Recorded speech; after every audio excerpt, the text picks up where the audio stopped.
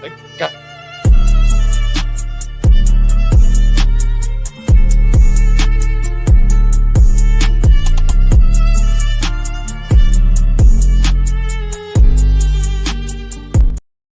sorry, I put the wrong.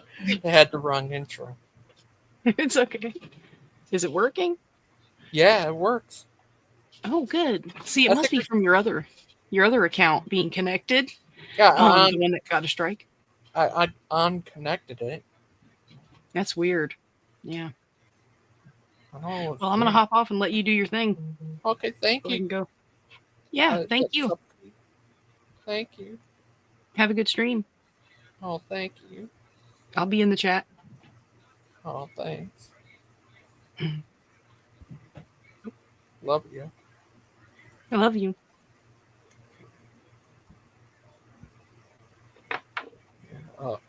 Yeah, I got it right here.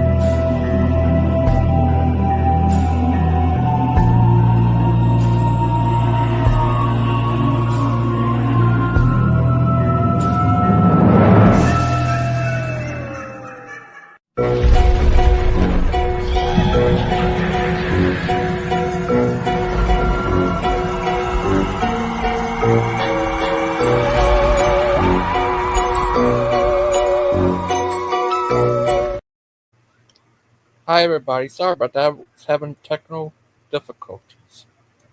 How are you today, everybody? Everybody.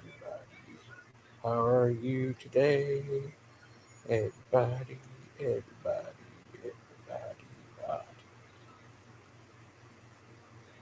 Everybody. Hi, Big Bad Mama.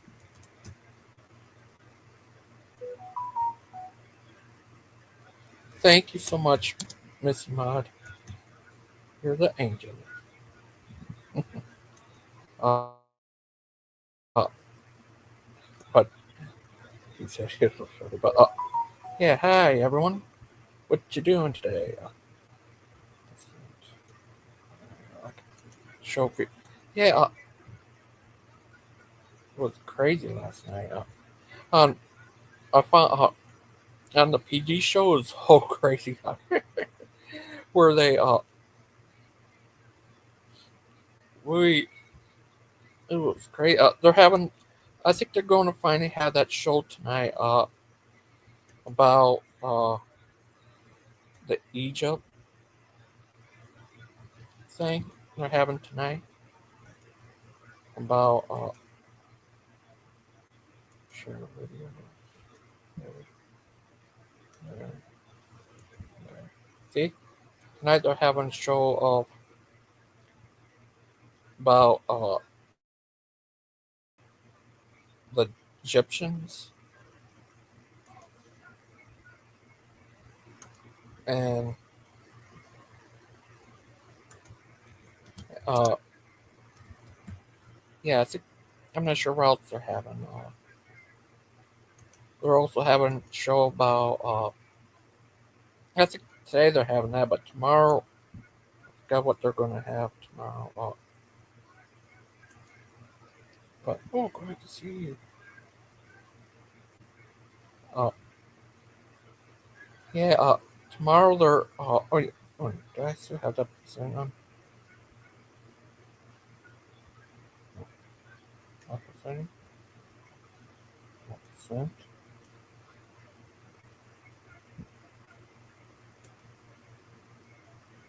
Percent?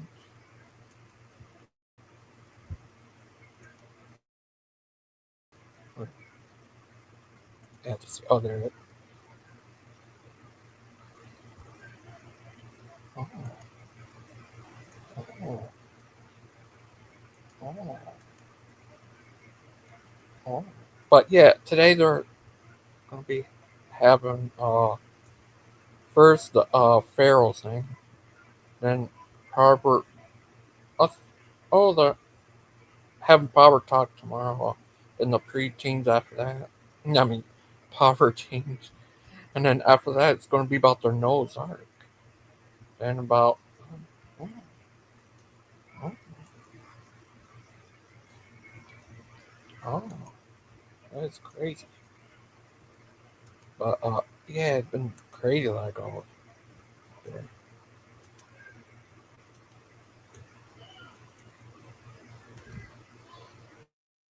Yeah, and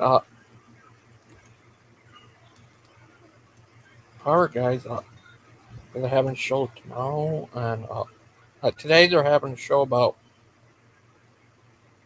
I feel feeling jelly now.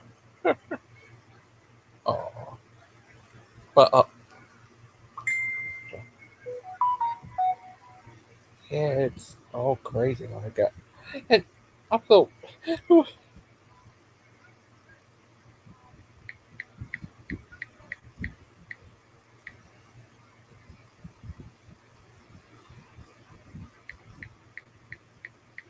yeah, it's all crazy like that. Oh, or just more building for their fantasy novel. Oh, now Mod is jelly again. Oh, oh, that's crazy.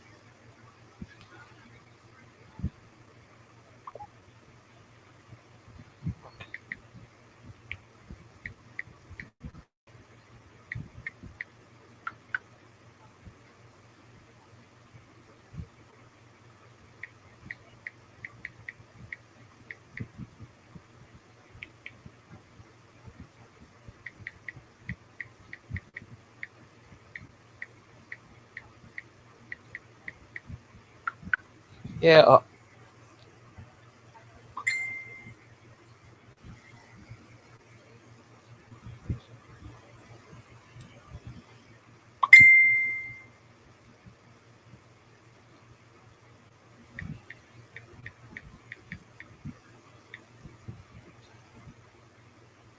yeah. Barbara Guy's having a show on here.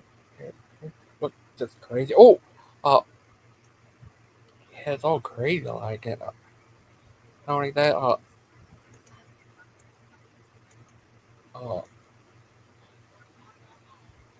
yeah, and oh, I need to show you something else. I'll show you. I'll show you. Again, right, go here, click there, go to office.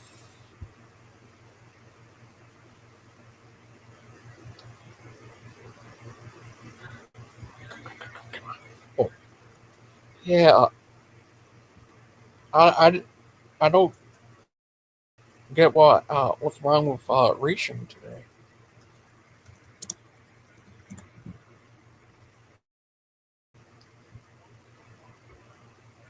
Yeah, it was not working for some reason. I don't get why, but yeah, but everyone needs to know this one thing, man. One thing. Let's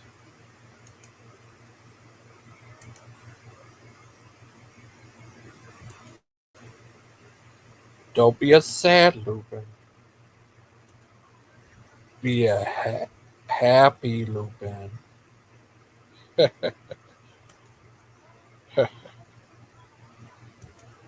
See, Grinch, spare Grinch, spoil the child. Oh, sorry, but yeah. What about this guy? See, what about them? But besides that, oh, that would be great. Hi, Charles. Glad to see you. Uh, yeah, last night Power Guy shows crazy. I think they were very mad last night or something. Okay, go, go to my chat. What the fuck your screen? Oh, that's better. Use my stream card. Hey, oh, okay.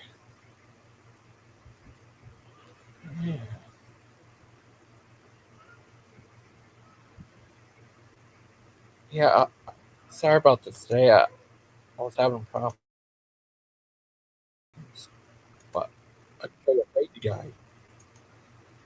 I'll show you a crazy guy. Oh, that's a sage. Hi, Hazel. Hey, how you doing? How are you Figured I'd jump today? on and see you. I'm doing great, actually. I thought was kind of worried because I thought Maud had kidnapped you, and you're in a basement somewhere tied up in Florida, so you got free. You're good. Uh, how are you today? I'm great. Uh, what you been doing all day? Uh, been outside of the dogs a lot today. Ate, watched videos, and I finally I get my own video. Claude of all people, the whole bowling thing. I seen that. I was like, oh god, this ain't gonna be good. It's like, Oh, oh, okay, that is kind of not as bad as I thought it was, but could have been better. it was crazy. Yeah.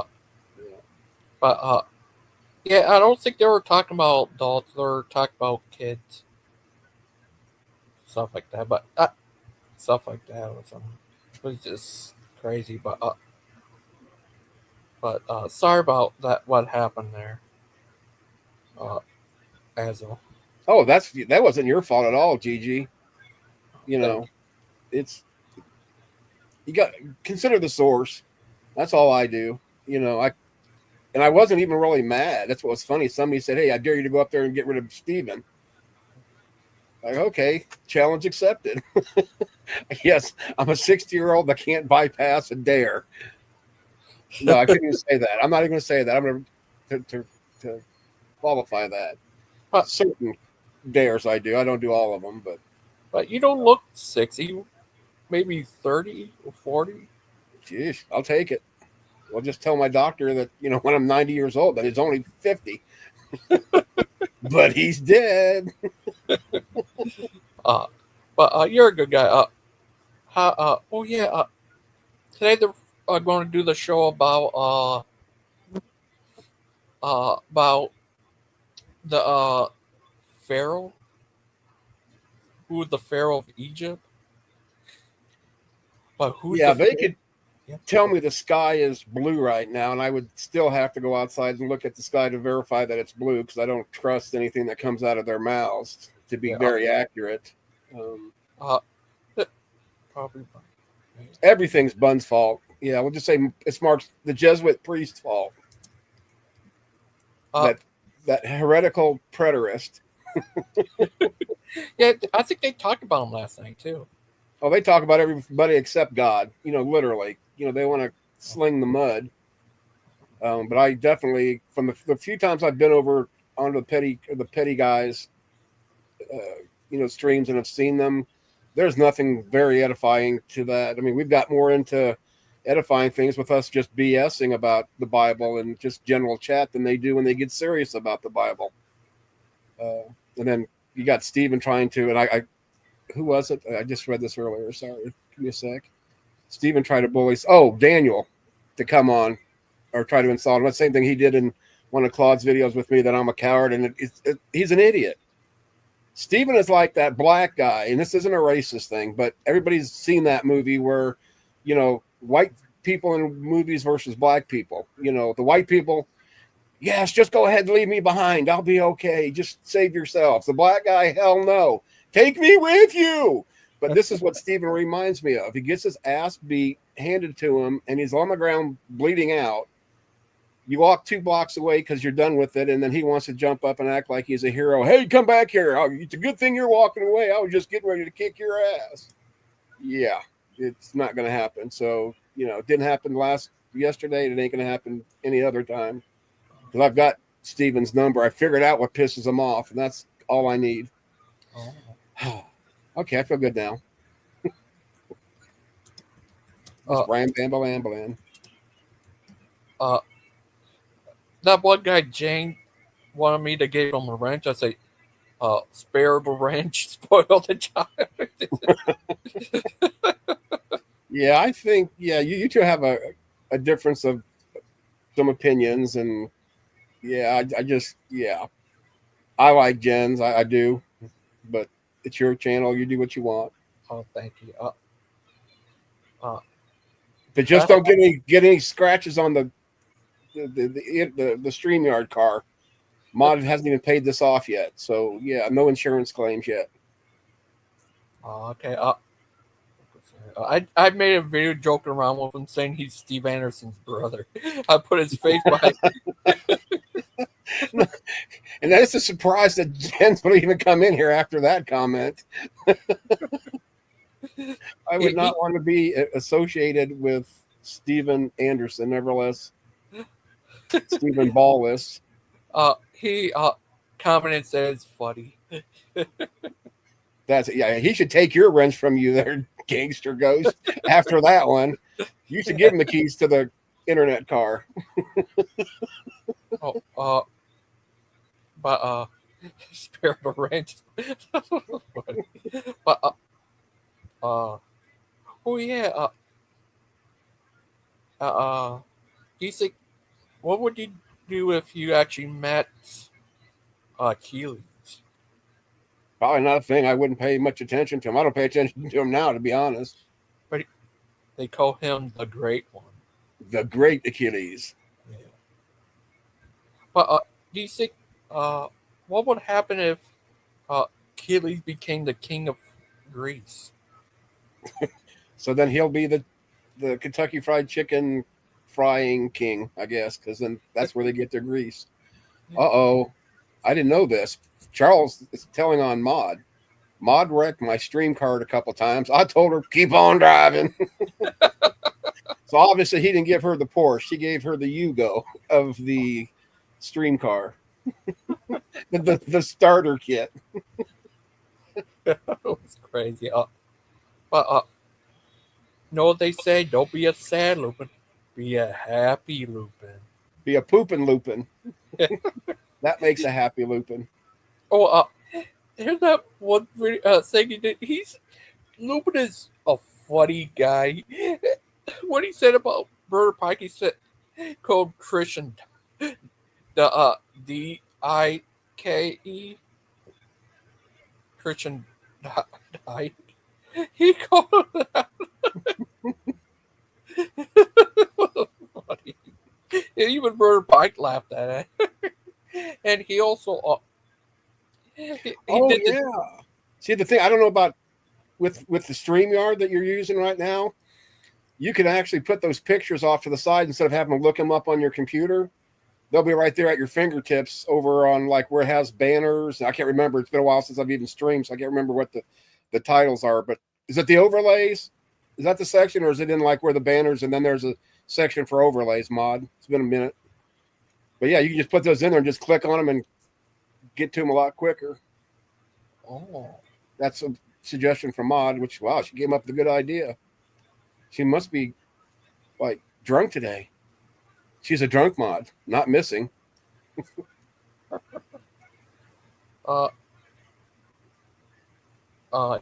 Yeah, Steven, he's crazy guy. And that, oh, thank you. See, now he gave you a compliment. You got to give him a wrench now.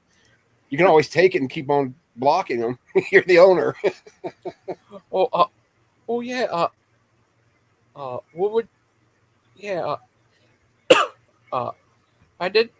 Yeah, the Steven guy. He's a crazy guy. But have you ever talked to what's it called? Brad King before? Nope.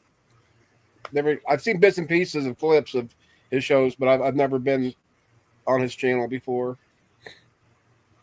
Yeah, he's Brett Kane. He Brett Kane you. Brett Kane, he's famous. He's famous. Kind of like Jim Bob.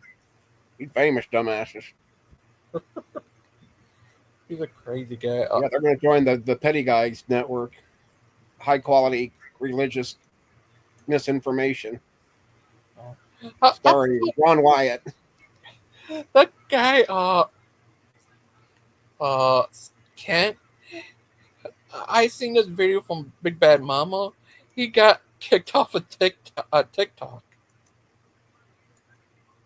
To me, getting kicked off of TikTok isn't a loss because I call it tick toxic because it is just too toxic.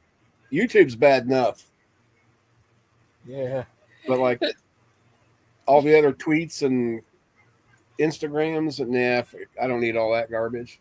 That's where the real low end go. It seems like. I kind of felt bad for him, but I don't know, it was kind of crazy. He got kicked off of TikTok. Poor guy. That's crazy. Uh, have you ever been on TikTok? I've never been on TikTok. I've never been on TikTok. I've never had an account. Never, nah, nor will I. Like when I was with Joe, he wanted to go over. He did go to TikTok, I think, or a couple of the other ones. I just wasn't going to make accounts for that kind of garbage. It seems like a lot of stuff we were reviewing came from TikTok. So it's like, why would I want to be on TikTok with this same garbage that we're using for, video reviews or, making fun of people? Not that I would ever make fun of anyone. Okay, maybe a few people. Yeah. TikTok, I heard all kinds of crazy stuff about them. Yeah. It's It's all nuts. Well, that explains why I'm not on TikTok, because Bond is. Bond's on it. I don't want to be on it. I have to get rid of YouTube now. Oh, Bond's on there. Hi, Bond. Bond. Oh, that really does it. I'm going to have to find a new class of people. TikTokless people. Miss Maud's on TikTok. I know. We got to stay away from her. We know she's weird. You got to be nice to her because you're using her car. So, yeah, you better be nice. Yeah. Oh, buddy. Oh. Do you think? Wow. TikTok rock. Oh. I've seen people link me stuff on TikTok. That's I never actually been on TikTok. Yeah. Here we go. Yes. There's my donkey. Say hello to Steven. Hi, Steven. That's Steven Butlin. Is my donkey's name. Oh. What would you do if you bought and owned TikTok? Oh, I'd sell it or destroy it. What if you bought and owned YouTube? Oh, that's, gosh, sorry, petty guys, but we have new standards. You can no longer be on TikTok or YouTube. There we go. I got rid of the problem. Part of the problem. What if you bought and owned bubblegum? Bubblegum? Yeah, bubblegum gun. Oh, I thought you meant I just bought a bunch of Bubblelicious the other day. It was on clearance sale. I thought it was like getting old, but it's a flavor that didn't sell well, I guess. I like it. But I chew a lot of bubble gum because, like, with my chemo pill, I get dry mouth real bad. So hard candies and gum and stuff like that kind of has a tendency to help keep my mouth a little bit dry. Well, moist. We don't say moist here, though, do we, Mod? Moist isn't very ladylike. Oh, look at this. What about this? What about that? That works. What about this? I'm trying to see which one. I haven't used some of these for a while. Oh, here's my Christian bath hole. You're a crazy guy. You're funny buddies. I haven't been on StreamYard for a while to be able to show Carp that. I need to find a Carp since I call him Carp. Oh, have you ever had StreamYard? Yeah, I've got StreamYard now. That's how I was doing my trivia show. I have about a package where I can have everybody on. I didn't go. So you can go pro, where you can go like. Wasn't going to spend $200 for a year just to try something out once and not like it.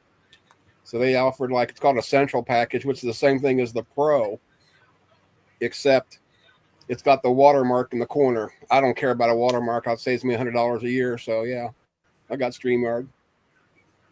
I don't even know when it's due again. I guess I got to decide if I want to renew it or just not stream ever again. Thank you, mod. You're a good mod.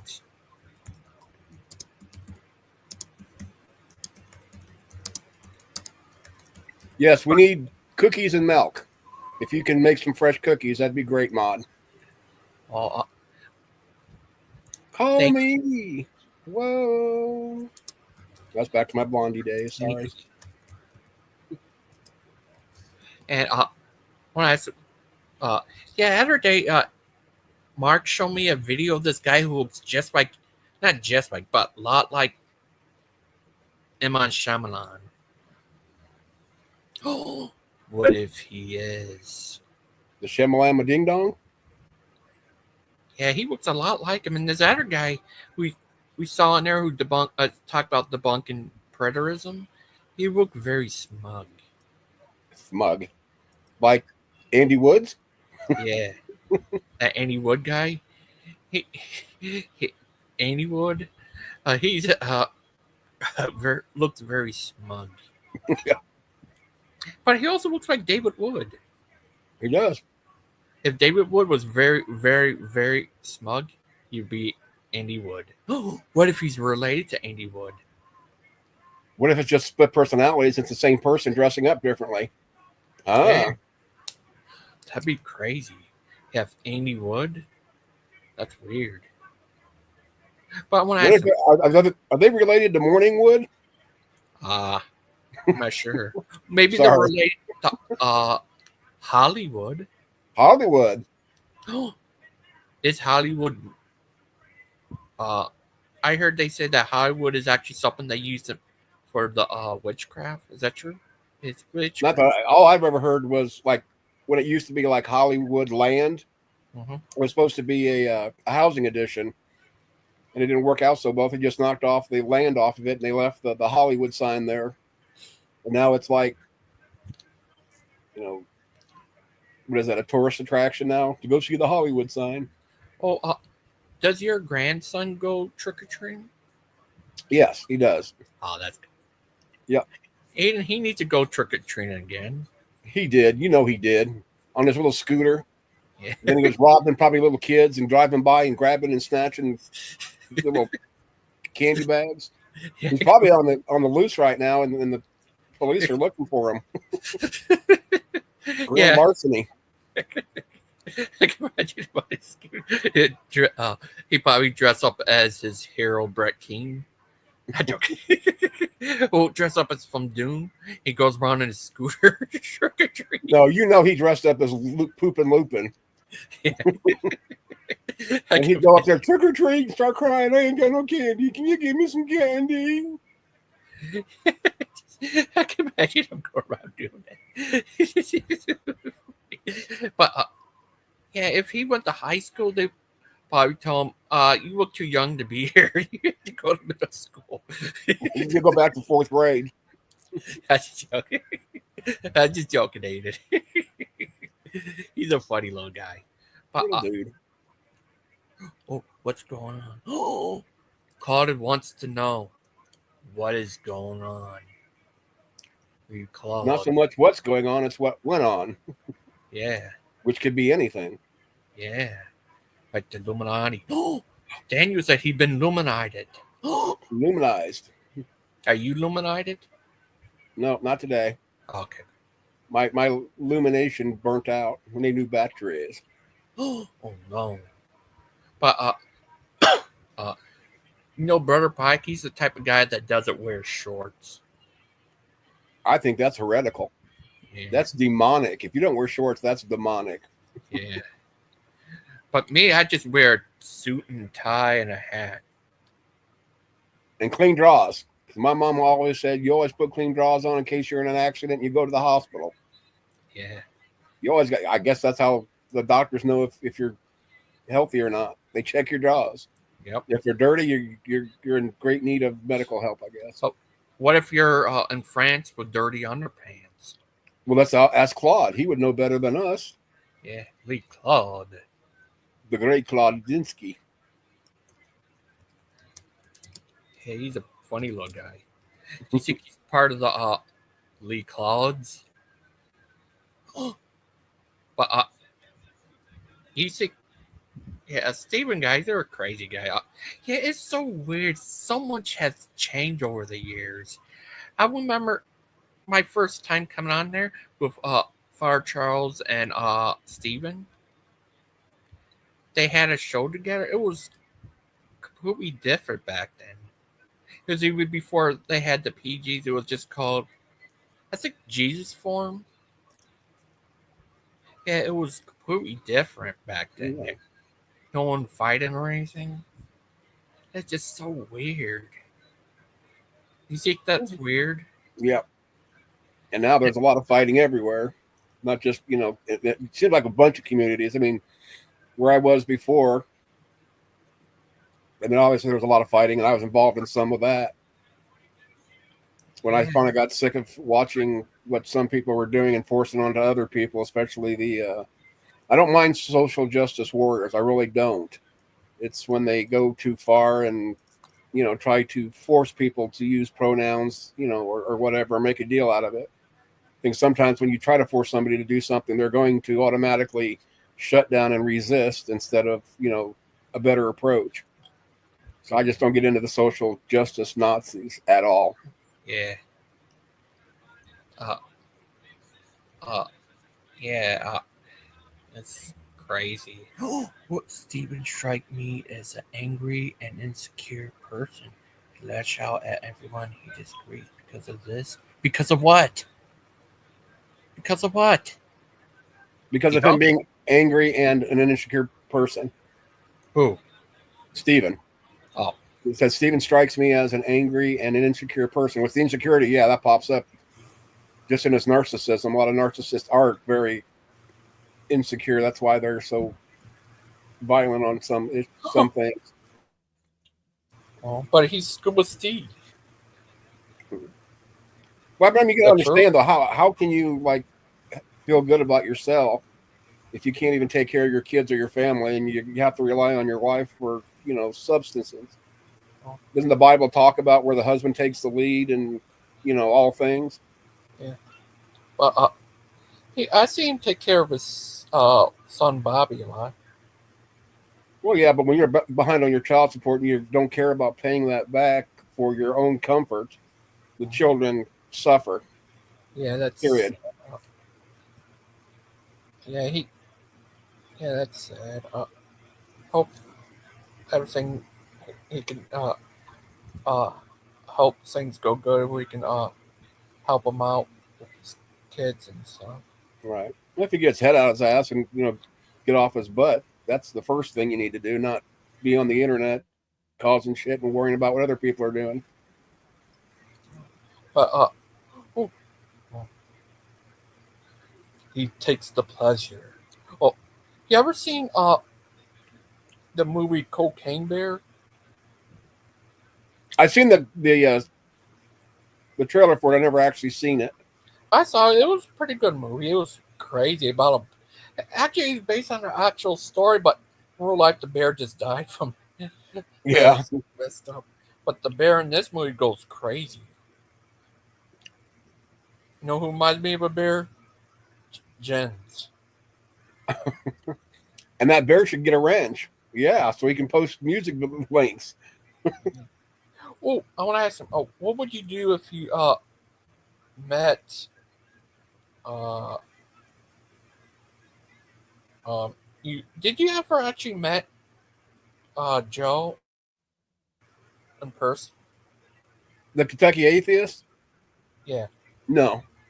We're supposed Oh, to go down there for it was the protest of the Ark or something, and this is when all this other stuff happened, and I really didn't want to go anyway.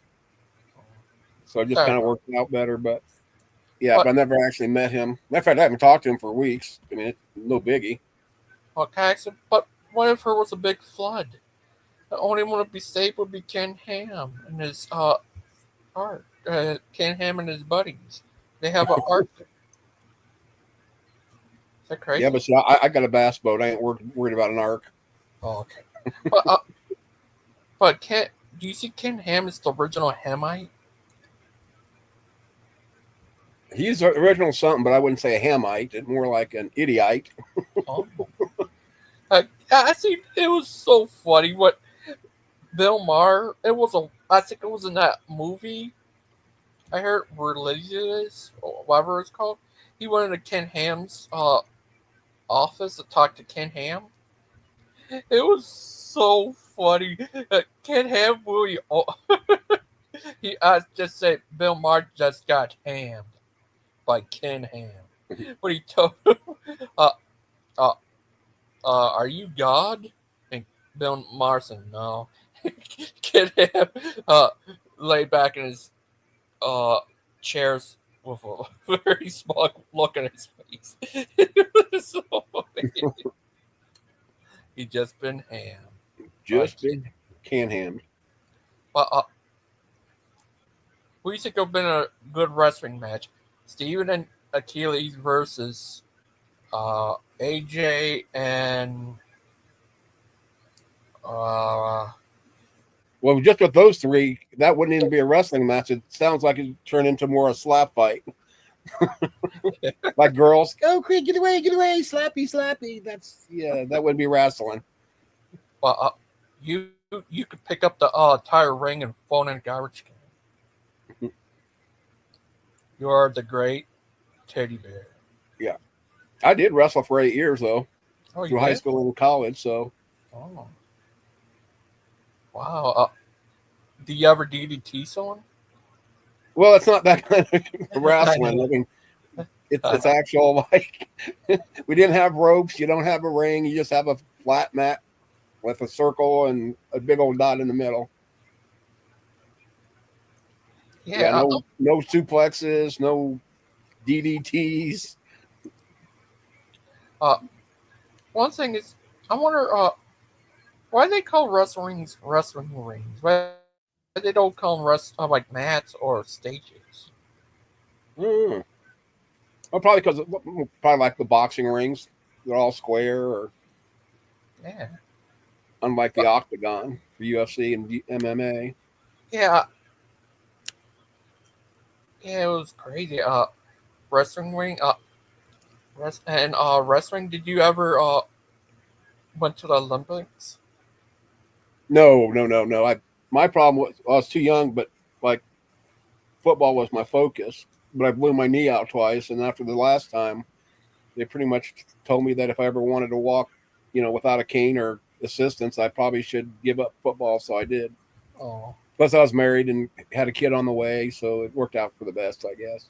oh, that's good. But it's sad about what happened to your leg. You're a nice young Well, it's man. just part of life. I don't regret it. I had fun getting there. It just happened. I mean, it's just like, say, like professional, you know, sports players. Uh, They hurt themselves. They have to retire. It's just part of the cycle.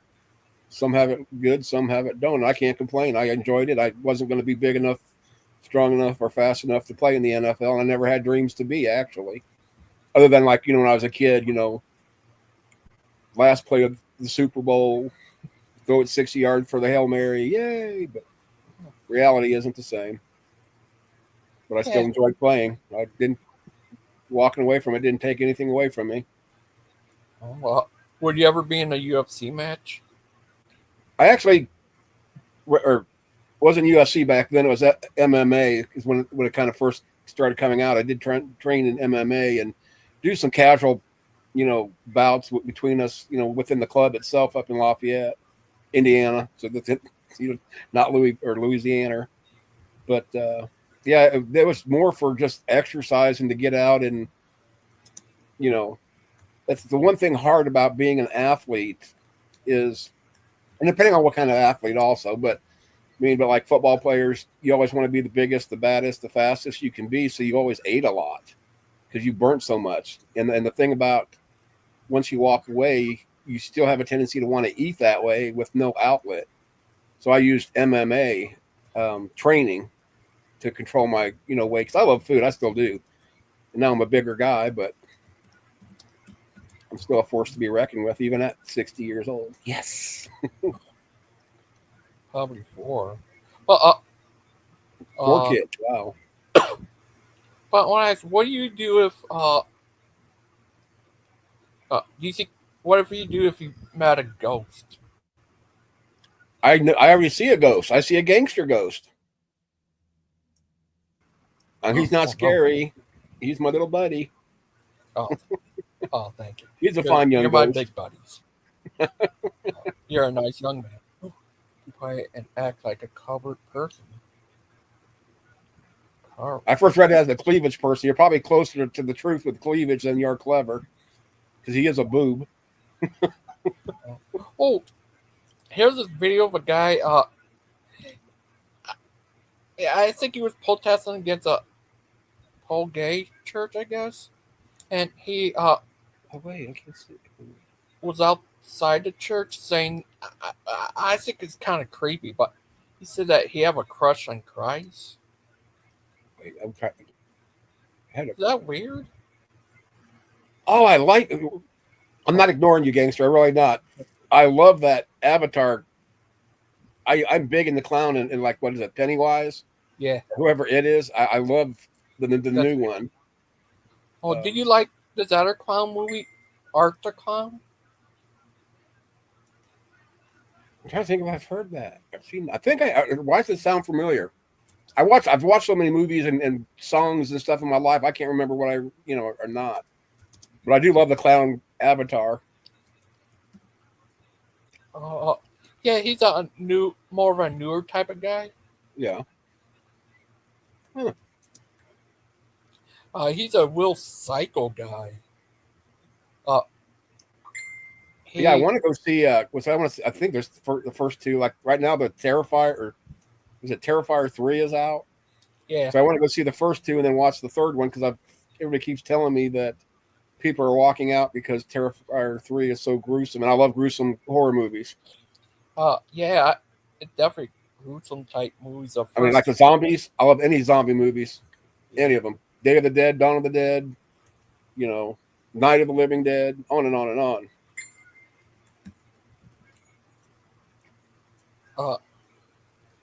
Yeah.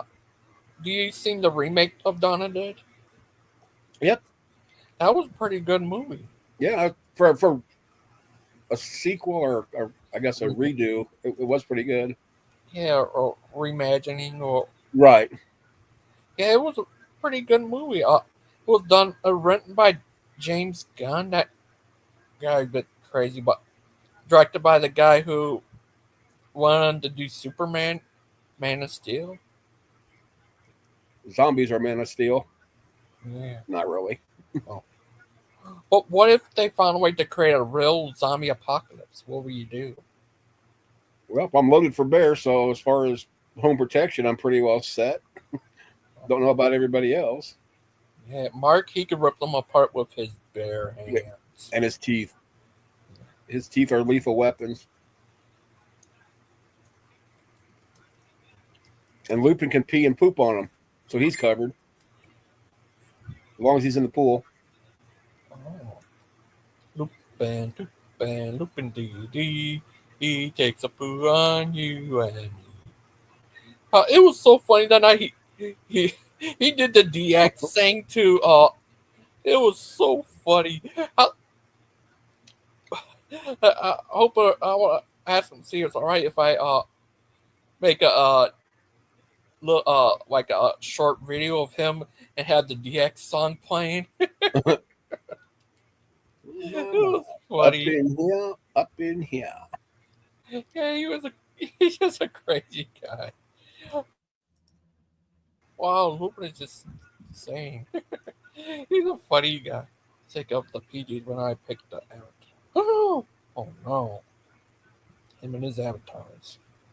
Oh no.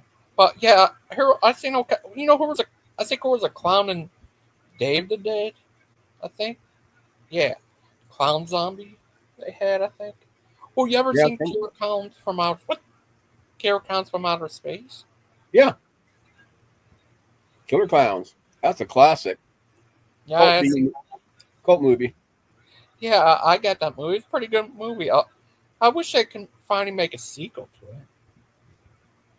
Yeah, I like a lot of Bruce Campbell stuff because it's so stupid. It's funny. Yeah, the Evil Dead movie. Evil Dead, yeah. You know which ones I'm talking about. and He, getting your chainsaw hand going. yeah, he even made these are not they're more like newer type movies. When he plays a guy in a mental institution as Elvis, and he ended up finding an ancient mummy, I think. And there's another one that's kind of like a zombie apocalypse one, and yeah, he been these other movies too. I heard back in 2000 there were in talks about having Ash versus Freddy and Jason, Yeah, I remember those. but never happened. But here's other talk they want to have Freddy versus Jason versus Michael Myers. Yeah, there's a lot of different combos back years ago that they were always trying to work out, but the problem is when you have different like producers, writers, and even movie companies, they don't E- always collaborate very well. Even when sometimes when they're even the same company, they had problems with like Right. because of Freddy versus Jason did so well. There were talks about doing a Pinhead from the one movies, the Cenobite guy versus Michael Myers. Yeah, I always wanted to see the Puppet Master dolls go at like say Jason or a bigger bad person. Chucky, Chucky would work. Pretty much dolls versus toys versus toys yeah, they or had dolls. Yes. Puppet Master versus Dominic Toys, Yeah. uh, but that came out. And I'm not sure. I think they ended up selling the rights to Sci-Fi about it and it happened on there. But I wish they could have had Puppet Master versus Chucky. That Yeah. would be a good That'd be one. cool. Yeah. Actually, Father Charles, Greece may be beautiful, but I'm sure Achilles can't wait till you leave so he can leave his house, knowing you're back in the States. oh yeah, Chucky versus Puppet Master. I did actually ask the owner of Full Moon, the guys who create Puppet Master, Yeah. if they We're ever talking about. do that. Since, but that would have been awesome. Chucky versus Puppet Master. Mm-hmm. Who you think would win? It's hard to tell because they're both, based on supernatural things, even though Chucky was, well, actually, they're all basically were real people and put into other bodies to, continue on with life. But who would win? Yeah. I'd have to say all the little people, the puppet masters, because there's more of them and they've got all sorts of little gadgets on their, like this pinhead and, six shooter and yada, yada, yada. Well, Chucky, actually, he has a son and wife. Yeah. There's Because, well, one, Jennifer Tilly ended up, dying and then becoming a puppet with him. yeah, Um, Bride of Chucky. yeah. Oh, I forgot about that. Yeah, you reminded me about it. and Yeah, uh, here's this one movie where he created an army of Chuckies. In part 6, Charles. yeah, one Father Chuck's enough. We don't need an army of Chuckies. Yeah, yeah, yeah, that would be crazy. But puppet they have Blade, they have Pinhead guy, Six Tunneler, shooter. six shooter, Torch guy, uh, Yeah. Torch. I forgot about Leech, him. Leech. Yeah, Leech Woman. I was going to say Slug Girl, but that's not who she was. It was Leech. Yeah, and they got this little jester guy, his face spin around. Yeah. Little jester hat. Yeah, yeah, and what else they have? They have all kinds of. But they even yeah, them versus Chucky Monkey. Chunky monkeys. Yeah, he could take them all on. But they made a TV show out of Chucky. Is Yeah. that weird? I started watching it and I just, after a while, I couldn't get into it because the same stuff over and over again, especially like I believe it was in the White House or something where you ended up trying to get to somebody. That's about when I quit watching it for a while because I'm burnt out on watching TV and movies and stuff.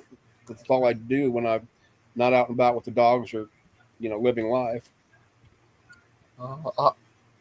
I seen a clip from the show. It looked like Chucky was moving on, like passed over into the afterlife. Is that weird? But he's He's Chucky. becoming one of the petty boys. Yeah. You're gonna Oh, see, hey Jack, there's Steven, Chucky's back. who do you think will win a fight between Pinhead versus Myers? Probably Michael Myers, because he'd probably just step on him if he didn't. Because it takes a lot. The dude hasn't died yet. I mean, really, he keeps getting resurrected somehow. Yeah, he's been Damn blown up. franchise movies. Yeah, that'd be crazy. But yeah, that'd be a great match. But what about Freddy versus Pinhead? Oh, probably gonna be a tie, just for the fact that I don't think any of them can really die, or they don't stay dead. Or Jason versus Michael Myers? Jason versus Michael. Who would I see? I just can't get past the supernatural aspect of this, so it'd be either one or both or tie, or they just beat each other to death, for the rest of their lives. Oh, you ever seen this movie called Hills Have Eyes? Yep, with a big, tall, that bald dude that I love. He Yeah, what passed if? away, I think, but Oh, that'd be great if they could have him versus Leatherface. yeah, Leatherface is really nuts, though. Yeah, you know, in Fortnite, you could you. I'm not sure they have it on there anymore, but you can you but could buy a Leatherface costume. Yeah, Yeah, there was also, gosh, what game did I used to play that? Oh my gosh, I can't remember. Some game I played, and it had, gosh, I'm gonna have to go through my games to find out which one it was. But there'd be a section where Michael Myers would come out, and you'd have to hide or try to kill him. If you killed him, you got like really good points. But he was so hard to. It was almost like maybe it's a Call of Duty. One of the Call of Duties had him in there. yeah, That's what it had to have been. I don't think because which Call of Duty was it that had Michael Myers in it? Hi, Dustin. It's Dusty Buck. I almost Dustin. said butt, but it didn't work out. Now, now What's this, up? and now I hope this works better for you. What is this? Oh, are we on? Hey!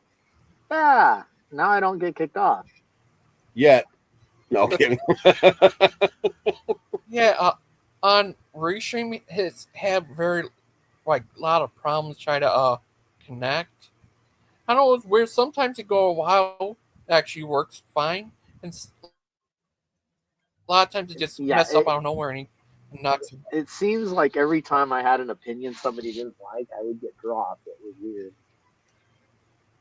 That was so weird. Yeah, it was crazy. But how are you today, Dustin? Oh, it's a beautiful Sunday. I actually got a weekend off for a change. Oh, that's good. Yeah, it's nice. Oh, I was getting burnt. oh, that's good. They're making a show tonight about the Pharaoh of About Egypt. the Pharaoh of Yeah. Egypt? Which On one? Of Egypt, they're trying to find out who was the Pharaoh of the Exodus. The Pharaoh of the Exodus. Yeah. Yeah, man. I mean, look, the reality is we weren't alive back then. All contemporary records are probably going to be Egyptian, and Egyptians are historically like notorious for fudging dates and names because there are other pharaohs who have wanted to run their name through the history and proclaim them to be more powerful than the previous pharaoh. It's just, par for the course. Oh. Yeah, they're having that today on the PGs, and yeah, it's crazy. You think? Are you there? Account suspended. Yep. Yeah. Just got suspended. I suspended myself. Why? Don't expend yourself. But yeah, it was. Yeah, yesterday was a bit crazy too with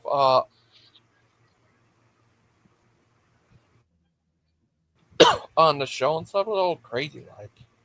But does StreamYard work better for you, Justin? Yeah, so far so good. That's good. I'm Why? glad. What happened yesterday? I'm confused. Oh, there. You know when I think you came on there. Yeah, I was there. Yeah, it was all crazy like. But and Well, people were airing their grievances in random directions, and it seemed as though there was carte blanche for everybody to do so, and then nobody was trying to come in there with overbearing authority to say what can and cannot be said. So, yeah, honesty and truth seems to stand for a better conversation when people are allowed to speak their mind. these, oh, have you ever been to uh? Would you ever like to go to Greece to meet Achilles? Yeah, I'd go to Greece. You would. I'd probably go and chop down trees for Achilles. I know what I'm doing when it comes to Would you kneel before the great Achilles? that. Would I kneel? No, I don't think I would be taking a knee. Yeah, I don't think that would happen. Okay, he is the great Achilles. I won't kneel before the great Achilles. You know that? No, no. If he tried to make me kneel, I'd probably poke him in his heel. uh, Run to the bay and get a seal, slap him with a fish, and make him ill. So you're looking for a tight seal. That's what you're trying to say. No, I'm not interested in O-rings. I think I'll pass. yeah.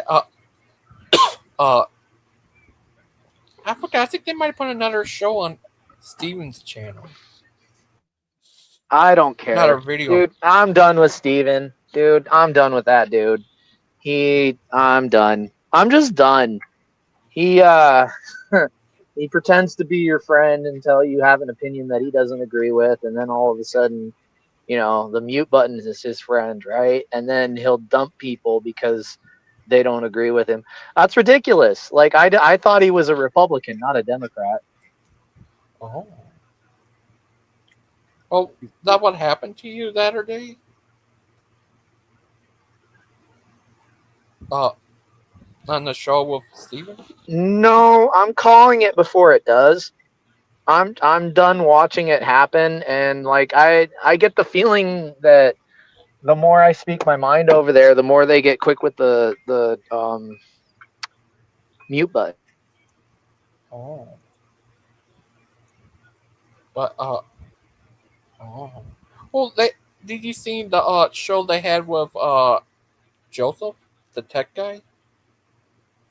No, and that's the thing. I like Joseph. I like Achilles, right? I liked Ryan, but what I'm hearing about him doesn't sound good.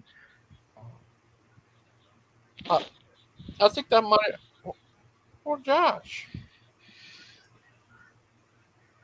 are you there, Josh? Musics. Hello, Hi, Josh. what's up, y'all? How you doing, Dustin? I'm Gangster, alive and well. Good. How are you? Mr. Ass. Did you switch from Restream to StreamYard, or what happened? I was having a problem with restream, so Mrs. Mod let me use her StreamYard. Oh, Oh, that's I'm on nice. Missing Mods account. Oh no. Oh, I wish you sorry. would have said something. Oh, sorry about that.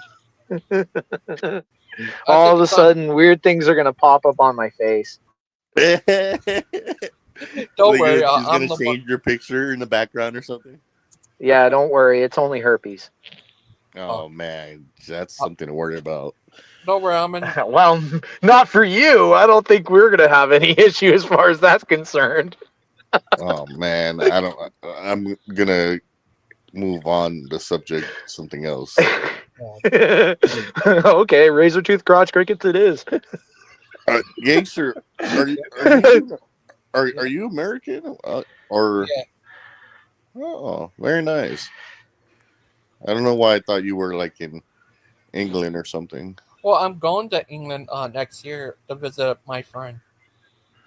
Oh, that's gonna be fun. And they're not going to let him come back.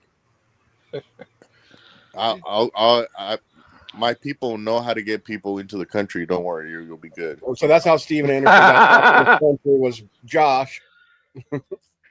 Yeah. Josh is gonna have all the climbing equipment necessary. And we climbing. Come on, guys, we're digging. We come. That works too. Yeah. I don't know. People are using those like industrial, like farm, like pesticide drones, the ones that carry like hundreds of gallons of like pesticides and spray it in the fields. They just fly over the border on one of those and call it a day. Yeah, and drop them at 200 feet. Let's see if they survive. You got to drop them in the river. That's how it works. And bubble wrap. Don't forget the bubble wrap, Josh. Yeah, bubble wrap like their face so that like as tight as you can. So if the fall doesn't kill them, the lack of oxygen will. Oh. The sudden stop is going to kill them, not the fall. It's the sudden stop. Oh. Did you know on occasion you don't actually die? Oh yes, it just hurts. Wait, what's going on with Bubblegum in the comments? And He's talking to himself like usual. No one Well, else. Bubblegum's an idiot. Just leave him alone. He whoa! Bubblegum is my favorite person. I love him. What are you talking about? we're not going to agree on this one, Josh.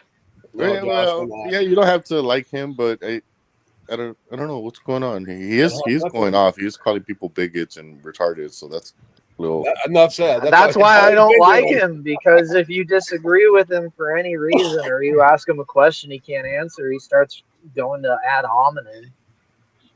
I mean, and tell me I'm wrong, Josh. Please tell me I'm wrong. Like, I'll apologize even. You know me. If I'm wrong about this, go ahead. I will apologize. Well, me and Bubblegum have disagreed a lot, and he's never like disrespected me. Well, you're the exception that proves the rule then. He's disrespected me on many occasions. Hell, he's insulted whole nations of people in one fell swoop. I've never had a question I can't answer. Yeah, he does have an answer for everything. May not be the right answer, but yeah, but he doesn't have just an answer. He makes stuff up, dude. You corner him and he starts making stuff up, dude. That's what he does. Yeah, he somehow thinks being a squirrel is a gender. I have yet to figure that one out, but yeah. It's here. Time to get our religious hats on and start talking about religion, because Pope Pike is here. Pike? Oh, Pike? I said Pike. Here we for go. some reason. I mean, I'm not going to argue with you. Sometimes Freudian slips have more truth to them. You know what Lupin called Brother Pike one night? It was so funny. I think he might have messed up or something, but he called Christian instead of P, change it to a D. Christian Dyke. Christian Dyke. Dude, there's a lot of ways you could disassemble. He's got 3 first names. I mean, it's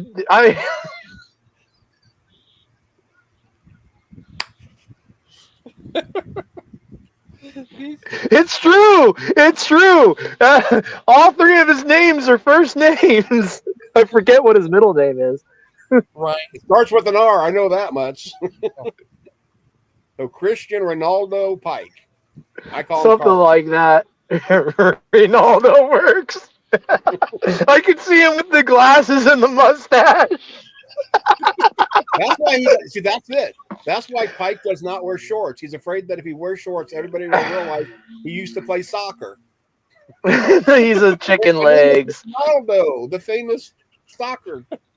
And he doesn't want to take away from Jesus, so he just humbles himself. The chicken legs. The sheer whiteness.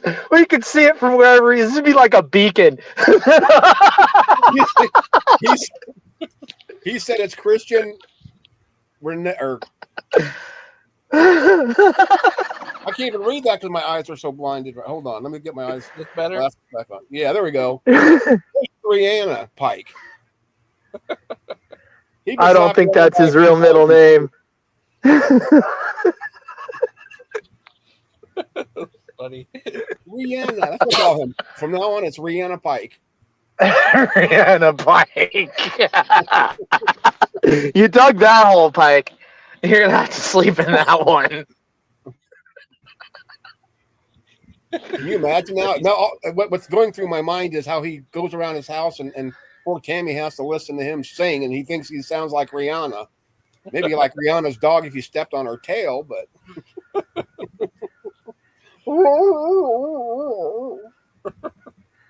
That show had no audio for the first minute. Christian, Christopher Pike. Oh wait, we got a rutabaga Pike. Rutabaga. Rhubarb pie. Christian Rhubarb Pike. Rhubarb pie. Christian Rhubarb pie.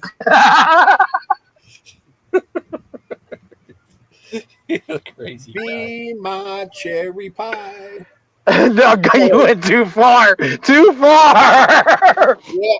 I specifically avoided cherries.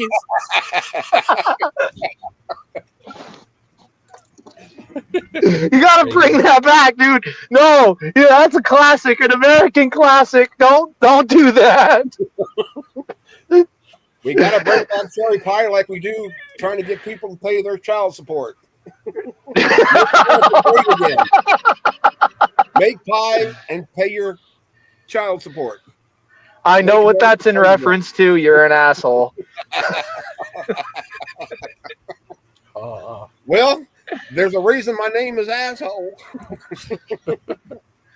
And don't take. I was trying to figure that out. I was like, wait, what are you trying to say there? Asshole.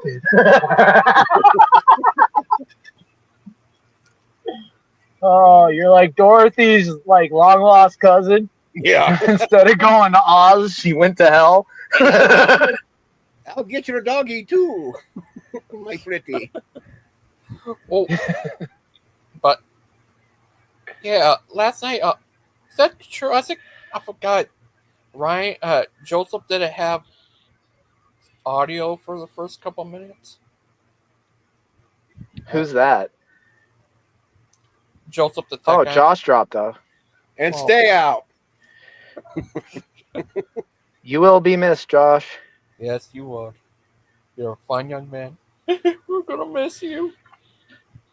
But I love that guy. Yeah, you know we went out to buy a rhubarb pie now. Way to go, Dustin. Yep. He's Christian rhubarb pie. Just to make sure. He's probably gonna hit me in the face with a rhubarb pie. I'd give him credit for that. I think he'd be sneaky enough. But Dustin, have you ever been to Dinosaur Adventureland? No. I wanted to go, but now that I think about it, it'd just be a bad idea. Why? That's what I feel. Because I'd probably end up saying something. I'd probably end up cursing or No way. I don't know. No, Dustin, say it ain't so. Right? I'd have an opinion that would rub somebody the wrong way, and it would be one of what's his name? I can't remember his name. Joe? No. Oh, here's this guy. Christopher Raymond. Yeah, I think that is his middle name. He's trying to distance himself between the rhubarb pie. I bet that's what it is. Christian rhubarb pie. Maybe it is rhubarb pie. You don't know. I couldn't care less. Look at like it's scary. No. I can't believe you brought up the cherry. You leave cherries alone, okay? They're innocent. You don't know. You do not besmirch the sanctity of the cherry. Leave it alone. Oh. Rhubarb is fine for you. Damn it. Sorry. But that rhubarb was so cherry. Yeah, I'm going to kick you in your cherries. Oh, that hurt. That made my butt pucker. No. I bet. Okay, I'll keep the cherries out. Leave cherries alone, man. You ever have chocolate covered cherries? Chocolate covered cherry. No, I've never in my life ever had a chocolate covered cherry. I did That once. I sounds did. like Yeah. Lots of people love them though. My dad used to. Oh. To me, they're too gushy. Plus, I don't like cherry flavor. I don't like cherry drinks or like Dr. Pepper or Do you pass like hard Coca-Cola? diet. Diet Coke is my preferred pop when I do drink pop. Oh. Water is my main source of hydration, though. Yeah, I like. It's soda. No, Baja will kill you. Rhubarb. Don't be I've calling worked stuff at pop. You soda sound like plants. Joe Biden Okay, trying to talk about the good old days. the Mr. main Rhubarb. ingredient in all soda is H2O. Yeah, so it's basically water, right? Yeah, No, except for everything else they put in it. But anyway, except yeah, except for the other 32% of chemicals they add. Yeah, it's yeah, basically water. yeah, sweetener, they'll give you cancer. Yeah, that sounds like a good old time. Right, like the food coloring alone, Now, the Mr. Rhubarb, specific dye. you need to do some science research on what Baja Blast does to rhubarb middle names. I will never scientifically research that because I don't want to know the truth. You can't handle the truth, rhubarb. That's a fact. I have the feeling that rhubarb pie is going to stick for a long time. Oh yeah, you wait till he gets off here, and Tammy's going to be. Well, what's this about rhubarb pie? Look, Every- the new persona for Pike is rhubarb pie. why is it raining? I walk outside for 1 second and it starts raining. It is the dawning of the rhubarb pie. It might be. It could be. You can't grow rhubarb without water. So you know what they say in the Bible. I'll probably misquote it or paraphrase it wrong, but basically, you plant it and water it and let God make it grow. So rhubarb will be in your life. So you need the rain, rhubarb. Gotta have it. Gotta have it. Blame it on the rain. Did you guys notice that Steven disappeared from the chat like a little girl? Yeah, I know. Anyone call me a coward? Oh, Steven was here? Yeah. Yeah. That's too bad. I got some things I got to say to him. Yeah, me too. What I were ain't you got going to nothing say? I got to say to him. He ran already, and he's a bit, so I'm good. Or he's a pit. Sorry, I was talking about the cherry pie pits. My bad. That's right. We'll forget it. I'm pretty upset with him, man. It's ridiculous. Is it about that fire truck video he made? No. So, look, how does, and most of you people like her, but I'm just going to be honest about it. Why would my bringing up a lie trigger PTSD? Why would she know about him being in an insane or in a treatment facility for suicide if she didn't know anything about his military service? These are things that were said right in front of Steven, and for some reason he doesn't remember. So whatever. I feel You like know with what the else he things that I've forgot? been through with Steven, they're gonna have to put me in a treatment facility for suicide. No.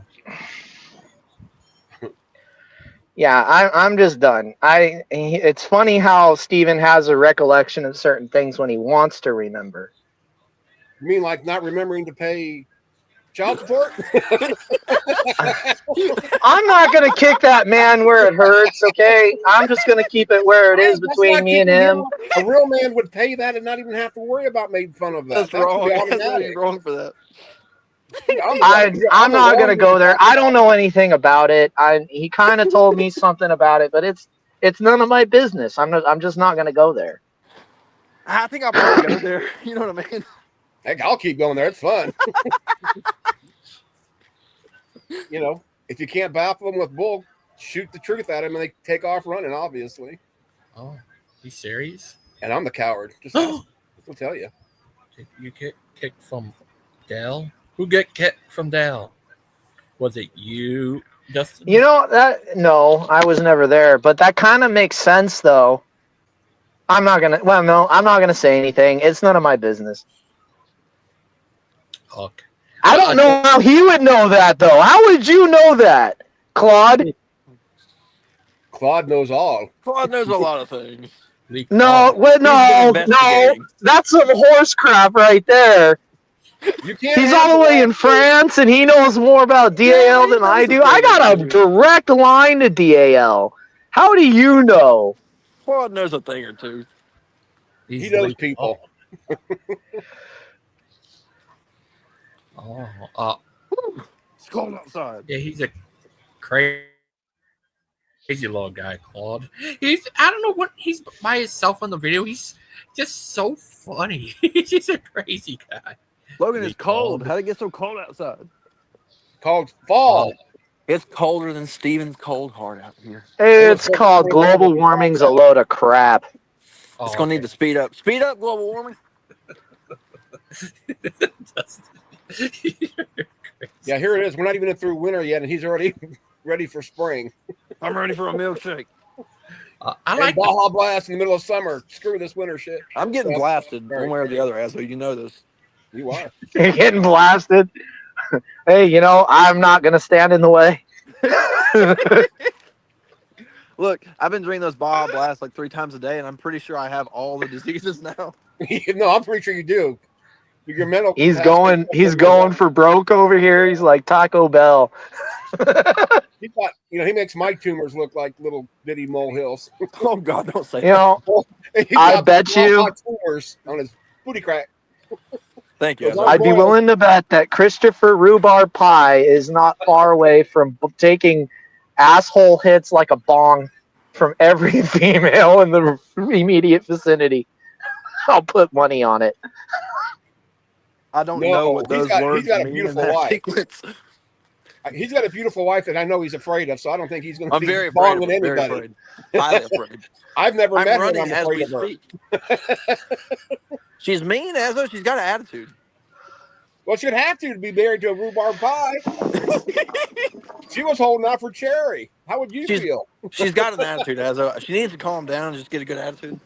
Did you show her in the Bible where it tells her she needs to cover her head and remain silent? I Or is did. this I what showed got that a this lot started? of times. Yeah, but I think she's going to start reading the NIV. As though.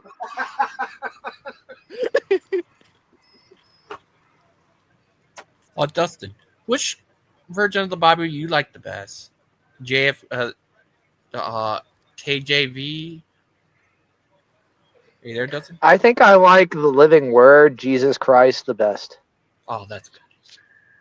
I was scared you might have said the New Living Transition. Ooh, No. That's not a good one.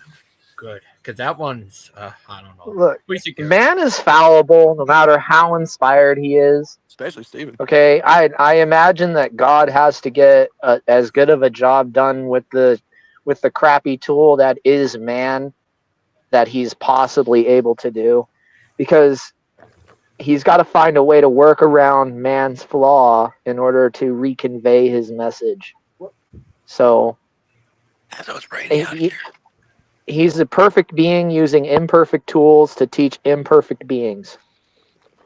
I think Steven is on top of Rhubarb's roof peeing on him, and he doesn't realize it yet. It could be. He's not on top of anything, so. I mean, Steven is God, so he can probably make it rain. Make it rain. You have a contact at DAL, Claude. Who's your contact? You got spies? Claude's contact. I know Claude's contact. I don't know why you were injecting yourself in this pie. I know all. Go hit your bongs. Go smoke your bongs. I'm trying to converse. I am trying to converse with the balls here. Okay. I'll stand in for Claude for the time being.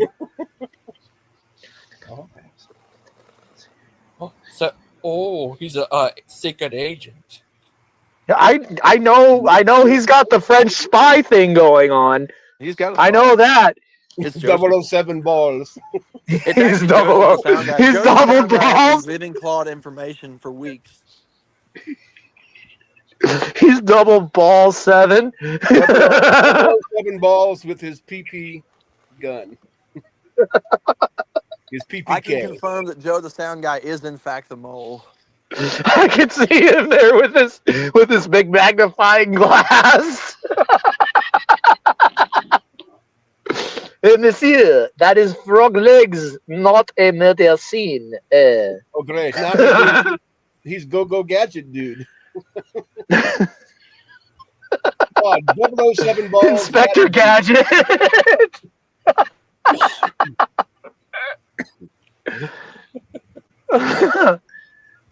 That's Haggard. He is not 007. He is the Pink Panther. Is that your catchphrase? Nobody uses it. Oh, I'll claim it. it's your word. You own it. You copyrighted it. It's yours. I don't know Yeah, about all that. Oh, okay.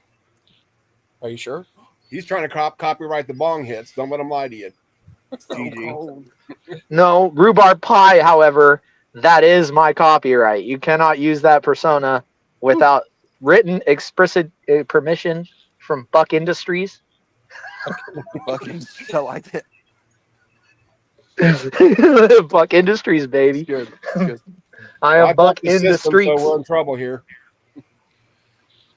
Oh, we got an echo developing. Echo. Echo, echo, Mm. echo. Whiskey, Echo. Echo, Tango. But Brother Pike. Yes, sir. Uh, sorry from last night. I take my medicine and falling asleep watching your show. Sorry. It was kind of boring show, Logan. So I don't blame It's not that. It's just That's the only time I ever watch rhubarb is when I want to sleep good. you. Thank you, You Ezra. thinking 18 is going to come to teaching, learn about Sir. Jesus? I'm there for the sleep, but It's what they call ASMR. The kids are calling it ASMR these days. yeah, the sensory perception thingy thing. Yeah, Yeah, where you do the thingy thing. yeah, we're so technical, aren't we? You're gonna do the Yeah, thingy that's thing with sensory this thingy lingy ling? thing. Yeah, that fiddly thing. Yeah. Yeah, we know what's sad is we know what we're talking about. Nobody else does You don't know about that I doink haven't doink? got a fucking clue what you guys are talking about. because you don't have the doohickey to do it. But I'm gonna go ahead and abstain. I'm good with the equipment present. no more Uh, drinkers or smokers are allowed at the DAL. Well, they better clean house then. oh, Does that include Baja Blast Oh no! and Don't water? start that now. That's They are blasphemy. Brother Pike. Baja Blast is from the devil, according That's to that Baja DAL. blasphemy, Ezra. It was weird, Brother Pike. I like fall asleep for a little bit. I had a dream about you, and I woke up. Oh, It was weird. I you do need to tell tend to Tammy appear in the something? dreams of people at times. That's true. He is Freddy Krueger, right? Been known to make appearances at times. Yeah, I think I terrified still haunt children at Steven's night dreams like 3 because they times a can't week. sleep. Oh, You would better you, be good, or the rebar party's going to come get you. Asa, would you like to go there? To what if they hire you to build the ark? Would you? Yeah, No, Ezra. I'm not a shipbuilder. Oh, Give We're me gonna a need you to build the hammer, I ark, can do a Ezra. barn or a house or an add-on, but He a boat. qualifies the call, Ezra. So if you can swing a hammer, you can build a boat. Okay, Yeah. I'm Noah. If you can dodge traffic, you can dodge a ball. I don't dodge traffic that often. Dustin, you could go there and work. You look like a hard-working man. Yeah, I don't want to be a slave. Oh. I don't really want to downplay because, like, look, the man runs a homeless shelter. That's what he does. Okay, he has people that are homeless come and build their home on his property, and because it's his property, he gets to set the rules. It's no different than America, right? I mean, the only problem is every time he gets caught with a scandal, there's nobody that can really hold him accountable. So No, the man's not perfect. I'm not going to say he's perfect, but the other end of the equation is we get people that come off the hinges with saying there's dead bodies on the property and blah this and blah that. I believe that there are people out there with legitimate like grievances against the man, but they're never going to get heard because we're too busy hearing about dead bodies and like abuses that don't actually exist and fairy tale la la land bullcrap because somebody's interested in trying to get all that land. I mean, I don't know what to believe, right? And you can't get like an honest jury of your peers when every time you try to examine something, you got 30 different people coming up with some different side piece of the story that doesn't fit. what do you think, Brother Pike? I mean, I'm just trying to find those bodies. You know what I mean? Yeah, he likes to capture the bodies and cook them and eat them. Right, Brother Pike? I Just mean, find them. You gotta find them. there's legitimate charges that could be brought against Kent Hovind. I think they're even still within the statute of limitations for him bugging the damn cabins. You're not allowed to Oh do yeah, that. I heard about that.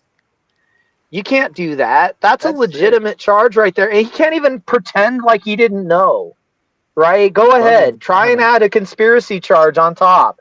Because we'll just prove that you absolutely knew because you had the recordings. Dustin is making a good case right now. That's a legitimate charge. I don't understand because we're busy worried about bodies that nobody's ever going to find. I mean, I look, the man violated people's rights. That those are civil charges. On top of that, it's a criminal charge if they ever got a DA and a sheriff out there that gave a shit. I heard that much like the dinosaurs, some of those people went extinct. oh no. But are they fossils yet? That's what we're trying to find out. Whoa. Oh. Dustin will know. He's a great wise Dustin. Look, dude. I just know enough to be dangerous. Well, he did Okay. break the rhubarb story, so he knows something. Yeah, he did do that. He did. Yeah, Dustin, you do I seem know. smart. Well, I seem that way, but I was educated to seem that way, right? Like Mm. a lot of it's like training. You can take a seal and teach it how to carry a ball, but that doesn't mean the seal has any intelligence beyond knowing what routine is. Oh. Don't be so hard on yourself. No, I'm being honest about it. Look, I honestly don't think that there's too many people that resemble what can be considered actual intelligence. Okay, it's not something that exists anymore because any thought that you think is original really isn't. I mean, you could sit there and say, "Oh, I came up with this new idea." I guarantee someone before you had the very same idea. They just didn't have the resources to make it happen. I mean, there may be something to that. I know Azzo ain't got no original ideas. Huh? What do you say? Y'all ever heard about wheels before? Yeah. I don't even know about Yeah, right, reels. Yeah, yeah. This is going to revolutionize the world. The idea that things can go round, Well, and I'm I'm the first one. gonna let you know, Azzo, what my next move is in life. Yeah. I hope I'm it's away from moving. the rhubarb pie into something like more carpish. Well, I like carp as well, but I think I'm going to move to DAL full time. And as Dustin so eloquently put it, be a slave. Slave to Yeah, but I'm Allah. pretty sure your wife ain't going. No, she's not going for sure. Oh, so you're going away on vacation. No, she let me know like real quick in a hurry after the first visit that she's never going again. You, yeah, you've been there, right? Did you have Yeah, we were fun? supposed to stay the night, and then Tammy felt like we were going to get Texas Chainsaw Massacred, so we didn't. Tammy's like, "Oh man, I didn't even notice till now that like the hills have eyes." So, Oh. Not the hills have eyes. yeah, so we didn't wind up staying. We went to Pensacola to live. Yeah, so you, to We live, wanted to literally. live. Yeah, you didn't want to be one of those fossils you were looking for. I've begged her to go back. I want to go back so bad for all the wrong reasons, but she won't do it. I'm Well, yeah. confused. What possible reasons would you want to go back for? Look, you don't know. Maybe I have good reasons. That's why I'm asking. I know you, Christian. I know you better than that. You don't you don't beg your wife to go back somewhere because you got good intent. You're full of shit. Look, You're full I'm of gonna it. tell you. Listen. So I really like to visit places just to experience them, and because we didn't stay the night and we didn't stay very long, I didn't have a chance to go to one of the church services at Genesis Baptist Church, and I actually legitimately want to go to one of those services. Now, to divert back to what you were actually referencing, I just want to bump into Steven and be like, "Hey, how are you?" I think like your friend Mister DeBoers might have alluded to. The man formerly known as Proverbs has been I, evicted I like really the do want frog to just like bump legs. into him and be like, "Oh man, it's fancy meeting you here." I mean, yeah, I would be a fly on the wall to watch that interaction because I don't think he would actually do anything. I really don't. I don't know. I mean, he'd probably scream at me. I mean, I would if I was him. For what? Oh, because I'm What? like, Wait, hold on a second. Did you just justify to me that you have a good screaming coming from him for no, some for sure, reason? for sure. I admit this. Okay, then clarify. So, okay, so I'm gonna do like the very very short version, right? All right. So Steven did a few things toward me that were really ugly, and so then I did like 100 things back toward him. So I You're such definitely a have a screaming coming.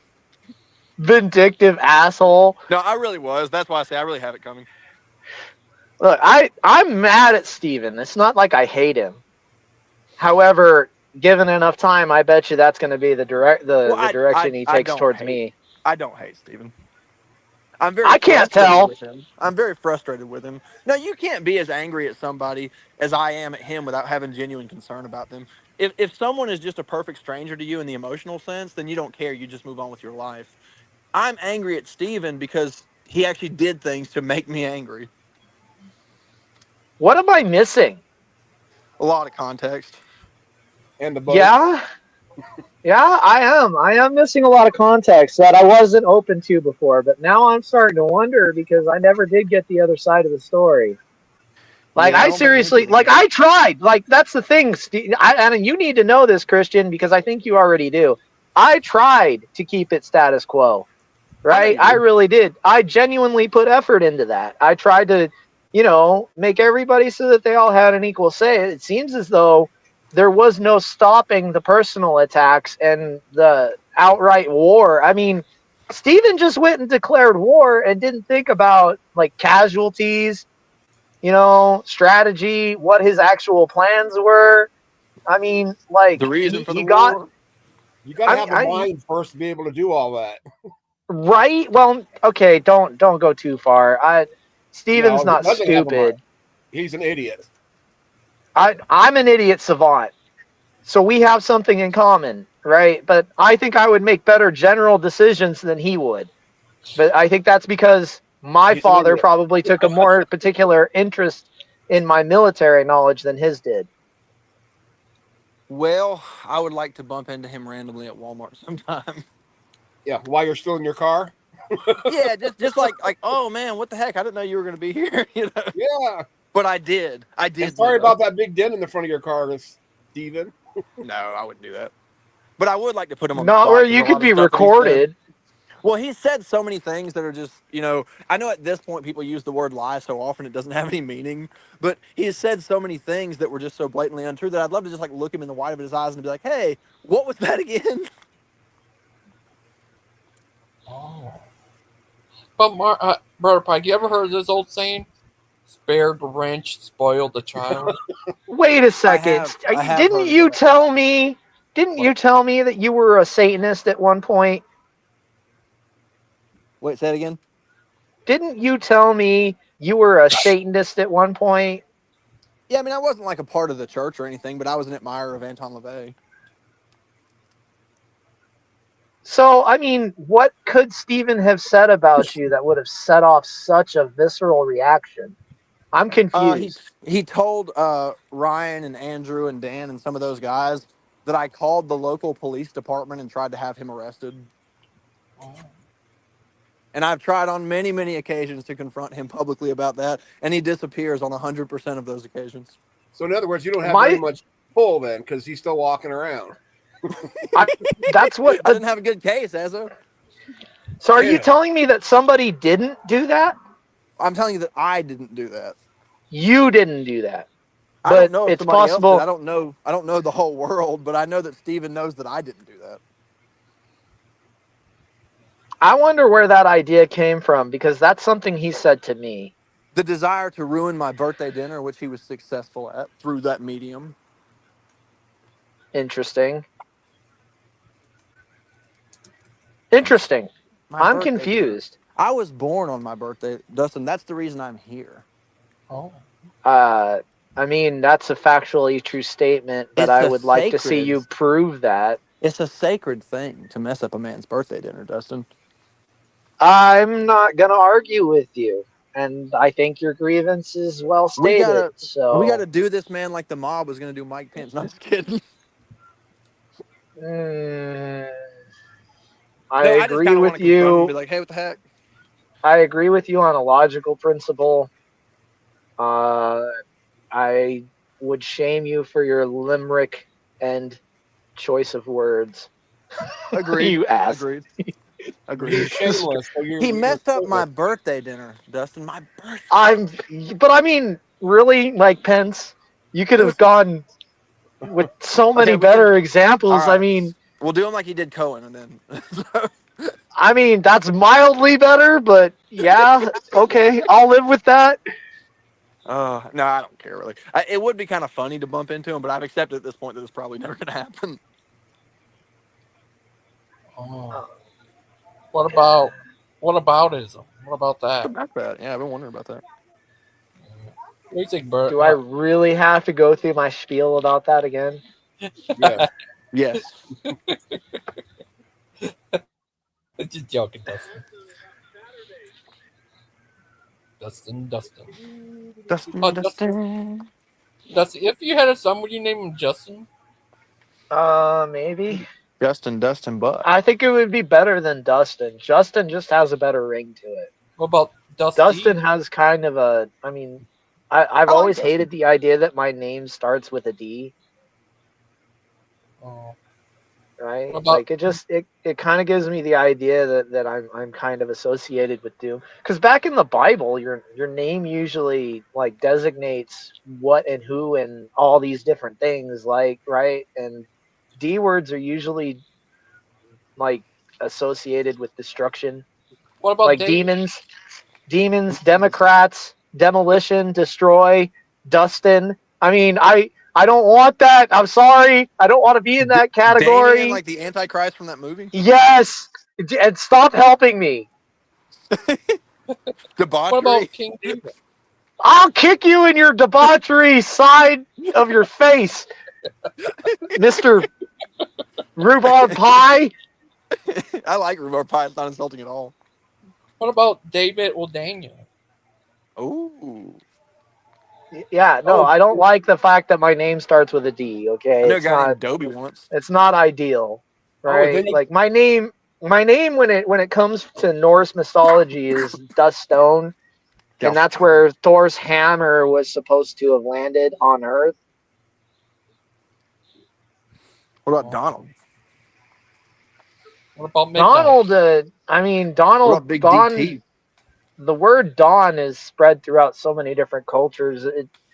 It could mean anything. Oh. What about McDonald's? McDonald. That you're Irish? Yeah. What about the South African Dobro? Yeah.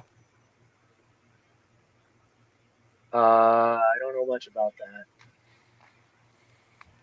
I like the name Dustin. Actually, I think it's a nice name. What about Dusty? See, that's another thing. I'm not a girl. Oh. I've never met a girl Justina named Justine. Justina doesn't roll off the tongue so well, so it's kind of hard to get it to stick as a nickname, you know. But Dustina, right? Oh. Like I had to deal with that in high school a lot. Oh. Yeah, you know it's funny. Lupin the other day got mad and called me Christian Dyke, and that's literally one of the insults that kids used to call me when I was in like elementary school. And it brought me back, man, to the day. I was like, man, maybe Lupin doesn't suck that bad. Yeah, he hit you in your feel hards. Yeah, It was I funny. It know, like took dude. me back, man. But I know, dude. I know all about that. Like you go back and you don't think it hurt at the time, but then you think about it now, and it's like, damn, that actually did kind of bother me a lot. The first Like, cut is the deepest. You know what I mean? right? Like Dustin Bucky eats horse Bucky. Yeah, I know all about it. Anyone make fun of you should get their head checked. No, I don't think anyone should go be crazy enough to make Dustin mad. Yeah, Dustin will swing on somebody. Well, I've been swung out a lot in my life, so it doesn't scare me to get hit. That's why I That's can one thing hit about people getting hit. without fear. Once you get hit, you're like, oh, okay, that's what that's like. It doesn't hurt. Not really, unless you know, like now there's exception to that rule. Like hitting someone hard can hurt, but if you hit someone where it can hurt and you know what you're doing, like there's actual like I know how to cause real damage. Like I actually do, and I've had real damage caused to me. That's how I know, right? So like it's a two-way street there. Oh, well, but anyone who ever makes you mad is crazy. Don't mess with the dust. I mean, Yeah, I put some I know Philip how pie to in your hurt face. you, but that doesn't make me a tough man. Like there are tough men I wouldn't fight, and like yeah, that's a different thing though. Like when you're up against insurmountable odds, the idea is to change tactics. There are ways to equal the playing field. Dubious. That also starts with a D and has negative connotations. See, there you go. I will kick you in the dubious side of your face, Just don't That Christian kick him in the sounds Pike. sounds boobies. haunting because of the He dubious. The paid D. for I see what that you're talking about. stuff. Detrimental. Mm. I've opened up a can of worms here, haven't I? I mean, I think you're Yeah, right. I think but you're onto something. I'm trying to tell you, I know what the hell I'm talking about. Like these things are not stuff I'm just coming up with out of the back of my pocket. These are well studied, documented phenomena that go well into human history. And a lot of people's names are associated with history, not because of the people that back them, but because the names were found at the right point at the right time to be memorialized. Like It Or rhubarb. like literally is that Doug. simple. Like Doug. Ain't nobody good ever been named Doug.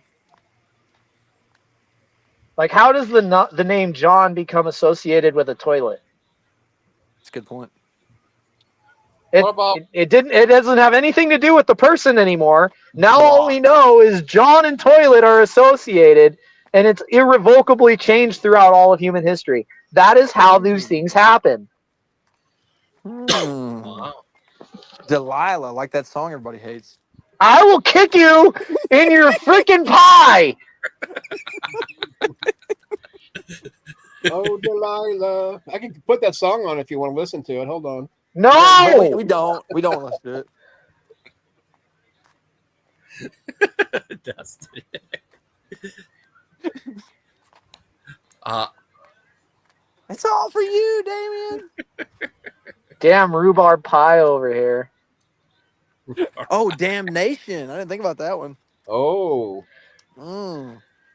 See, look, all those D words have negative connotations. So, I mean, Especially yeah, I Doug. kind of Screw that come guy. like that.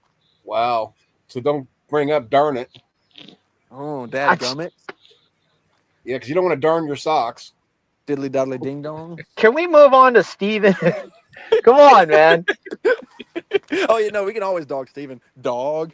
You know, like Dingo. I'm always Dumbass. down to dog Steven, if you know what I mean. Degenerate. I got plenty of left. DAL, you know what I mean? Like, Yeah. you ever seen Doug Show? What? Where'd he go? Sorry about that. Doesn't come back. Dust the lust ding dong. Doesn't come back. And stay out. You can blame it all on Steve. You got to blame it all on the pie. Yeah, They usually do blame it all on me, Azo. Like, have you noticed that? I do.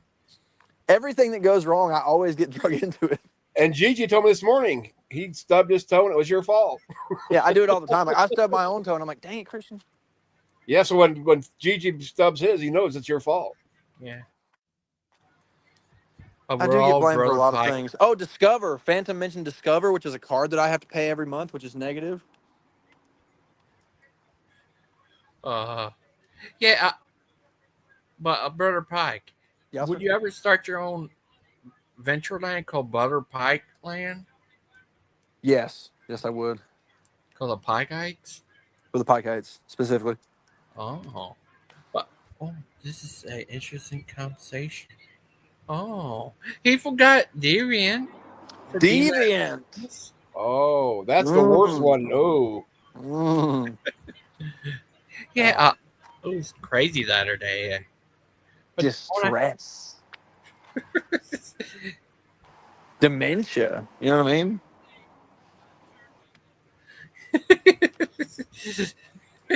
He blames you. Oh, and Doug. Don't want to forget about Doug. Doug Funny was a good show. Wonder if he'd call his kid Dino. Or Dino, like how they used to call Dean Martin. I tried showing her good D names like Dan, Daniel, David, Deanna. Dominic. Demonia. What were you saying? Damien. Damien, it's all for you, Damien. Danish. Can't forget the Danishes. No, I do love the Danishes. That actually I do redeems it a too. little bit. Do they have good muffins? Oh, that's being a heretic. Oh, Danish you don't need to like kinda back off. muffins. You need to kind of back off on the muffins a little bit. That's Wow. uncalled for. I can't believe you even said that, gangster. oh, You Yeah, call I need yourself a Christian? sorry. You can't put anything over the Danish. Go fishing at Pike Adventureland, pal. That's what they need. They need to come to Wow. Pike Adventureland. You only think they got bodies at DAL. What do we get started? Bro, if you don't, and it ain't no 10%. We're doing it like the good Lord. Some 30, some 60, some 100. That's the rate of our tithes. And your wife's got a big mouth, so that's 120%. Yeah, the entry level membership is 30. I doesn't start. I didn't meant to make you angry or anything. You didn't make me angry. I just ended up getting dropped out. Oh no. Hey, that's another Doggone it. D word. Dropout. That's negative Ooh, connotation. dropout. See, Wow. I tell you guys something, and you end up getting used against me. This is some. Descent. And then if you think about it, he was talking about the John earlier. And what do you do when you go to the John? You take a dump. I'm gonna kill you. I'm gonna kick you right in your That's very fucking dumb face. derogatory. Ah, And you know, if you don't wipe very good, you end up with dingleberries. So you don't want to name your kid Dingleberry. That has to do with the draught. What about? Would you like to go fishing at Pike's Adventureland, pal? Pal. I That sounds might more go funny than fishing pal. at Rhubarb Pie's Adventureland. Rhubarb pie. I'd want to see the bong smoking like portion of it. The best Today we we're have to going to offer weave a bong is our for the midnight class. mass. He'd start offering like methods to get high close to Jesus as you can. Ominous, ominous, take a toke off this joint. What about this Jesuit priest I got here? There's a reason they burn incense. You ever wonder what they're doing when they're picking a new pope when that smoke comes out of that chimney? What the? That's wrong. Bless you, my It's true. You can't deny it. All right, guys, I gotta go. But I have to go to the grocery store. I'm trying to think of some word that starts with D to explain why I have to go to the grocery store. Delifish? Oh, because I couldn't afford delivery. You know what I'm There saying? you go.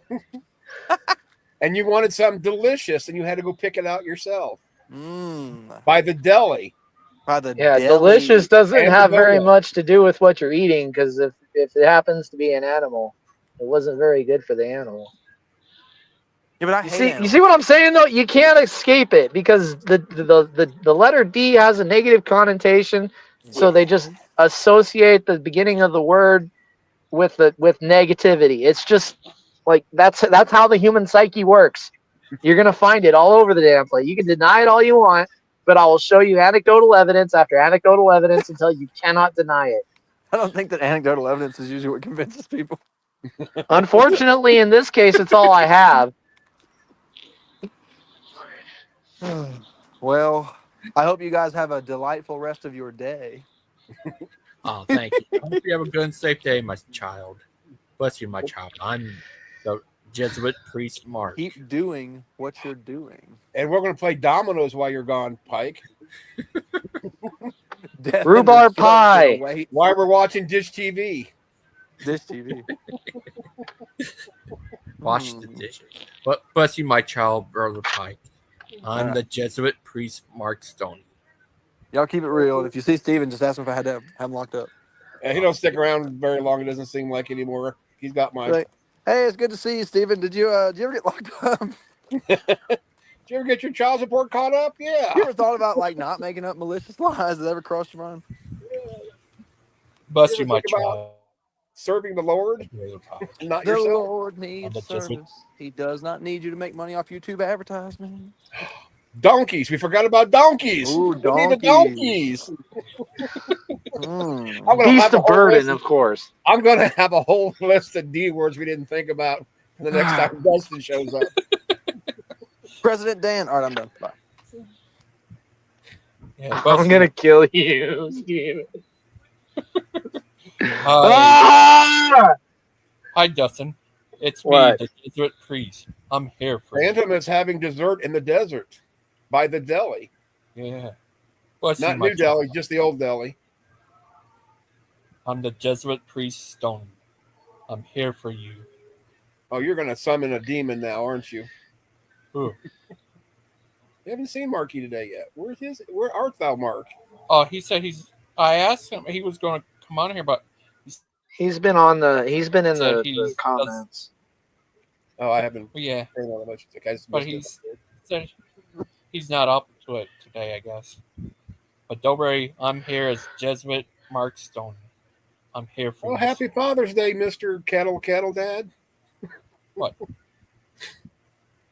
Deviant said BMM. I'll watch it when we get back home. We've been visiting Soot's dad. Father's Day. So that's kind of nice. Nice. That's nice. Bless you, my child.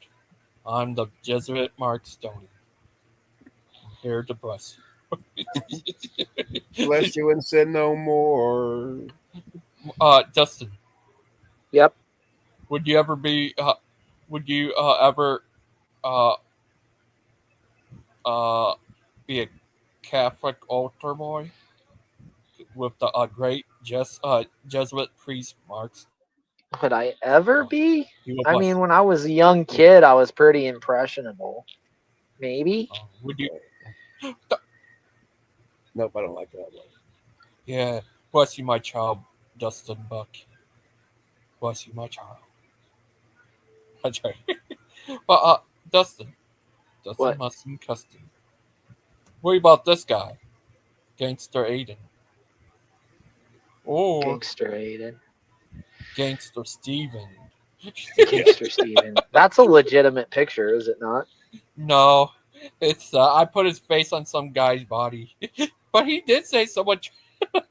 Didn't he say? I thought he said he had dreads He back in the said, day when he was like a juggalo or whatever. yeah, he did say someone tried to put his Boogaloo. hair in dreads before, but that was a long time. This is not it. I put his face in some guy's body. Look, he's all man. Yeah, he was down with the He's insane clown Gangster posse. ICP. on your shirt. Well, when I was a kid, I used to joke around with this guy who had an ICP shirt. I said, ICP on your shirt. Sorry. But look, there's three of us, three Gangster Stevens. One's more than enough. Here's Big Bad Mama's favorite singer, Kenny G. Kitty Gigi. This cat looks cross-eyed. All cats look cross-eyed at certain angles. I found this out. Does anybody know what happened to the manatee? Manatee. Oh, he's back on. I saw a video of his the other day. He's back. He's back again. Tell a friend. Ready. Back again. Shady's He's back. back. Shady's back. Shady's back. Shady's back. Wah, wah, wah. But, oh, I did remember you talking to him before. Brett Kane. Yeah, Brett King, whatever. He you know what's funny? He uses the last name Keen. It's so close to Kane. Like, I wonder. What if he's Kane from the Cain and Abels? Right. What if he's direct lineage? I wonder. Now that could be me just being paranoid. Yeah. Who knows? But you know what they say? Does your paranoid doesn't mean everyone's not out to get you.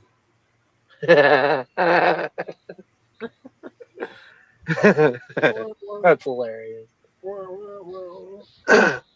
Yeah. No, But it's here's what's interesting because like, well, never mind. oh, here's one thing that Big Bad Mama sent me before of Psycho Pike. Like, oh,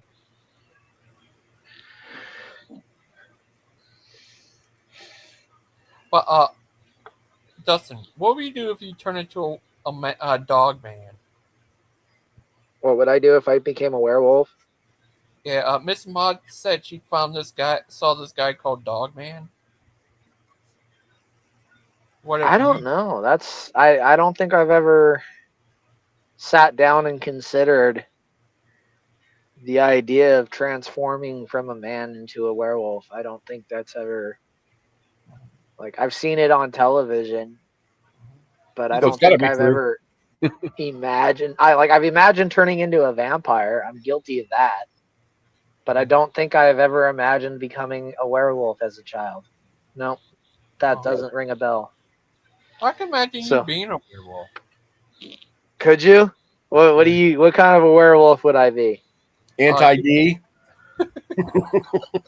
You'll be So basically, I am now the same way I am now, only with a little more hair. Exactly. And some fangs Okay. and maybe some nails and maybe a trim, but Nah, nah, I wouldn't need very many cosmetic additions. I don't think. oh. Well, have you ever seen American Werewolf in London? Yes, I have. What about That's in a good movie. Paris? yeah. I've Oh, seen that movie too. I saw it at the movies. Oh wow, when it first came out, Yeah. that French chick was pretty hot. Like when I was a little kid, she was pretty hot. Now that I look back on it, as like I was attracted to a 13-year-old boy. But anyway, What? That's because that girl, like when I was young, I was under the delusion that she was cute, like, right? Like I should have just stuck with the hot cheerleader that got her body torn apart, like a little bit before in the movie. But no, I like very many of the other 13-year-old boys fell for the no chest, French speaking girl with brother problems. Oh. Go figure. What do you think, Daniel? BMM asked Dustin Buck a question. His question to you, Dustin, is are we good this week? I have to put the status on my calendar. Who is this? Big Bad BMM. Mama. Oh, hey, I Daniel. mean, I was reading. Sorry. I'm not the monster everybody thinks I am. I'll just go to bat about anything. So it is what it is. You either like me or you don't, and I personally don't give a shit what anybody thinks. I like That's you. just You're the a way funny it guy. is. I like you when you have laryngitis. Does that count? I mean, I don't think I've ever had laryngitis. Are you just telling me you don't like me? There's No, I'm easier joking ways to around. say that. No, trust me, I know. If I didn't like you, you'd know it. Hello, You're constantly Copy that. talking. new man. Who are you? Me? Yeah. Daniel Newman? Are you related to Daniel Oldman? You're not related to Amy Newman, are you? No, No, but she Gangster spelled the Ghost difference. joins my channel a lot. My channel is Burning Bushes channel. You're not that guy. Oh, Yeah. hey, man, I need to talk to you later about getting some of that bush. Orthodox. I'm an Orthodox Christian, and this is my mail order bride. If you're burning bush, we both speak the same language. I got you. There is a cream for burning bushes too, by the way. Oh, sorry, I that's- shouldn't say that in front of, with the women there. Sorry, my bad. I That's recant. not him. What are we talking about? Redheads? Who are you? Daniel Newman. You're not. That's not him. Oh, wow. You actually kicked somebody out, Gangster Ghost? Yeah. Cool. Who was I? Gee, that was weird. Yeah. Big Bad Mama said I should kick him. Well, Man, BMM said you should kick me too. You didn't do that yet. Oh, give it time. Yeah, I'll piss off BMM eventually. He could start putting me on his calendar. No, that wasn't Blaster Master. 80. Nope, that wasn't him. Yeah, it was also sketchy because it was like he wanted to do or say something, but he was afraid to. that was weird. Yeah, that's probably a No, good I call. think he was anticipating getting kicked off. Like I thought he was probably just doing a timed experiment to see how long he could get away with trolling. Yeah, I that's not. imagine. If he was a little Yeah. bit more entertaining, I would have said let it keep going. But Yep. That's a troll on Daniel's channel. oh, that makes sense then. That's why he's so sketchy acting. Yeah. He said he was part of that channel. It's like No, eh. he trolls that channel. Yeah, no, I know, but he said that he's part of the Burning Bush channel or whatever he said. Like he is on it, not Yeah. trolling. Daniel said he gets a lot of trolls who Yeah, hate I him. imagine, especially when somebody says they're Orthodox. It seems like all the Protestants want to go after them. I'm starting to wonder about them Orthodox. They're starting to make me ask a few questions because I don't think they're really Orthodox. I think they're just the return of the British crown. They could be Orthodox. We didn't think about that, D, did you? I don't think they are. I'm having a hard time buying it because it doesn't sound like they're interested in restoring the church. It sounds like they're interested in restoring a monarchy. Yeah. Better safe than sorry either way. I'm just calling it like I sees it, man. Like these guys, they want the church to have some kind of an authority where they can establish a court and start cracking down on people for disobeying the Bible. I'm like, wait a sec. We've done this experiment. It's called France. It's called England. It is called, well, we could go into some of the Germanic countries, but that history is a little bit hard to make heads or tails of. It never ends well. Never. Yeah. That's Daniel said he has a lot of trolls who troll him and we attack him bad. They're really cruel and mean to him. And So cruel I could, people is. what he said about his mom who passed away. Wow, they're evil people. That must have been one of them. What? They made fun of Daniel after he lost his mother? No, they said something bad about his mother when she uh, passed away. Well, that's what I'm saying. Yeah, that's awful. For any reason, you don't. People just have no. They're cruel. I mean, look, you when you're stupid, you got to go for the easy targets. You can only expect Yeah. someone of lower intelligence to pick that kind of a target. Clay, do you think this guy can be? Was that him? Clay, I might want to get rid of that guy. But Dustin, What? uh, do you think? Ooh, Awake is here? Yeah. Get in here, Awake Not Woke. I haven't seen you in forever. Oh, you just scared her away. She just Probably. took off like a deer in headlights after. Yeah, way to go. Somebody I get Awake back. always thought Awake and I were cool. Not sure about this guy named Jim Crow. Wow. See, Awake uses just like Gangster uses. Hard telling. Oh dear. Well,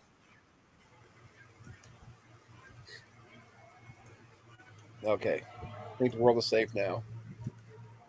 yeah, I banned him. But anyways, that's crazy. But anyways, Dustin, what would you do if you went to England?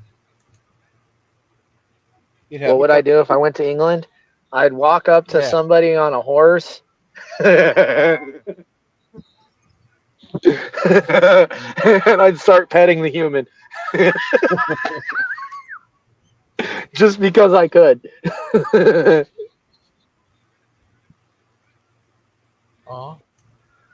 Whatever happened to originality and creativeness with trolling anymore? I miss those Um, days. it's still there, right? But we've entered into an era where trolling has to have a political purpose, right? Whereas opposed to where trolling's actual nature is to be completely pointless. Right. So it'll come back. We'll start seeing intelligent trolling again, right? Like it's funny, we have smartphones, but we don't have smart lights. Right. Yeah, the phone might be smart, but the person putting in the input isn't so smart usually. Oh. Isn't that interesting? Isn't that interesting how that works, Yeah. right? We take something that no man can understand, right? Like technology. We cram it into a small package and then we make it so every man can use it. Isn't it interesting that we can use something that we don't fully understand? Yeah. Okay, I missed something. But Justin, What? what if they had a UFC match, you versus uh uh It who would be a fight. I don't know why. Did you expect me to say I'd walk away? I no mean, in a that's the only point of controversy I would have control over in that conversation. I I'll couldn't claim to win because nobody really knows that. But I would, will tell you, I would fight. I don't care who it is on the other end. would you fight the grammar police, Dustin? Because they just come in here and they're pissed off. About grammar? Well, right now, well, they're the grammar police, but they're saying that trolling does not need a purpose. But we I had them in isn't here that what I yesterday, and said? they were handing out tickets for Isn't that grammar. what I said though? Yes, yes. I'm I'm just saying, pretty be sure I careful. said that. Because I'm just saying the popos here. I'm just trying to cover your ass. Copy that. I'm not worried about it. Look, one of these days I'm gonna get pulled over. I'm gonna record it, and I'm gonna show a master class on how to handle police. Yep. And Dude, if you have no idea how many times I've been pulled over, how many times I have been pulled over and literally beaten the ticket every time, and that's without insurance and that's without registration. I have a long list of them. he said his wife is Mel Older Bride.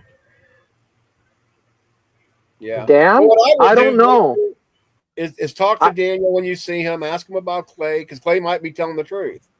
But Yeah. Clay better understand that you're just being safe and not, being sorry Yeah. with I something mean, bad. look, what's the problem with having a mail order wife?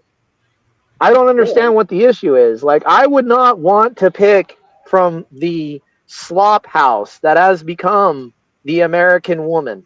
Okay, if oh, I'll I take an like, American woman over I'm any day. considering it. I would go and have a mail order bride because I think one of them Filipino women would know the value of staying home, cooking, cleaning, and taking care of a man because they come from harder times. Oh. What about Canadian women? What about it? It's worthless. I They can wipe my say ass with hey. it, and I mean, Oh, especially if it's got Trudeau's face on it. oh. I do not like that Fidel Castro. Uh, what about women from Britain? From Britain, you Yeah. don't want to deal with their ugly teeth. Oh. What about women from Germany? They I have a walk. thing for black men. They won't stay with you, Oh. or at What least they about wouldn't stay with me. oh, they would stay with Hazel. He gets all the ladies. Right, Teddy Bear? Are you there? Yeah, I'm trying to cough my brains out. Give me one sec. Hope He's you're alright, done. He buddy. just got done with the bong toke. No, it's yeah. I wish it was that. No, it's from my chemo pill. I get really dry You have mouth and eyes. cancer? A form of it, yeah. What area? What is it, I mean, metastasized or is it benign? well, see the difference between like what I've got is considered or it's called the desmoid tumor. And originally I started out with a terminal diagnosis. Hey, thank you whoever just removed the comments from that Nikki. So I now I'm just did. really questioning I was like reading that. It's like, duh, sorry for getting distracted. But anyway, like the difference in the communities of like say what some doctors don't consider what I have to be a quote unquote true cancer, or most do. So there's a big battle there over that. But the difference between what I've got and say what a doctor who thinks true cancer is true cancer. If you get like breast cancer, it can metastasize anywhere. Breast cancer, liver, pancreas, because it's a bloodborne cancer. Mine is generally anybody with it. It's generally localized. So my first one, I had a football You got size small tumor. cell? You got squamous small cell cancer? No, I've got it. It's really more of a sarcoma. It's a tumor. It's a soft tissue. Okay, so There's it so many hasn't. different names for it. That's the problem with it. But Has it made it to? Well, let me just ask you this: has it made it to your adrenal or your renal system? no, mine is in my. I've had my. Just to give you an idea where it's at. I've had when they took out the football sized tumor that they didn't even know I had. They ended up having to take all my colon and part of my small bowel, because what's bad about desmoid tumors, it is the most destructive tumor there is, and I'm a lucky one. There's people that are in my community of desmoids that have arms, legs amputated, chunks of muscle removed. They're just awful beasts. But generally, like with mine, after I had the first one cut out 3 years later, it came back less than 3 years, and that's when I found out that once you get cut on with a desmoid tumor, there's a 70% reoccurrence factor. So it's almost hard to kill, literally. Yeah, tumors. They generally you can't. Right, You could remove the mass, but you can't get every cell. right. And It my doesn't work problem like now, that. it's like when I first found out, like 2.5 years later when it came back, it was already the size of a softball already. But what Oh happened wow. was with mine, they went in to go remove it again, and they couldn't because the tumor is wrapped around the rest of my bowels. And they're Are thinking, they gonna treat with chemo? I've already had chemo. I've been through You've already chemo. I'm had on a chemo. chemo pill now, which I have a harder time with than I did on the infusion. Um, but I mean, like I said, compared to everybody else, I'm lucky. I've got nausea issues right now. I've got a 14 millimeter polyp on my pancreatic bile duct that's been causing reoccurring. That's the only reason I knew my tumor was back, because I kept getting reoccurring. What is it? Acute pancreatitis.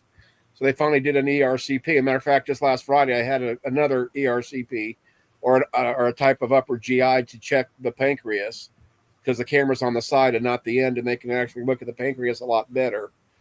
So I'm doing a lot better than I was. But yeah, like I said, though, Oh, I'm praise one of God. the lucky ones. Can definitely. Look, I don't mean to be rude, Azo, but I want to say hi to Wake Not Woke. I It's good will. to see you. I love you. I miss talking to you. Hey, Dustin, much love. How are you guys doing? Kicking it Good. old How school. are you doing? Just don't mention any D words. Dustin's having a D Stop. day. Stop Mm. with that.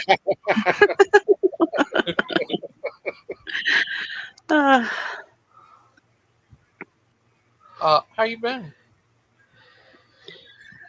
I've been okay. I had a rough night last night. Well, what happened? Mm. I'm sorry. Well, I decided to take my doctor's advice and go back to the ER, and on the way, someone drove into me while I was sitting at a red light. Oh, I'm sorry. And yeah, but my car's still driving. Well, I'll have to remove a portion of my bumper, and then I'll have to use hand signaling because my left brake light is just shattered and smashed in. So, but once I remove that part of the bumper, I'll be able to drive while I wait for insurance to work it all out. I'm glad you said you But had insurance. yeah, thankfully he did too, because I only have liability. The whole time I was like, please, Lord, please let him have insurance, because he seemed to be having trouble finding the proof of his insurance. But when the police finally came, it turned out that whenever they plug in our tag numbers, that it automatically brings up any insurance that's attached to it. So I was able Which to makes have you his. wonder why you have to have proof of insurance if they already have it. I know. That's weird, right? Like, I don't get it. I was thinking the same thing. Like, I mean, it's not a big deal to show the proof of insurance. I just don't understand the point if you can already see it when you run my tags. Well, here in Indiana, what's weird is even if you gave the cop a copy of, like your insurance, here you still have to turn it into the court systems, proving that you Huh. have that, which makes no sense. So it's like a double dose of the same thing. Yeah, that's so strange. It Yeah. doesn't make sense. But, yeah, I was just glad we were all okay. And, I mean, there was one silver lining. I had decided to go to the ER by myself. And after getting in the wreck, my husband came and followed me home while I drove home. And then I ended up asking him to go to the hospital with me because I was like, I am so stressed. And the pain was a little bit worse from standing around, walking around, waiting for the police and whatnot. So he came, and because he came when I went, I ended up having to get a little small surgery to have been dealing with this piloneal cyst. And because he came, I was able to get the proper anesthetic. They were able to give me good medicine to keep me real sleepy and give me extra anesthetic because of my genetic disorder. I don't respond very well to local anesthetic. They have to give me a lot more. And so because he came, I was able to do all that and not have to feel it this time, which is never, well, I felt it a little bit, but nothing I couldn't handle. So that was really nice. And now I'm just on the mend. I hope you're all right. Yeah, I'll be fine. I'll be fine. I gotta go see a general surgeon, but it'll all work out. Oh, that's good. I hope you're all right and stuff. Thanks. Yeah, I'm doing okay. Taking it easy. Oh, that's I decided to go camping over the weekend with my son's trail life, and it was a For lot of what it's fun. worth, What I could manage to do. for what it's worth, awake not woke. I miss your fellowship. Oh, thank you. I I miss it sometimes too, but then I watch their channel and I miss it less. um, Dude, like I can't believe I was blind to it for as long as I was. yeah, I hate the way that things turned out, and I pray that the Lord comes through in the situation. It's disappointing to see how things have become. I'm a bit disappointed in myself that I didn't realize things sooner. But, what can you do, right? So, okay. Oh, wait. Uh, mhm. Tim's having a show right now talk about should Christians obey a corrupt government and law? Yep. Interesting. Who? Oh, Well, according Tim. to the Bible, Was Tim a Kamala supporter? No. I He's don't think hardcore. so. No, He's a I don't Trump. know. Oh, yeah, I would think he was, but I'm not sure. But to answer Tim's question, according to the Bible, yes, you are supposed to, unless it deviates from God's word.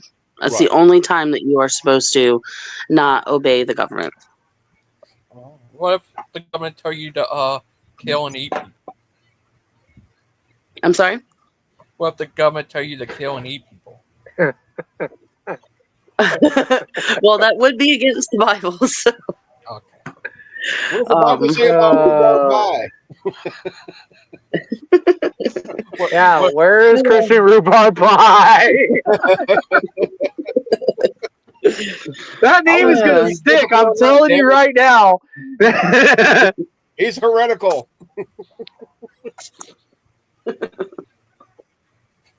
yeah. Don't come I, around here no more. Whatever you're looking for. We don't have rhubarb pie here. We don't do cherry either. No, leave cherry alone. Don't Leave the don't sacred don't cherry alone.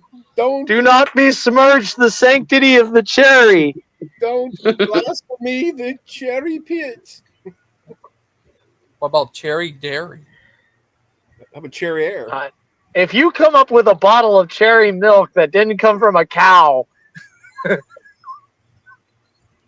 Oh, You could I'll definitely do have that. I don't nothing. think cherry milk is a I'll have thing. Listen, nothing if but coffee milk questions. is a thing, there's cherry milk, I'm sure. Which coffee milk, by the way, is delicious. And though I do love living in the South, I resent that it only exists in New England. And I wish that it were down here and I wouldn't have to order coffee syrup and pay the outrageous shipping to get it down here. Good thing I don't like coffee. Oh, coffee milk is so good. Even if you don't like coffee, you probably like coffee milk. I mean, I can't guarantee it, but I know a lot of people who don't like coffee that enjoy coffee milk. oh, coffee. Well, you ever had chocolate cherry?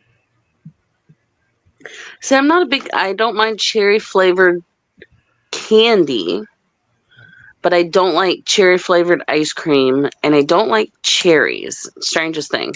Right. Usually it's the opposite for me. Usually I like the fruit, for example, I love raspberries and I love Justin, I he's don't a know, I fruit. like strawberries, other things, but pineapple, like I only like pineapple as itself. I don't really like pineapple flavored things.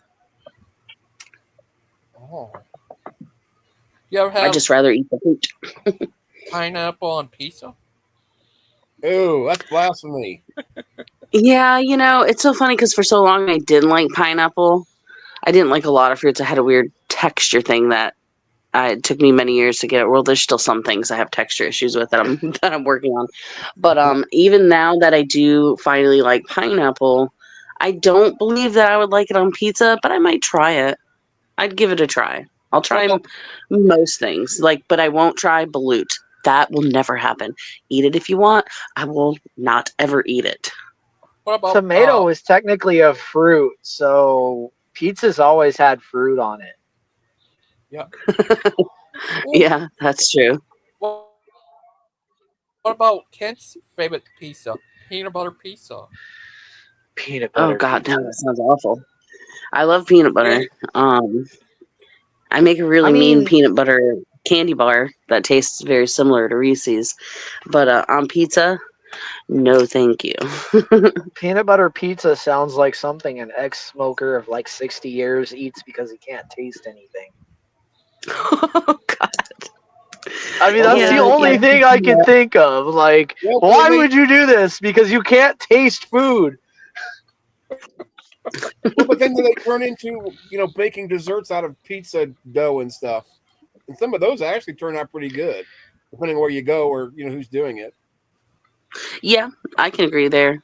Oh, speaking of like desserts, weirdest thing, I was at like a little dinner party for one of my Bible studies, and they were talking about how they bought cronuts. And I was like, it sounded like you said cronuts, and I'm gonna go ahead and guess you didn't say cronuts. And apparently, no, that's really a thing, cronuts. Yep, And what it is it's croissants and croissant donuts. donuts, Yep. and it was so good. Oh my gosh! And I usually don't like pastry type filled type things, but it was delicious. And I keep meaning to ask them where they bought it from because it's been like 6 months, and every now and then I'll think of that cronut and be like, "Where are you? Where can I get And you?"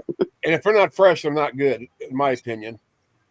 I mean, Yeah, and they the ones we had, they were like still warm, fresh. yeah, It was yeah, so they're good, to so die good. for. God, that oh, didn't sound gay. That's to die for. Oh my goodness, I'm becoming joyful and happy. fresh. But Miss Awake, yeah, last night was pretty good with it was crazy. He was on there with Joseph the tech guy. It was pretty crazy. I heard. I'm not sure. I didn't remember, but is it true that it have audio in the first couple minutes? In That sounds for that sounds about right Roberts, considering where Joseph is. Oh, we think of it. yeah, if Joseph is still in DAL, which I have no idea. He was when I visited, but that was all the way back in March, and they definitely have really bad service issues there. Oh, Are we think. you Claude's secret, like, Informant. Informant, yeah. Thank you for that. Who, I me? knew it. I knew you were going with that Yes. when you said it. No, but there's been several things that that I've been asked to not tell people like over the course of ever since I left the PGs, and then I don't tell people, and then like people are talking about it, and I'm like, what? Why are you gonna tell me something? Claim that it's a secret. Tell other people, and then everyone knows. That's how I felt. Mm. That is exactly how I felt. Every time we were in a private conversation, everything that was said was like I quit giving my tidbits. I quit because I started hearing my information back to me, and like the only way that that could make sense is somebody was telling. Like I love Aiden to death, but I don't think we think that much alike. I think he heard my idea and stole it. I really do. Because like I was gonna do the same thing he did with the Matrix. I just had a slightly different idea about it, but he stole it, adapted it. Like, dude, somebody in there was leaking like a dirty faucet. I'm telling you.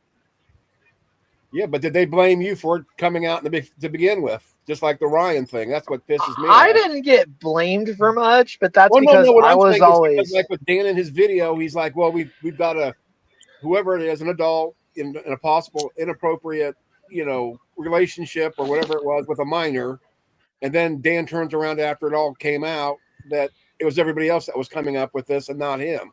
When we just got done watching the video several times, hey, Mod's back. Oh my God.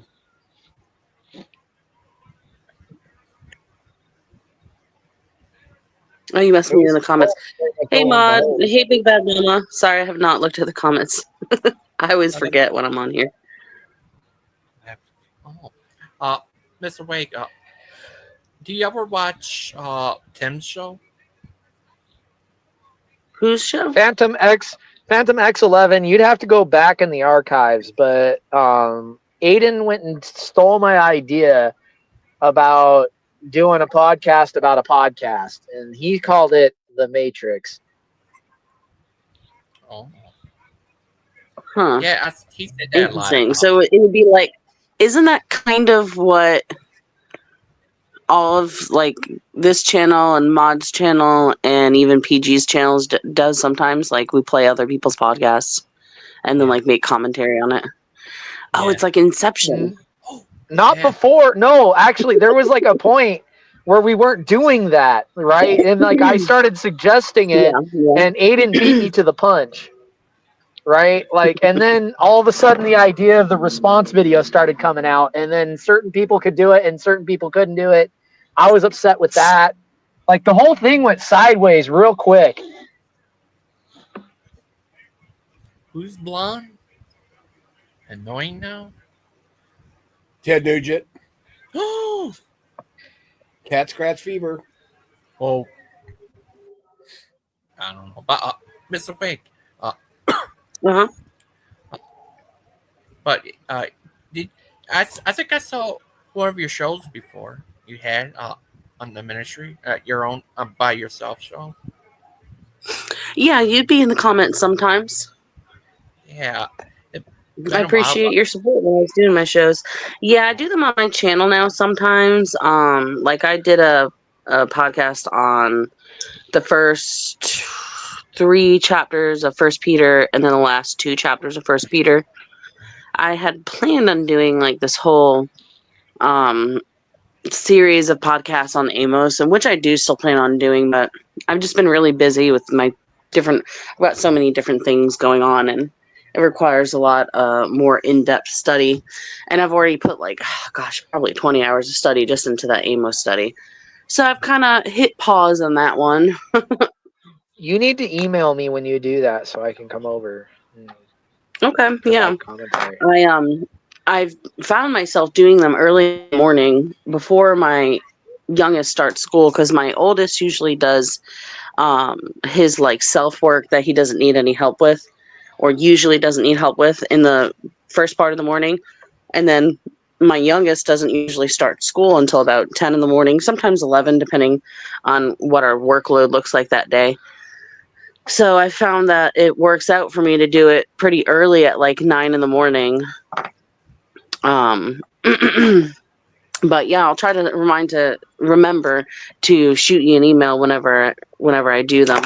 I always just kind of, it's always spontaneous. Anytime I set a date, I'm like, I'm gonna do a podcast on this day and this time. It just never happens. So I just have to set in future dates, and I just do them on the fly. Well, if you feel like you need a whipping boy, you give me a text or an email. I mean, an email, not text. You don't have my number, but give me No. an email, and yeah, I want to come and be a part. Okay, yeah. Everyone's welcome on my podcasts.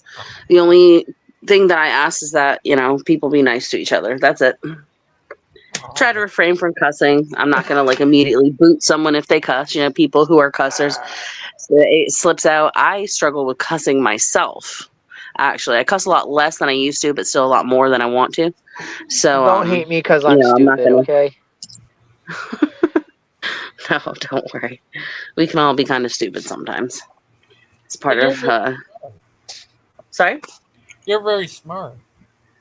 Oh, thank you. Oh, I yeah. like learning, but there are a lot of things I don't know still. Just, but, oh, like Dustin. What? Oh, Dustin. Yeah. I need it. That guy Lupin. He was so funny that one night. He just went off. He was crazy. He What? did the DX thing. The Me? no. Lupin. It was Lupin went off. What are we talking about right it now? was very early in the morning. He was all crazy like he's a funny guy. I saw his Lu- dad. Lupin had a freak out. Yeah, he was just very happy and stuff. He just went crazy. Cold brother Oh, pipe. because of Trump or what? Yeah, he was very happy. He's a funny guy. He did the A lot of DX. people in my town celebrated. They had like a little mini Trump parade. Yeah, that's awesome. I want to see Lupin do the truffle shuffle. I think he could pull it off. That would be funny. Miss Out, Miss. Oh, sorry, I get people mix up. Miss Wake, have you ever met Miss Outcast? Yeah, I've seen her on your shows a lot, and I think I've only actually spoken with her once for a little bit, and I believe it was on one of your shows. It was a show I came on, and you asked me some different questions. We talked a little while, and then Miss Deviant popped on. Oh, it's been a while. Yeah, I this like Miss was, Deviant. was quite a while ago. A sweet Yes, sassy I night. enjoy listening to her add to the conversation. Yeah, she's just as sweet as nice as Mr. Wake. You're a very nice person too, Mr. Wake. But have you ever seen what do you think of the Power Teens? Have you What do ever I think seen the of Power Proverbs, Teens? guys? No, You they order have a food now? show You called want Power. to crawl up to What? me? You're such a baby. Oh, they have Are you talking about Proverbs Teens? yeah. Um, I've actually not watched any of it. Yeah, I don't know. Initially I really thought that Proverbs Teens was a great idea. But I now feel like their ministry is too focused on hate and division. And then with all this stuff that was going on with Ryan, like I just now it doesn't really feel appropriate to me that they have a team division. Um, but Dude, that is so disappointing about Ryan, man. Like I yeah, always in the back of my mind was like he has reservation, but then I'd feel really guilty about it because like maybe he's really just trying to turn a new leaf. But every single time he had his show, he had to have at least one or two younger people there. That always made me nervous. yeah, it's unfortunate, and I still feel like we really don't know all the details. And that was another thing. Like they had privately told me details, and initially, it made sense to me. But then, like the more I thought about it, by the next morning, I was like, something's not right. No, this doesn't make sense. And even though I had told them I wouldn't tell anyone, I was going to just be honest, and I had asked Dan to meet backstage. I was gonna tell him, like, listen, I know I said I wasn't gonna say anything, but like, come on, guys. And then it turned out that everyone already knew all the things that they told me, and then additional details that even I didn't know. Plus, I ended up getting really busy, and I'm real bad for turning my messenger notifications on silent for days at a time. So I just ended up not getting back up with him, and it ended up being a moot point anyways, because then, like I said, everyone found out all the things I already knew plus some. And I even still feel like there's just not all the information's just not there, and I don't think that it ever will be. I don't think they'll tell the whole Well, story. I think Ryan needs to come out with it then. Right, because I don't think Ryan's he's the one going that's at to. the center of the controversy. He's either got reservation or he doesn't, and he needs to be honest about it, or he needs to stop putting himself out there like a Christian. Because you can't have it both ways. I mean, I think that I don't want to accuse them of anything because they're still not really. I feel like there's more to the situation, and I feel a certain way that certain things might be true. There's not really any proof, and the opposite could be true. It could also be that the PGs were just doing some kind of weird publicity stunt. Because generally this is not something I have any qualms in speaking about. But I don't want, people get falsely accused. That's a real thing. And so I just feel like I'm in this rock in this hard Ryan's place not where acting. Ryan's not acting like a man who's falsely accused. that's my thing is he's not, and I don't know. I just there's, like I said, we'll probably never know the whole story, and I just gotta live with that. I mean, what can you do? You can't force them to tell the whole story. And say they did tell the whole story, are we gonna believe that's it, or are we always gonna feel like that there's something that they're not telling us because they have such a history of lying, misleading, covering things up? So Well, it's and just this is something I one of the try to. reasons. This is one of the reasons why I'm done with Steven.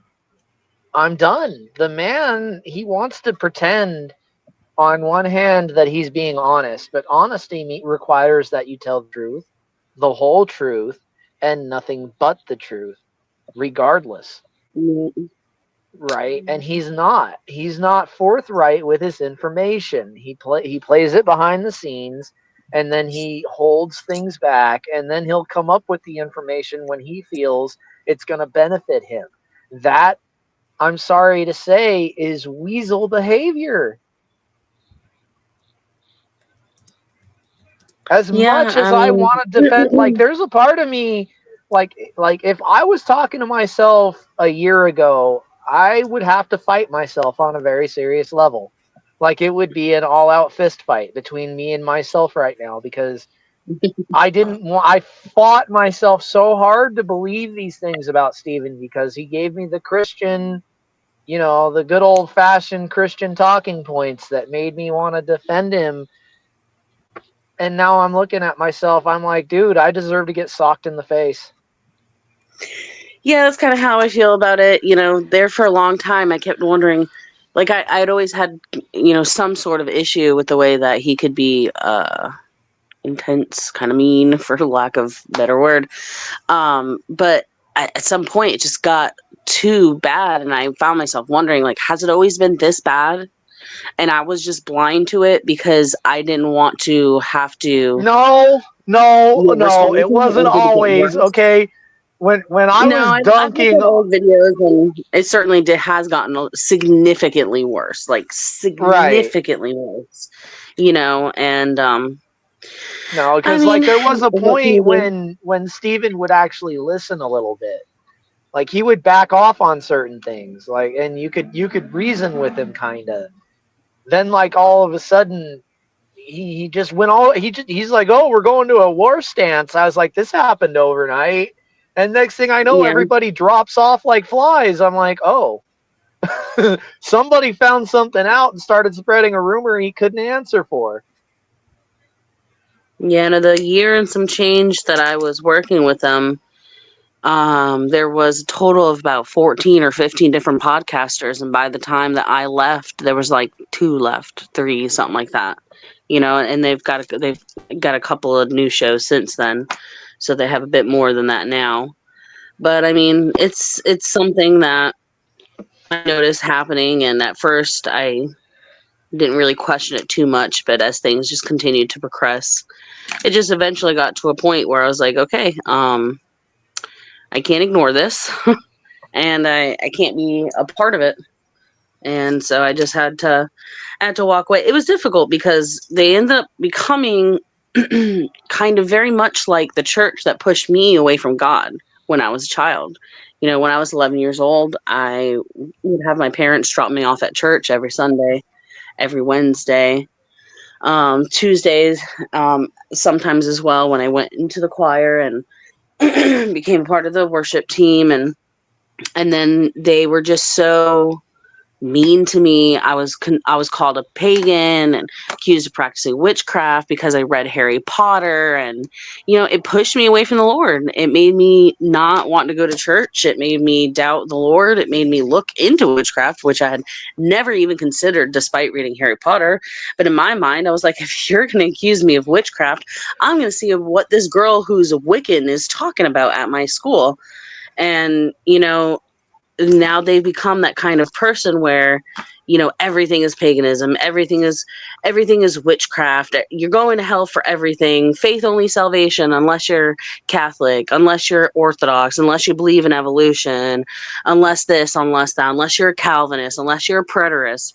And it's like, I just feel somewhere along the way that PGs has really lost their way, and I know that they're convinced that they're fully in the right standing with God, and I disagree. And but if they don't see it themselves, what can you do? Arguing with them about it isn't going to help anything.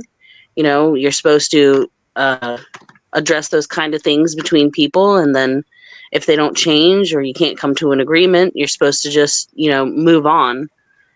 And so. I still make my comments here and there. Obviously, here I am talking about it right now. It's just something that still bothers me because I cared a lot about them. They were like a family. Oh, sorry about that. Well, have you seen my proverb babies? I did a segment. I put them on Proverbs, there. baby. Yeah, I joke about first I have proverb teens and proverb preteens and proverb uh, kids and proverb tweens and proverb kids and proverb toddlers, proverb babies and proverb. Is it like a short that you made? It's just this one thing I put. Yeah, it was 2 shorts. One is called Power Babies. Other one called Power Baby Lines, I think. You make some good shorts. They're very entertaining. Oh, thank you. I'll have to check those ones out. But does it? Your picture really is weird, kind of creeping me out. What is it? Oh, Dustin. so I found it. Yeah. Or were you talking to me or Dustin? Oh, Dustin, his picture wears me out. I What can't is really tell what his picture is. It's his colon. No, I'm Oh. kidding. It looks like a sewer pipe. Yeah. The reason I say that because I just had my upper and my lower GIs in August, and I just had another upper GI last Friday. So everything looks like colon to me, I guess, Yeah. or my Did esophagus. did it all go well? Yeah, everything looks Oh, really, good, really good. good. So yeah, I'm happy. That's good. Yep. So I'm still a butthole, inside and out. Oh, you serious? Yes. I don't even have a colon, so I'm only a butthole on the outside, I think. Oh. But Mr. Wade. Oh, Hmm. Dustin, are you there? Yeah, I'm here. What was your picture? It just drives me It's a crazy. drain. It's a drain. It's something to psychologically make you ask questions. It's a hole. It's a picture of a hole inside of a hole. It's a pie hole. It's a pie hole. That's what it is. Let me ask you guys a question. Is a straw one hole and 2 shafts, or is it 2 holes in 1 shaft? Mm, So the hole itself is one continuous hole, Yeah. but the straw, So then the you have plastic two itself shafts. has. So the plastic itself has two holes, though, because if it had one hole, the shaft would not be continuous, right? Correct. So one But then what do continuous you hole, but the straw itself has two holes. But then what do you do with the extra shaft? I mean, there's only one. No, there's two. You have the shaft on the inside and you have the shaft on the outside. But it's still part of the same shaft. Yes. But It's like they're you can't. not the same shaft. But then you'd have to say the same about the holes then, wouldn't you? Okay, who says the holes aren't the same? The You just said that plastic the is the shaft was the same. foreskin. The straw holes. I don't know. Is it one hole and two shafts, or is it two It's shafts one, and one hole? You got to one make up my shaft and mind one. here. It's one I You shaft think can't with it's say one two shaft. you holes. can't say one without saying the other. I think it's one shaft and two holes. Yeah, period. Nah. Yep. There's two shafts Well, because if there's you're a going to go shaft that on the way, but the inside. If you're inside going and to the say that outside, there's two holes, if you're going to say that the hole on one side and the hole on the other side counts as two holes, then there's two shafts. by your reasoning, but then let's go a step further then, because then what about the layers in between the inner and the outer shaft? There's more shafts if you want to go that way. Absolutely, I agree with you. There you go. Count all the molecules that make up the straw. Now there's billions of shafts. Let's count them in the whole universe. Yeah. And we can tell you how many straws and shafts we have.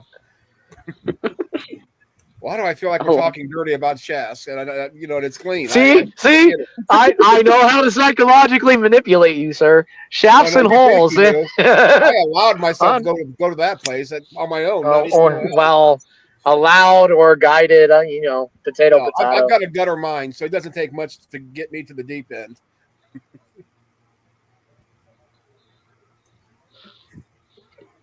Maud has a dog face, is what people are trying to say now. I imagine she has a mop head.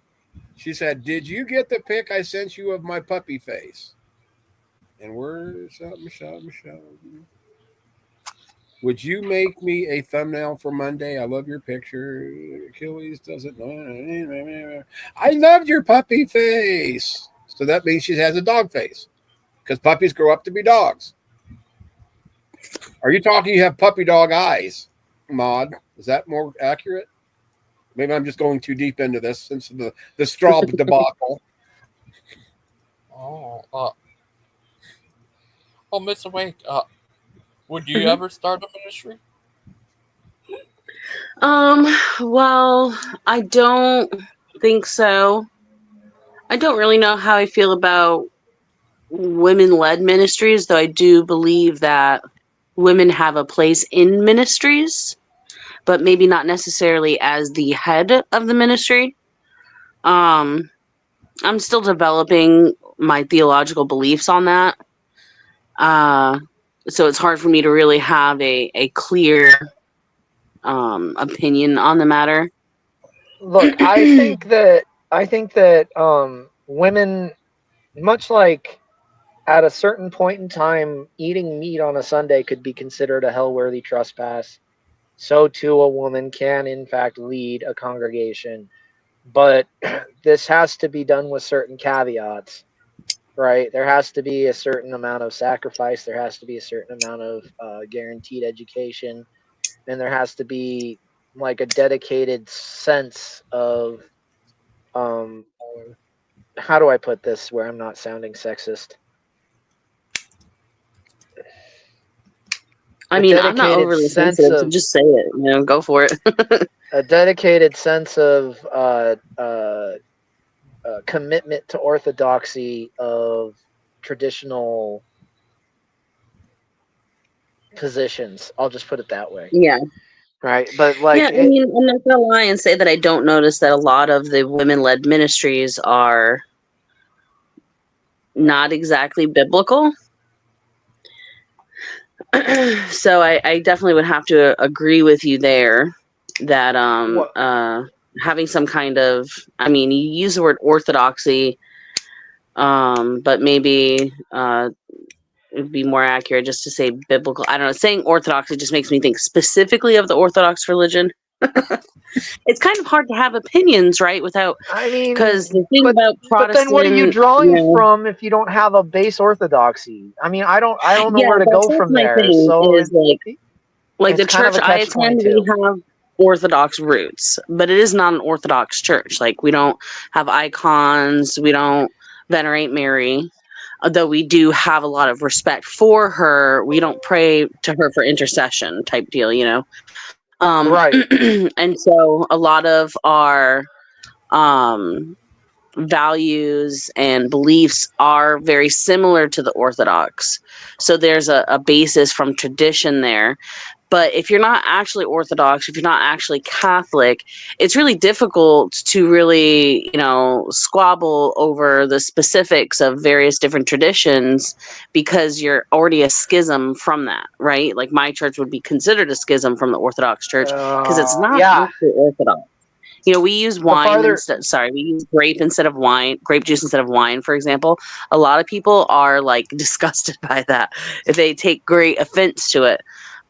You know, so it's, Absolutely. I don't know. It's a very complex debate, and still being so early in my Christianhood, there's just still so many things. You know, I continue to consider myself non-denominational because I haven't learned enough about the word. I haven't learned enough about the different, you know, denominations. I've only just recently learned like the difference between Presbyterian and uh, what's that? I can never pronounce it. Episcopal, and congregational. You know, so never mind actually knowing more about Catholicism and Orthodoxy, where I know a bit, but I know very little in comparison to what there is to know. You know, so Denominations are mankind's attempt to rationalize what they misunderstand. yeah, I can agree there. I feel like I think the most important thing is believing in Jesus and trying to adhere to the Bible. Now I realize there's some ambiguity there because different people and different denominations will interpret the same things differently. And you know, so you've got to allow for some grace there. Well, But in general, if you believe that Jesus Christ died for our sins, I will consider you a Christian, and whether or not you are saved, that's up to God, not me. So I'm not going to say, you've got well, a you're an Orthodox and you're not saved. you got a serious debacle there, okay? Because there's power in the word, but the languages are considered to be confused. So when you're dealing with people who want to take the word and say that my interpretation is superior, you're not going to get somebody who's confused about the language to agree with you. You're smack Yeah. dab in the middle of a debacle. It's just not going to work.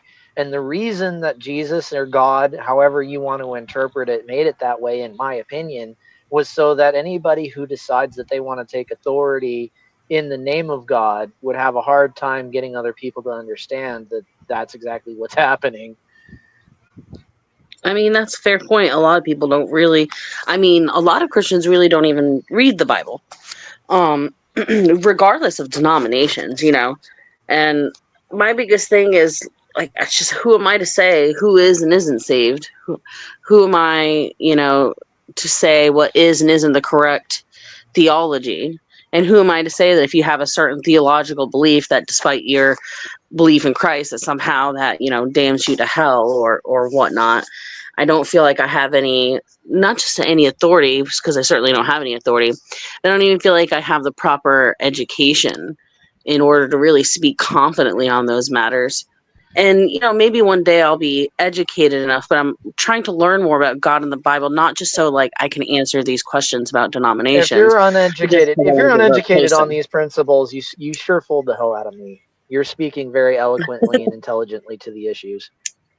Well, you know, that gives you an idea of how like deep the knowledge goes because I'm barely scratching the surface, but I've been studying for a year. I've got probably 1,000 pages. Like I'm not even exaggerating, like 1,000 pages of notes I've filled out, probably more than that in worksheets in my studies, and I've hours and hours and hours and hours of Bible study, and I still don't know so much. I still know so little compared to what there is to know. And I haven't even started on learning about, you know, church history. There's a lot of Can I church history ask for the you? Orthodox and the Catholic. Can I ask you to Hmm. take into consideration a certain aspect of research that may be eluding you?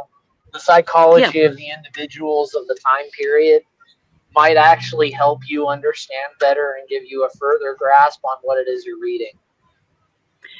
Yeah, but at the same time, like, look at the psychology of like modern day people. You'd be surprised. There's Not the actually greatest. Not the not. greatest, right? Like, Well, but the thing is like psychology is tied to a wheel, right? So like you never really see new archetypes in psychology.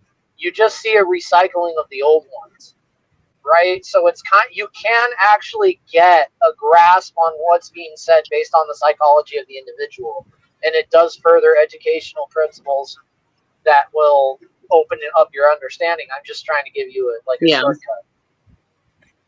Oh, I wanted to respond. I was reading the comments here. Father Charles said, "Awake, so hundreds of thousands have gone to hell until the Protestants saved us."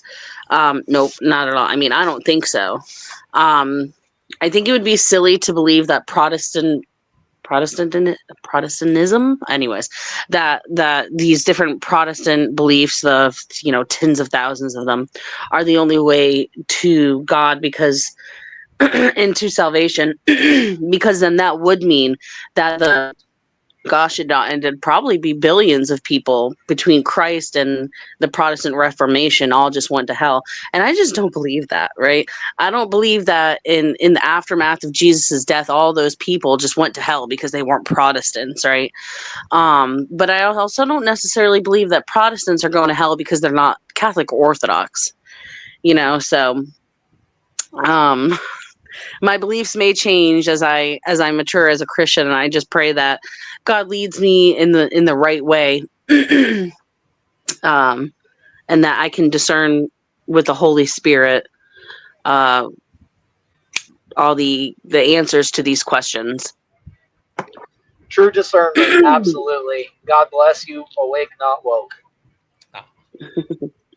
I will say, even though I don't agree with a lot of Orthodox and Catholic things, I feel like I trust their discernment, the church's discernment, more than various different Protestant denominations' discernments. And a lot of Protestants, because like I would be considered a Protestant, right? Because I'm not a Catholic and I'm not Orthodox. Non-denominational automatically makes me a Protestant, right? That's what a Protestant is someone who's not Catholic or Orthodox.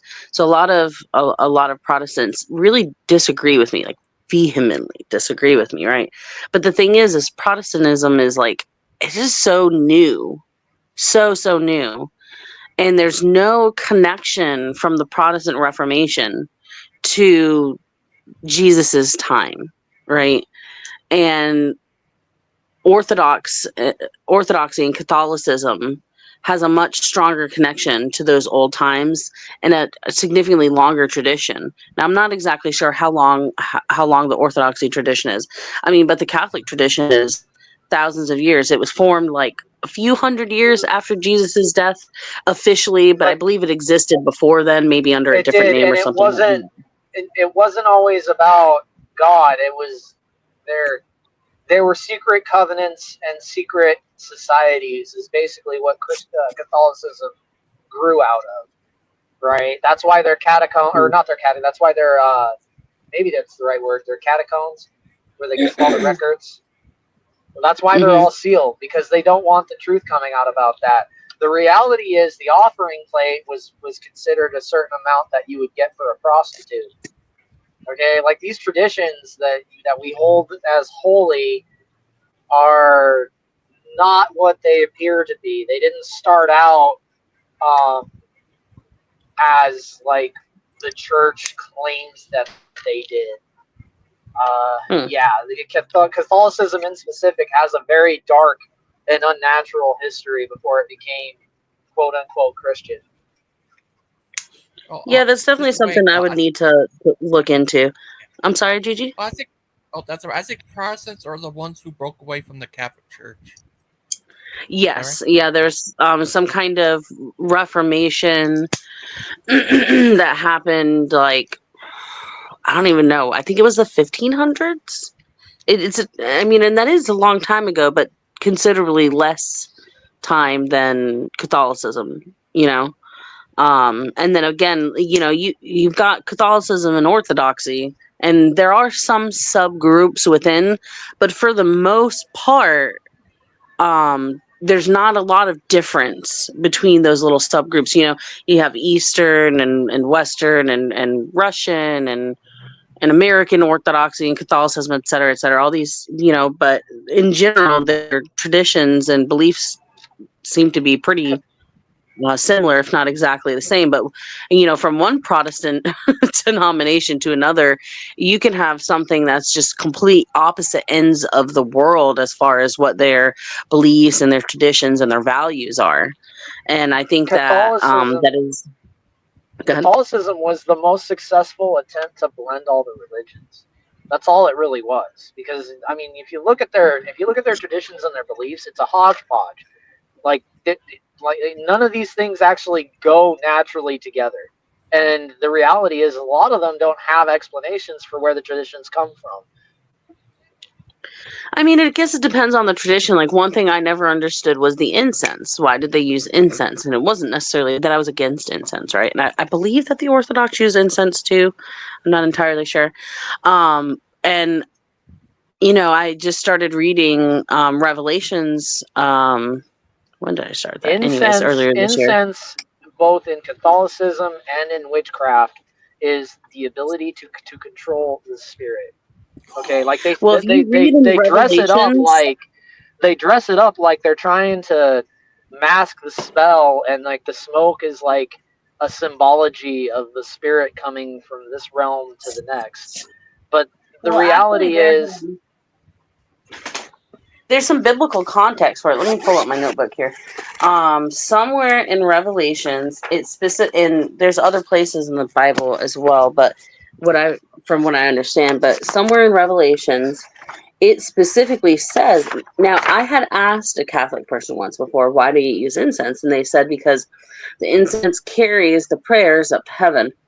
And I thought, okay, that's interesting. And at the time, I didn't know that there was any kind of biblical backing for it, but also I know that I haven't read the entire Bible, and even if I had, certainly wouldn't have memorized it.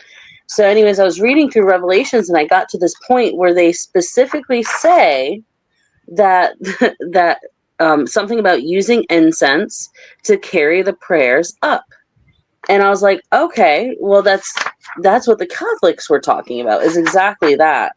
So, but I understand because incense is such a big thing in paganism, why a lot of people will think, well, Catholics are using incense and pagans use incense, and so this must be a pagan thing. It was somewhere in the 7th or 8th chapter. I didn't note the exact chapter and verse, but somewhere in Revelation 7 or 8, it mentions that about the incense. And so I think that probably a lot of Catholic and Orthodox traditions are somewhat biblically based, but it can be difficult to know because who knows, like, who's memorized the whole Bible. And then a lot of times if you ask a Catholic person or a an demon Orthodox has. person, A demon has. I mean, Absolutely, a demon has. yeah, probably. But then, like, a lot of times, if you ask a Catholic person or an Orthodox person to cite the Bible verses, they may not be able to cite the Bible verses. Just like if you ask a Protestant Christian to cite Bible verses for various different theological beliefs, a lot of times they can't cite the Bible verses either.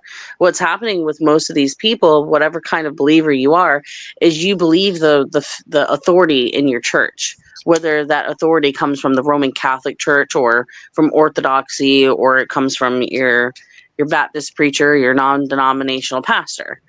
And so that's why a lot of people don't know the answers to their theological beliefs.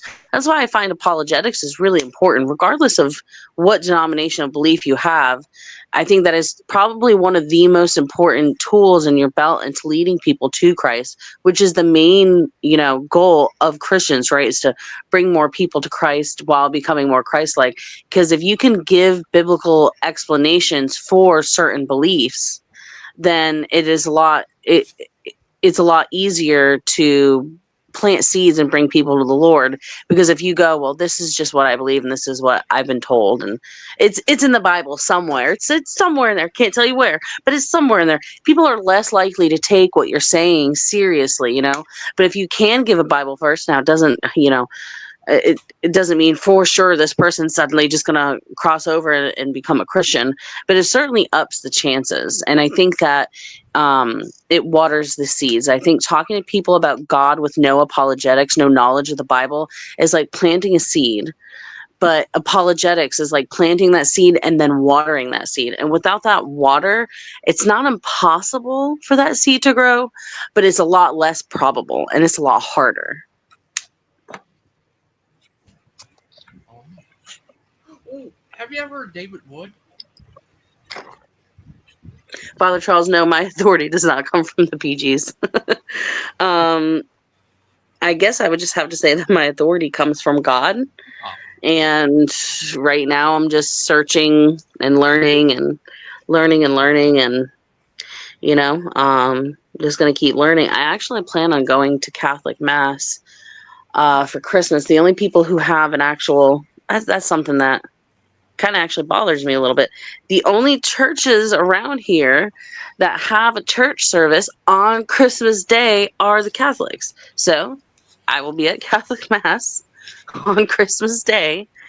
I've learned that I cannot partake in the Eucharist because I'm not like ordained into the I don't know if ordained is the right word, but I'm not like officially a part of the church, and you have to be in order to share in the Eucharist. And there's some other like politeness things that I've been learning about when I go. But it'll be interesting because I haven't been to a Catholic church. You know, it's funny. The last time I went to a Catholic church, I was pagan. I went to a Catholic church a couple of times as a pagan with my other pagan friends. I don't know why we went. We just felt like we wanted to go. Strangest thing. We went, bought some rosaries, and I had the rosaries for the longest time.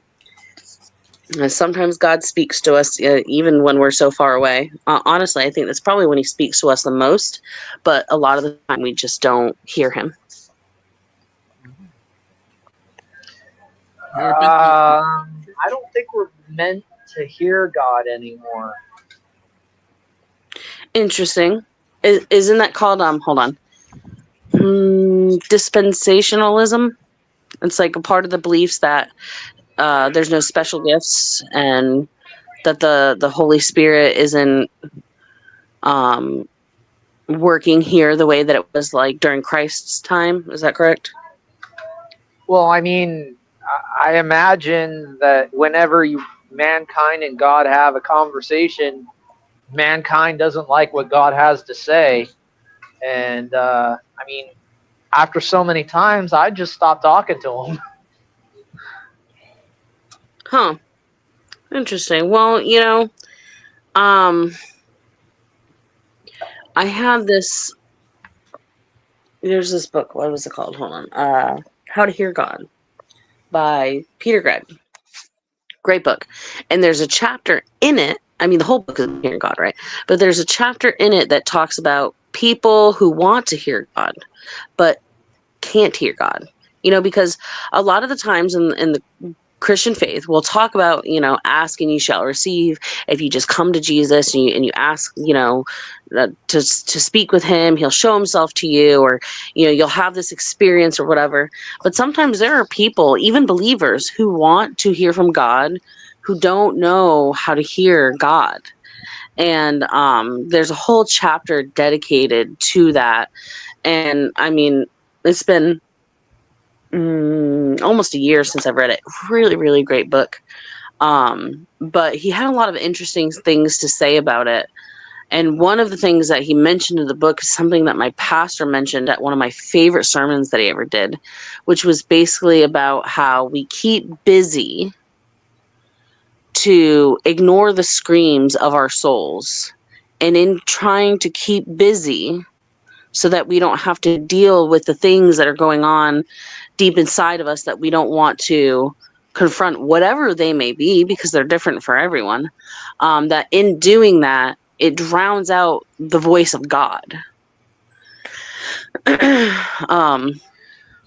Well, But if yeah, you take if you're away God, what are you left with? You're left with your psychology. So yeah, psychologically speaking, you have to be prepared to accept what you're hearing as God. Number one. Number two, you have to be convinced within yourself that it is God. And number three, God doesn't talk to man anymore. I don't know. There was something else in that book I was talking about that was like instructions on how do I know if the voice that I think is God, and it's not me in my head trying to convince myself it's God, or it's not some kind of demonic force or influence of Satan or whatnot. And I forget exactly now the formula that he gave, but essentially there was a couple of steps that you go through, and I do remember that one of the steps was, is it biblically sound? So, for example, God is never going to tell you to just go murder an innocent person. The Bible is against killing, right? It's against murder, right? It's not necessarily against if someone's trying to kill you and you kill them and trying to defend yourself. That's not the same thing, right? So, but God is never going to tell you to go kill some poor innocent person. God is never going to tell you to cheat on your spouse, and God is never going to tell you to sleep with someone else's spouse. What? Um, Obviously, those things are easier to discern, right? But so maybe a bit more difficult. Oh, I think you went in and then came back. Yeah, he's back. Oh, he just disappeared. I say, where do you go? And then he just popped right back. More than a gourd said, "Somebody call me." Oh, oh, Huh. I have no idea. Well, have you been I to love these funny names. have you Have been I been what? to an Orthodox church? No, the closest Orthodox church is an hour, maybe a little bit further from me. We only have one Catholic church in my whole county. The next closest one is about an hour away. But I've considered going to an Orthodox church. I'm very curious how similar it would be to a Catholic church. I imagine there's going to be, some similarities. Obviously, there will be some differences, but no, I've never been. Now, when I was younger and lived up north in New England, anytime I did go to church, it was to Catholic churches, usually the Portuguese masses. But and then when I moved down here, my parents mostly took me to Baptist churches, but only on holidays. And then, of course, as I mentioned earlier, there was a couple of times that I just went to the Catholic Church for no reason whatsoever. Well, I've been to all kinds of ones. I've been to a mega church that it was weird. It had a restaurant there and games for kids and like a little store. It was weird. They're Interesting. doing money changing right there. That's another thing I had against Ryan is he would like right in the middle of a sermon start an infomercial. It was crazy. Have you ever been to a church like that? No, I haven't. Although my church has a cafe, but well, it's not staffed right now. So what they're gonna do? Hold on, let me back up. My church is building. Well, they're looking for the land right now, but my church is going to build something called the Renewed Village, which is going to have 18 tiny homes. And those tiny homes will be for helping various people in the community. Now, a few of them will be for missionary people, because our church works with various different mission groups between different churches and different groups, not just between different churches in America, but Costa Rica, Indonesia, a couple of other places. Mostly we're working through South America right now. So some of the houses will be for that, but the others will be for homeless, for single moms, single dads, things of that nature. And how they're going to fund it is through the cafe. So the cafe, which is in the church, will be open 7 days a week, and it will be fully staffed. And then all of those profits, part of it will, I assume, go to pay the staff. Not entirely sure if it's volunteer based or not. And then, but the profits are all supposed to go to the Renewed Village. Oh, So I could see someone coming into our church because it's quite large now. We bought an old movie theater and turned it into a church, and This is actually their first permanent home in 15 years. They started in someone's living room, and now they're in an old movie theater. And so I could see someone coming into our church and going, wow, that's crazy. They have a cafe. Like, it seems to be all about money. But the cafe profits are for funding tiny homes for the homeless, you know. Oh, So maybe the restaurant funds went to feeding the homeless. yeah. I heard It's hard to know if you're not a part of the church. Sorry? I heard they used the game stuff to get kids off the street. I heard. Oh, that's cool. Yeah, that's pretty neat. Yeah. Yeah, I've been all kinds of stuff. I mainly grew up Baptist, but yeah, I've been all kinds of churches. It's crazy. Yeah, you know, I have an affinity for Methodist churches. Nothing against the other churches, of course. I mean, I'm at a non-denominational church and I love it. But I don't know. Oh, you know, I said earlier that when I moved down here, that my family took me to, I think I said Baptist churches, but I should have said it wasn't Baptist, it was Methodist churches. And I think maybe that's why I have a little bit of an affinity for that, because when I was older and did go to church, it was Methodist churches, and similar to Baptist churches, they tend to be smaller, they tend to be more close knit. And so there's just something about a really small church that's only got like 20, 30 people that just feels so homey to me. And it's really cool because when it's that small, you know your pastor on a much more personal level. Whereas my church, we've got, 500 or so people. We'll probably have more now that we're in a bigger building. And though I do have a relationship with one of the pastors, I don't have a relationship with the main pastor. I mean, he knows my name, he knows my family and whatnot. But once your church becomes so big, I mean, how can you have a personal relationship with 500 people, right? So that's why he has these different co-pastors, and then we all have these groups, and most of the groups, not all, are headed by someone in leadership. So we still have that closeness with someone in leadership in the church. So it's not like I don't have a pastor that knows me on a more personal level. For me, that would be Pastor Jim. He is the teacher for my Wednesday class. But it is something that I miss about the smaller churches. Oh, hold on one second. I'll be right back.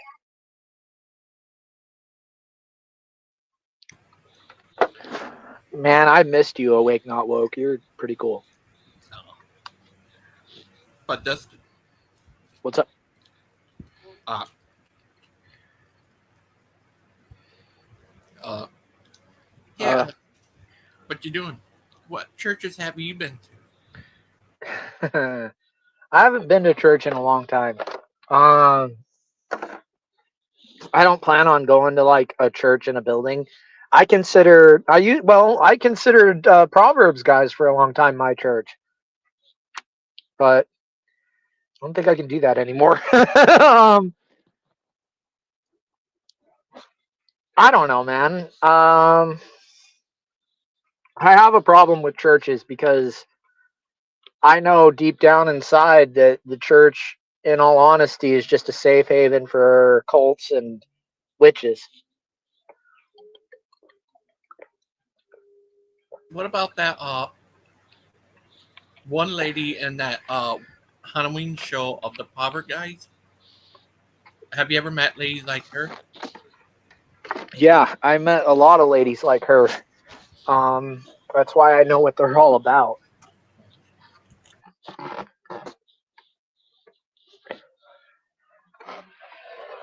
Yeah, they have a lot of women like that, okay? Women that are willing to prostrate themselves for what they consider to be power.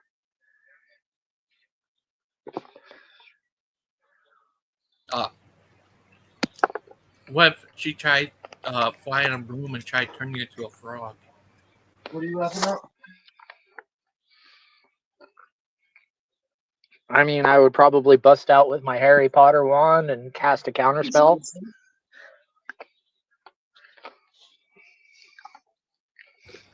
But what if Aiden is a witch? You know, I kind of suspect that he has some witchcraft in his family. I suspect that somewhere back in his family, there's a crazy aunt that was either in a mental institution that used to proclaim her power. I'd be willing to bet that that's the case.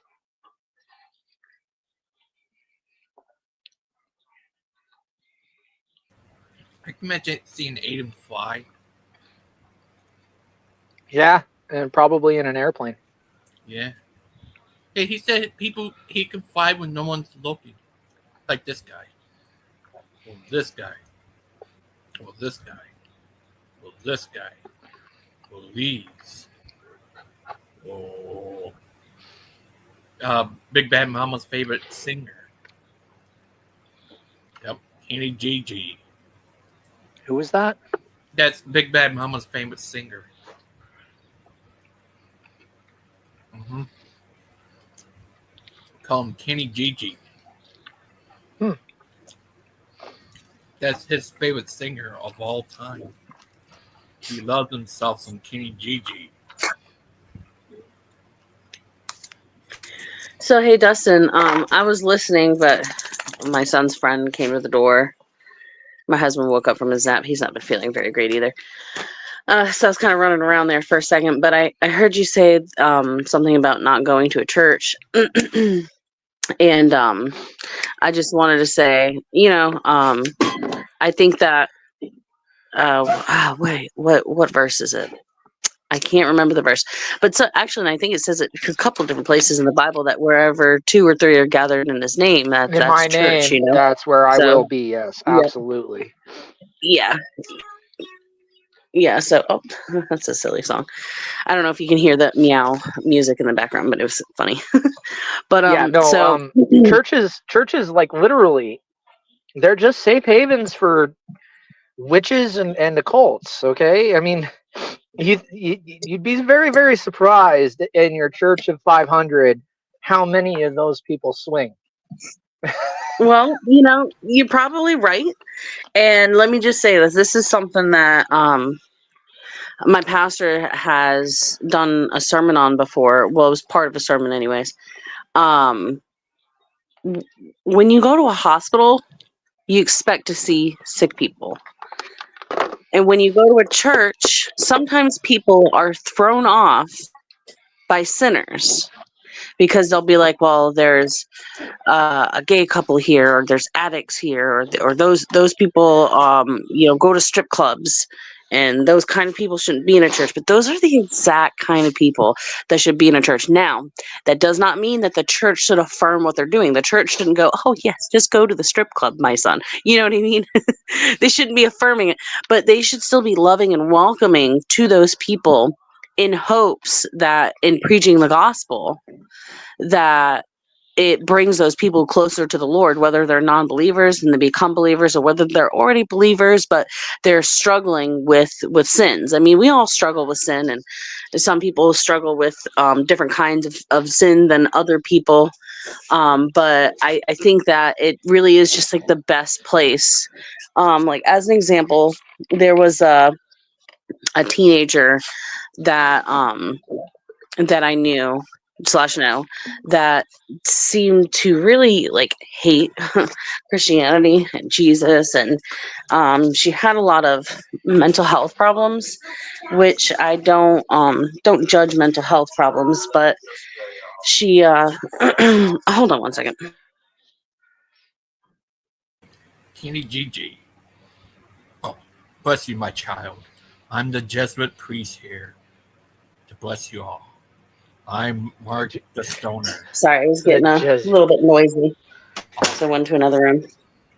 But when I first found out that she was going to youth, I was a little bit concerned for my son because I was like, I don't really know if I want him interacting with this person who glamorizes. A lot of teenagers these days have an issue with like romanticizing mental illness.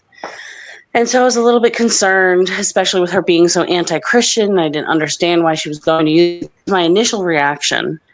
But like 30 seconds later, I thought, you know what? Out of all of the youth that I know, and her youth is quite large, probably about 40 kids. She probably needs youth the most.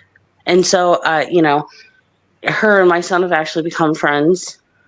And so I've had the occasion to talk to her a few times whenever we have family events at the church, and she's seeking God, and a lot of people who might know more specific details about her that I don't want to go too much into might look at her and go, what kind of people are this church allowing here? Or there's a lot of adults I know that go to the church that people might have that opinion of what kind of people did this church allow here. But it's exactly where those people need to be. Now I do have there's one specific kind of person that I have qualms with being in a church, but I'm a bit confused on the matter, like pedophiles. I think that pedophiles probably really need God, and I don't necessarily think that they shouldn't be allowed in a church, but also I don't think that they should be allowed around children. But also a church just for pedophiles where all the pedophiles gather together feels like a really bad idea too. So I don't know the answer to that. What the solution is there. So that There's a aside, real uh-huh. simple solution for that, but nobody ever goes for it. So Yeah, I know, like the whole throw them in the wood chipper thing, and it's tempting. It's tempting to feel that way. I have I very wouldn't even wood chipper them. I don't want to be considered. I don't want their death on my hand. I just cut off a member of their body and oh Lord. cartelize it right there. Yeah, well, as tempting, I have very very strong feelings of anger towards pedophiles, and that aside, God is supposed to be for everyone, and something that really spoke to me before, people have asked, like, why would you want a murderer to be saved? Why would you want a pedophile to be saved? Why would you want people like this to be allowed into heaven? Like, would you want your own rapist to be in heaven with you? And that's something that used to really, really bother me even before I became a Christian and closer towards the beginning of my journey, because I am a rape victim. And I've actually come to the conclusion over time that I don't want the guy who raped me to stay a rapist. I want him to get better. Like, I want him to become a better person, see the error of his ways, repent, have regret, and strive to be a better person. But in my anger and my hurt initially, my initial response was, screw this person. I want them to go to hell. I want them to burn. I want them to live in misery for the rest of their lives. But that just keeps him a prisoner as a rapist and me a prisoner as a victim. But if he gets better, hopefully at a church nowhere near me, which he actually moved out of the state, so I don't have to worry about that now. But if he goes to church and he gets better and he sees the error of his ways, that's actually the best outcome. But I don't know. Awake, not woke. I think that consequences are a thing that God had intended for the world to be a part of, right? And it's one Yeah, thing and that there's you can find consequences for. like for rapists, jail. Now a lot of rapists get away with it, right? Well, no, And no, but look, that's mankind's justice. Okay, right? There's another form of justice. Okay, and you're talking about God's judgment. right. Okay, now the reality is, in the grand scheme of things, for people like you and I who believe that we're going to live forever, are you in a million years going to look back on the one solitary moment in your life where someone wronged you and decide that the millions of years were a waste because of it? Or are you going to be able to look past it because the consequences of those particular actions only applied to the material as it was when it was? You get where I'm going with this? Yeah, well, I think so. Um, I mean, the there is. view isn't so bad looking down from the top as it does from the bottom looking up. I think that. So I've talked to my pastor about this, and I don't know much biblical scripture to support this. And this is something where I'm conceding to the authority of my church. And so, is it biblically sound? I don't particularly know for sure. But one of the pastor who does my class on Wednesdays, what he explained, because I've asked before, like we've asked as a class, what does it mean when you're a Christian who does bad things? How does that affect heaven? Because if all you need is faith through salvation and all of that, like how does that translate for Christians who are doing bad things? And the way that he explained it essentially was that how we live our lives, both before and after, even if we do end up being saved and earn salvation and then immortal life after the first death, that heaven essentially would be different, that we all have different rewards in heaven based off of the things that we've done or not done in our lives. And so someone who's a saint, like literally one of the Catholic or Orthodox saints, their heaven is going to look a lot different than someone who was, say, a rapist who lived a life of crime that got saved in the last few years of their life. But ultimately, I don't think there's a way for us to know exactly. And I think it's normal for human hearts to be like, want to know that there will be some kind of revenge from God, that God will just send my enemies to hell, especially the really bad ones who do things like molest children or killed someone innocent, But ultimately, I do still think that the best thing is for that person to be a better person. In my imperfect judgment, I believe that a physical representation of removing a body part from a pedophile somehow denotes some kind of justice. This is the issue. We don't know whether or not the punishment fits the crime in this particular case. We have to defer to God's judgment. This is how we end up with confusion. This is how we end up getting punished for doing what we think is the right thing. I don't Yeah, think I don't know if that. there's any specific scripture for what to do with Well, pedophiles in the exactly, and I Bible. don't think that us, in our limited knowledge and our imperfect decision making skills, should have an idea of what justice is, because vengeance is not ours to have; it's God's. Yeah, yeah. Well, So, I mean, I think there's two kinds of justice. So I think you have the justice of mankind. Whew, scared me, honey. Hold on one second. But Dustin, yeah. how many Dustin bucks does it take to buy a car? Um, if I was twice the man I was today, I'd be half the man you need tomorrow. Oh. It was funny. I had told Ada he should get, Brother Pike before, that type of money you should send him is Dustin bucks. Yeah. What if he did? He sent you. I What don't would you know. do? Probably take credit. Oh, I don't know. Dustin bucks. Oh, Dustin. Uh, uh, what church have you ever been to?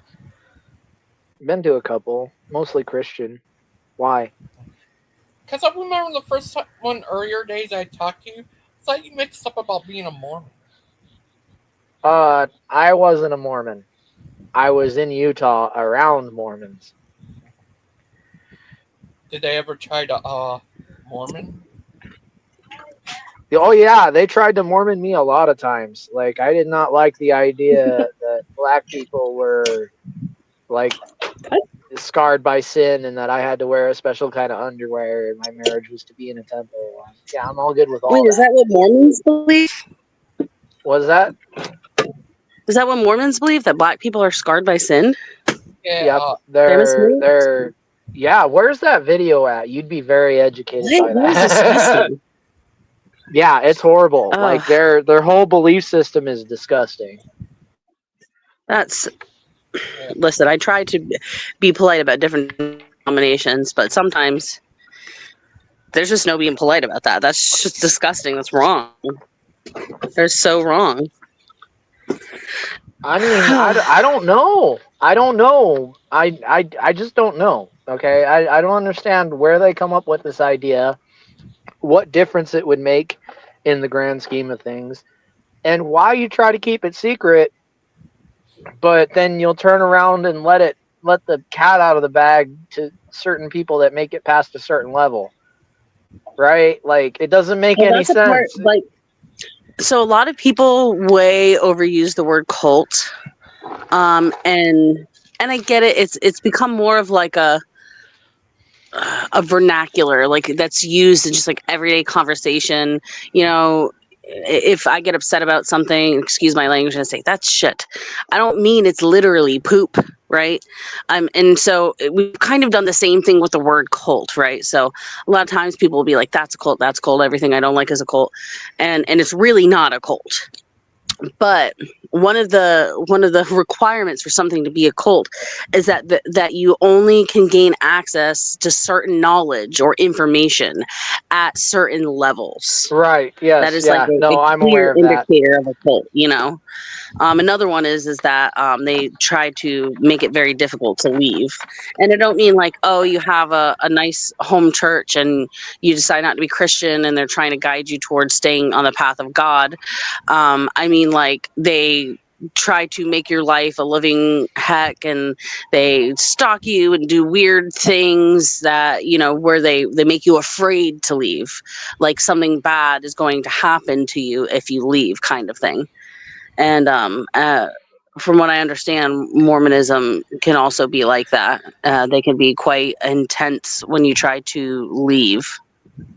Mormonism is ridiculous because they don't want their secrets being spread about the like. Well, I mean, I guess that's with every secret society, which is really what it is. Like ultimately, they're just like a moose lodge, right? They got their special secret temples where they have their special secret ceremonies, and they don't want to tell anybody that that it's centered around a naked girl that's dancing that everybody has sex with, that supposedly has a secret super door in the back of her head that she can tell people things from God.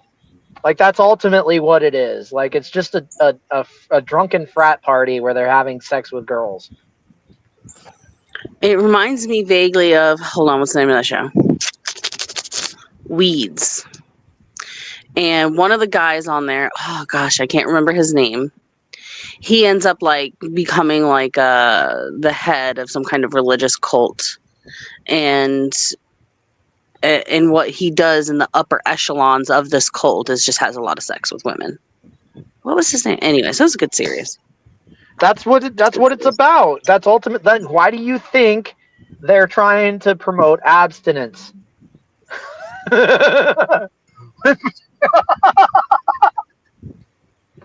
Wait, Every Mormons time. promote What? abstinence? You No, mean like why it, wouldn't like that's just how they get you. Like, cause like they're trying to say that they're a purity group, right? And then certain purity group people get pulled to a different class, and then the next thing you know, they're tricks. Like it's just like that's how cults operate. They tell you one thing when it's really the opposite. yeah. Uh, what if they combine Mormons with EVO Jehovah's Witnesses? Called Mormon Witnesses. Mormons, witnesses, Yeah, well, Jehovah Mormons. Jehormons. the Hormons. Oh Lord. Yeah, I played it back through my mind a second time and thought, oh, that didn't sound so right. But Jehormons. it was very, very limerically like that was a gift right there. I'm gonna have to use that. Excuse Yeah, me. you ever been? Yes. What if they did and they broke up into two: Jehovah Mormons and Mormon Witnesses, and then they broke up into three into uh, Kingdom Hall of the Latter Day Saints, Wait, aren't Latter Jehovah Day Witnesses. Saints just another word for Mormon, or is it Jehovah's? I But don't. I haven't got a clean idea about all of that. Actually, I know that there's a lot of Mormons that call themselves that, but I don't think it's the same thing. Actually, I think that there's just a faction of the two religions that agree with each other. Oh. Yeah. Have you ever been, Miss Wake? You ever been with Hebrew roots? Been heard of what? Hebrew Oh, roots. wait, Hebrew roots. Yeah. It's so funny that you say that because I very recently learned about the Hebrew roots movement. And now I had not really had any kind of interaction really my whole life with people from the Hebrew roots movement until I became a part of the Proverbs guys. And at the time, I didn't realize that it was something that was called the Hebrew roots movement. Hold on one second. Uh, yeah. Who won in a Joseph fight? Biblical Joseph versus Joseph Sorry, Tech Guy. I was letting my husband was letting the puppies out. But yeah, it's interesting. So essentially, I guess it's like people who think that they have Jewish blood, but they're Christian, but it's not the same as a messianic Jewish person, which is a person who is Jewish who then comes to accept Jesus as their savior. But it's like a Baptist or maybe sometimes Pentecostal people who for some reason believe that they genetically have Jewish roots. It's They say. interesting. I look at my DNA test and I found out I do. Oh yeah, you're a little bit Jewish. That's Yeah. interesting. You're a little bit, you're a little bit Jewish. You're a little Jewish. Yeah, Is it on your that mom's sounds side? so bad. Because Oh my! Yeah, it's not on your mom's that side, I was hear. Yeah. It's on that my. was Haggard right there. You're a little bit Jewish. That Yeah. It's on my mom's side. sounded so anti-Semitic. Oh my god! See why? Oh, that was funny. Oh, there's another Jewish movement. I don't know what you would call it, but Messiah. it's like this belief that the only real Jews are black Jews. Oh, the Black Hebrew. I think, That's The yeah, racist. Bracker yeah. And Hebrides. for some reason, like people are really mad at those people that black people think they're original Jews. Now, I don't think that that's true, Well, it's but like because I don't hate them for believing it.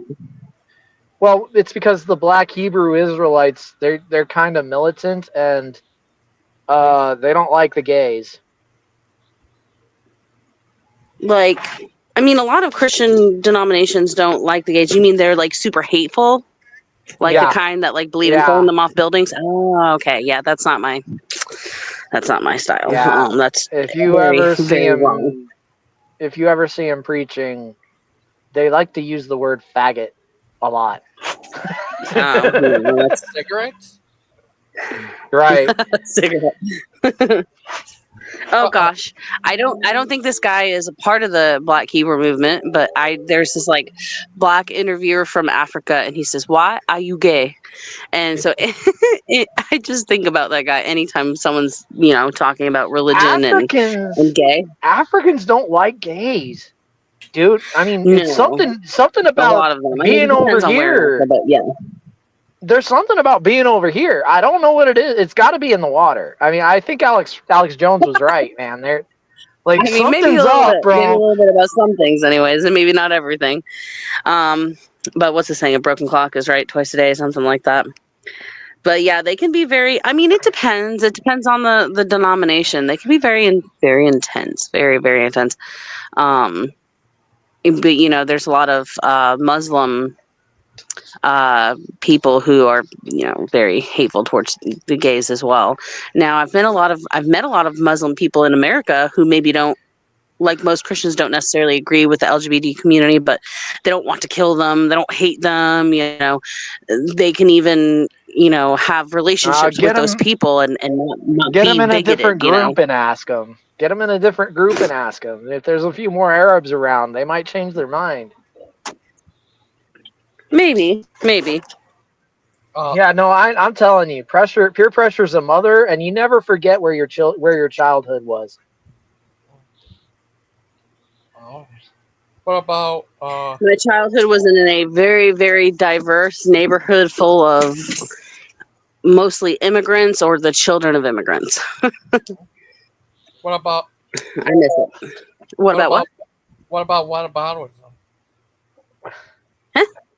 That's young. You know whataboutism? Mrs. Mudd loves to Oh, talk what about. about us? Listen, I know a lot of people hate them. I love listening to their podcast. Now, there's a lot of things that they say and do that I just very much disagree with. But there are a lot of things that they say and do that I do agree with and also find very hilarious. Ooh, So that's one of my guilty pleasures in life is whataboutism. I mean, I don't watch too much of it because, good Lord, their streams just go. They're like 6 hour streams sometimes. Too much. If I'm participating, I don't know. I mean, because I've definitely like watched a lot of mod streams that became like 4 and 5 hours. So I guess maybe they're not my flavor when it comes to that long of a stream. But so maybe in small doses. Yeah, you got to commit to a 4 or 5 hour stream, and I you got to be interested in what's being said.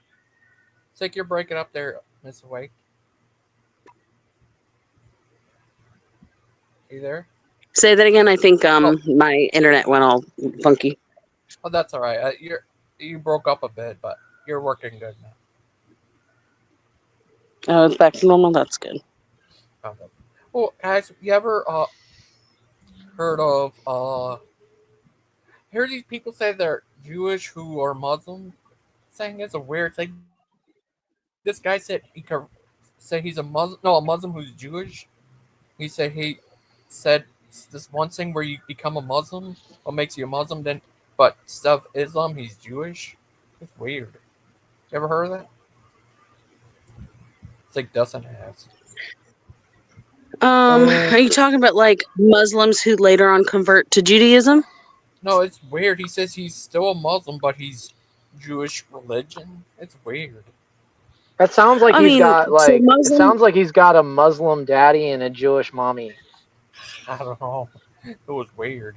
Well, do you mean like the people are like Muslim ethnically, but religiously they're Jewish? Because like there's a lot of secular Jewish people, right? Like people Oh, who have Jewish blood, who grew up in Jewish families, but who are atheists. Or I've met Christians who grew up Jewish. And then, I mean, I don't really know how you differentiate between a Jewish person who takes Jesus as their savior and becomes a messianic Jew versus a Jewish person who just full on converts over to Christianity.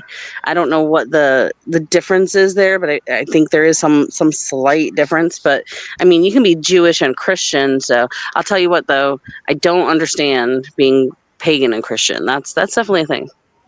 that's There's a lot of people in pagan Christian groups. yeah. Well, That's Well, because I they're guess I mostly do kind of Catholic. understand.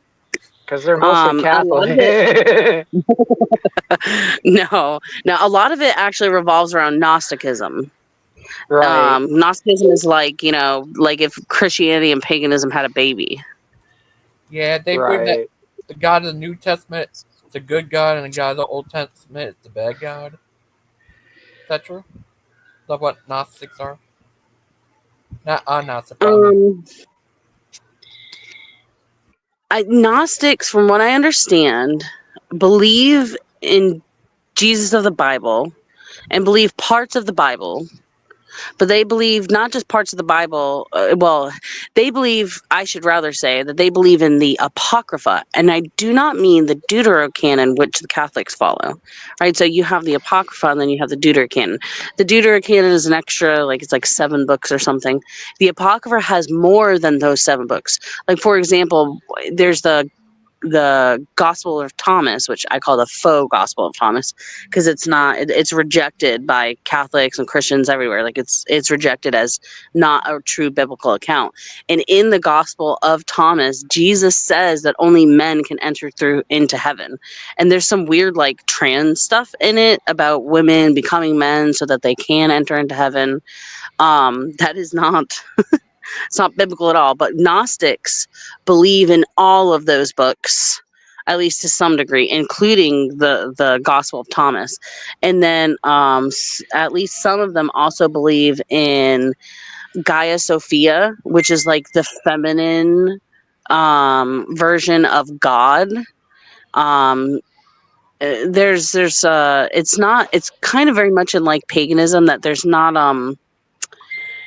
it's very fast and loose. There's no real organization to Gnostic beliefs. Like there's some quote unquote denominations of paganism. You've got Wicca, you've got Kitchen Witch, things of that nature, but none of them are really You got the witch organized in doctor. any way. Yeah, that's far more organized actually than really any other pagan sects. Well, But and it's kind of like that with Gnosticism. There's no real organization. It's a lot of different beliefs that are really just under one umbrella. uh, you ever heard of voodoo? Is that still around? Voodoo's Yeah, very much still around. It's been adapted. It's been definitely. modified. You don't There's like see like Christian it. voodoo. It used to be a specifically like race specific magic, but it doesn't obey the color of skin anymore. It was weird. Um, yeah, it's there's different kinds of voodoo, and then there's also hoodoo. I don't really know exactly the difference. And then I know in places like Louisiana, and I think parts of Florida, there's a high population of Black people who are voodoo, and it often, though not always, is very generational. And a lot of the times, it's mixed with Christianity or Catholicism. Um, but I don't know, too much about it. It seems to me that there's some kind of connection to African ancestors' religious beliefs in the voodoo, because there's There's a also lot voodoo of in Africa. there's a lot of necromancy in voodoo. There's a lot of I can't think of the damn word. What's the voodoo doll? Voodoo doll? Just No, I I don't know, have a but voodoo doll. there's the underlining power that I can't remember what the word is for it, but that like there's the voodoo doll, and then there's the concept that they think that the voodoo doll works under, and I can't remember what that word is. Oh, But I'm not sure. yeah, there's I mean like voodoo, most witchcraft, it doesn't really like when you stylize it right, then it kind of becomes like a home base for that particular style of witchcraft, and voodoo just happens to be a particular style of witchcraft because in Essentially, reality, yeah, in yeah. reality, like the goals of all witches, voodoo, whatever, the whole idea is just to cause chaos, is just to disrupt God's plan because they think there's power in it. That's ultimately all it is. Like they all realize this, they all admit it behind closed doors. They think that the persona of having power gives them a manipulation point in society because that's the only power that man has access to in today's day and age is the ability to manipulate, lie, and coerce people and out of their personal hard-earned money, which is can also be considered energy. I don't know that they all admit that, but certainly it's quite rampant throughout the pagan community, and I think that ultimately witchcraft is about trying to obscure the word of God, but I don't necessarily think that is the intention of all pagans. Now, I say that as a pagan who was very proudly open about trying to obscure the word of God and trying to convert people away from Christianity. It was quite obnoxious. Gosh, that was so obnoxious. Um, but I do think that there are pagans with good intentions. I think a lot of times people who have become church hurt, who are searching for a higher power, end up in a fluffier side of the pagan community. Um, Sometimes it's Wicca, other times it's just like I said, a fluffier version of paganism. But I do find that those people, the longer that they stay in the paganism, often, though not always, slowly but surely start tending towards more quote unquote dark magic. And now I realize in the grand scheme of things, to our God, that white magic, black magic, there's not much of a difference. But in the pagan community, white magic is praying for healing and praying for financial success. You don't pray to or do any kind of spells. Rather, I should have said spell casting, not praying. But you don't do any kind of spell casting that could affect people's will. You don't do any kind of voodoo or anything of that nature. A lot of those people also believe that you don't do any spell for anyone without getting permission. But a lot of times those people, and that's actually where I started myself, a lot of the times those people, as I said, start to begin to tend more towards dark magic. Not that they go full on dark witch or anything, but it's just something that I noticed even when I was pagan. I myself never did end up getting into voodoo, and I did start to toy with the idea there at the end that cursing might be okay in some circumstances, because it became a popular thing that people who are quote unquote white witches try to claim that cursing is okay if the person deserves it. And that's really just the way that all kinds of people justify violence against anyone, right? I did Mr. kind of toy with the idea, but I've never cursed anyone because I could never bring myself to do it. I've cursed lots of people. Oh no. I have cussed people out. I've Oh, Cussed a cursed lot of people out. lots. I Not so have much lately. in my youth and in my ignorance, I have cursed a lot of people. A lot. uh, I've seen some strange, crazy things that you could not explain. I can't explain. You wouldn't believe me if I told you. oh, Mr. Wake, you ever heard of this guy Mhm. named Von Helton? Von Houten. Sounds familiar. He's buddies with Brett King. He thinks he's a Oh, wizard. that's probably where I've heard it, because at one point I watched Brett Keane shows from time to time, not a whole lot. Not that I have any issue with the guy. It's just that there was a time where he was coming on the Proverbs guys, just a tiny bit here and there.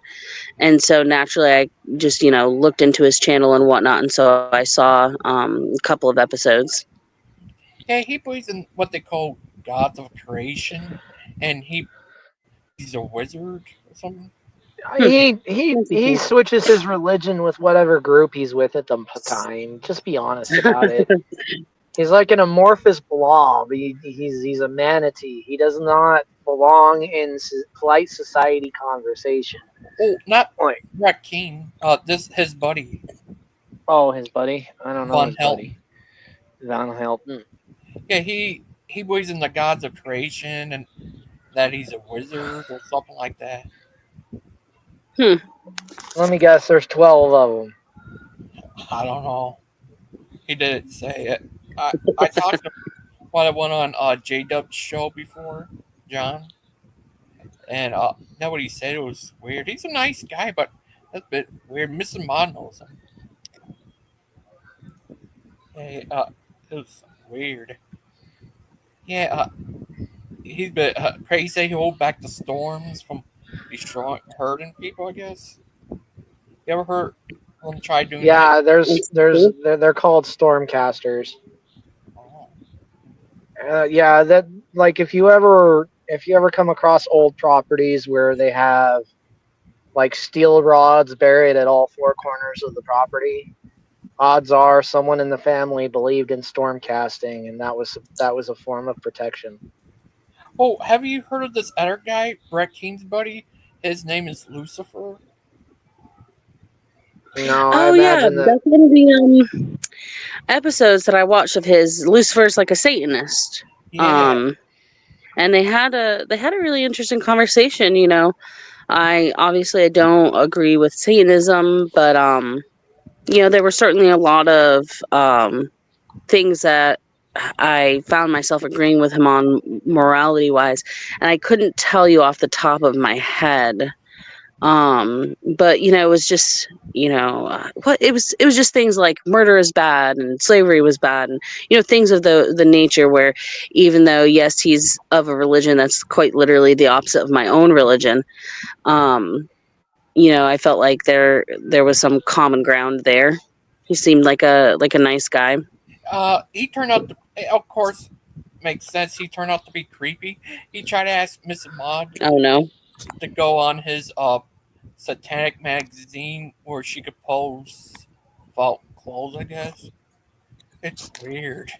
That guy's Oh gosh, yeah, that's creepy. That's unfortunate. He seemed, nice, and I try not to make snap judgments about people, even if they are Satanists, or whether they're the atheist kind of Satanists or the Lucifer believing kind of Satanists, or whether they're even just pagans. But I mean, there's creeps in Christianity as well. So it's just unfortunately a human thing. Sometimes people can be inappropriate and creepy. Like if you want to have some strange half naked or full naked woman calendar for your Satanist, whatever, far be it from me to judge you harshly for it. I don't think it's moral, but I'm not going to sit here and, act like you're some terrible person because of it. But to ask someone to pose for it that you're not really close with, that you don't have that kind of relationship with, that you would know would be okay with such a question, I think is very inappropriate and crossing a line. There has to be a very certain kind of connection between you and the person before you're going to ask a very personal and weird, creepy question like that. yeah. Here's this other guy. He's a funny guy. He's crazy. Uh, he started off as armor Christian, but he became Lucifer's lovely. The real true Daniel. What you guys saw a fake Do you Daniel know who that earlier? guy is? Yeah, we saw Yeah, fake he Daniel said, and some girl. Okay. yeah. Do you know who that is? In the comments, he was named Clay. Oh, Clay. Well, Clay is a friend of mine, but he's also a troll, and I can't control anything he does. So, uh, he is legit a friend. So hopefully, he didn't do anything too bad. Okay, he But was. sometimes he's a little edgy with his humor. Yeah, he was acting weird, and he Yeah. he came out again with a name called Jim Crow. Jim Okay. Crow. All right. And I, There's a, Yeah. I I who think it you would were have talking made about. I think it would have made more sense if he came in under Jim Eagle, but he had put in the comment the these the end and I and you know Yeah, Not cool. I noticed Yeah, that I don't. one. He shouldn't do that. He shouldn't do that. yeah. Yeah, yeah. But what are you gonna do? I mean, it's Clay. Clay is like a force of nature. He cannot be controlled. hey guys, I got to get out of here. I'm gonna say go Trump before I do. Much love, Oh yeah, everybody. yeah. I'll catch you MAGA. later. Much All right, see you, love. Dusty. Be safe. Bye. Bye. It was good seeing you, Awake Not Woke. You better email me sometime so we can do a live together. Oh, that's Yeah, it was nice seeing you. Catch you later. bye, Bye, Dustin. hun. Ooh, ouch. Daniel, how are you been today? I'm doing great. I took communion. It was my 40th day, so this is like the first 40 days of being a member of the church is typically seen as being extremely full of grace. So it was very nice to get to that 40th day, and right after liturgy, we had an Eritrean Ethiopian fellowship because a lot of people that go to my parish are from Ethiopia and Africa. Because in Africa, they kept Orthodoxy alive too. So we have like Greeks, Russians, Africans, and of course many converts. It's a wonderfully diverse place. But we had the fellowship of Eritrean Ethiopian food, and it was so delicious.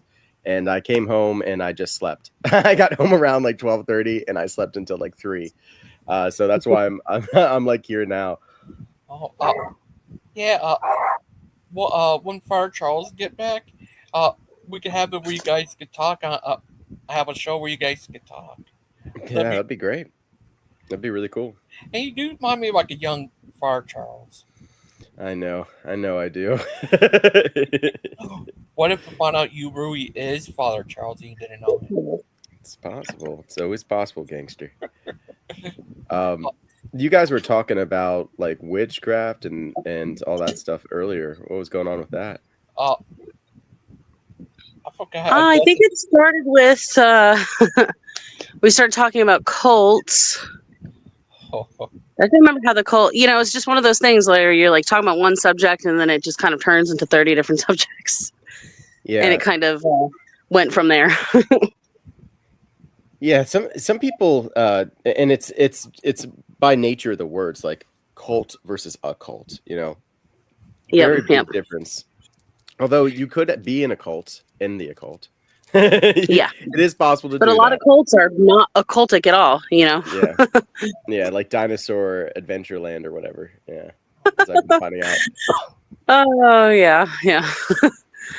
uh, she used to be a PG, but she retired. But Yeah, awake. I was No. yeah, I used to have a show on their channel called Awake Not Woke, and um I just couldn't stomach how mean they are.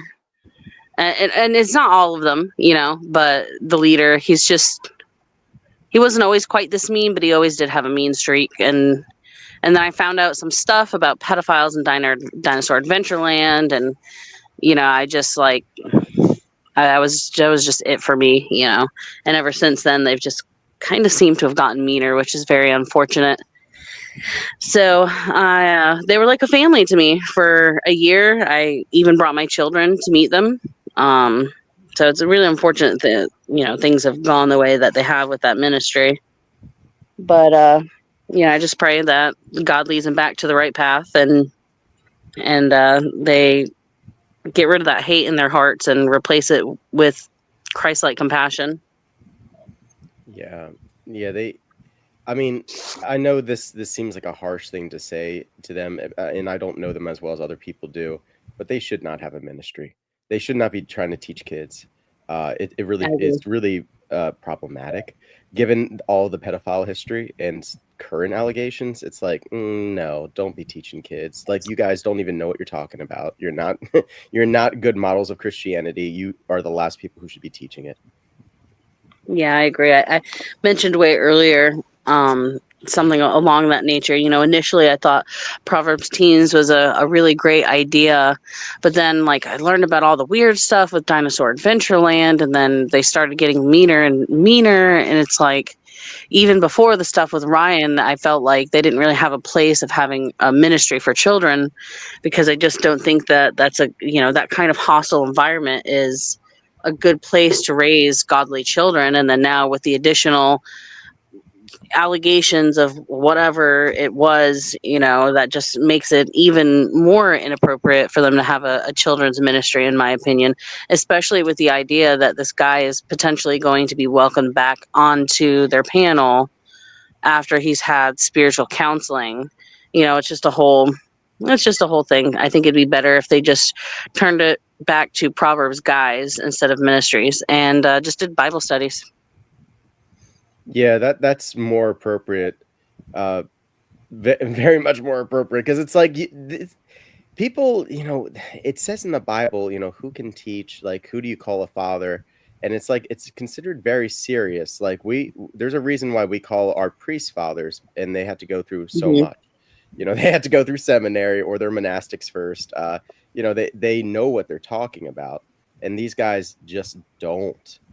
They're going against the apostolic teachings, but more than that, they're teaching kids, instead of theology, they're teaching them attack lines to go after Catholics and Orthodox.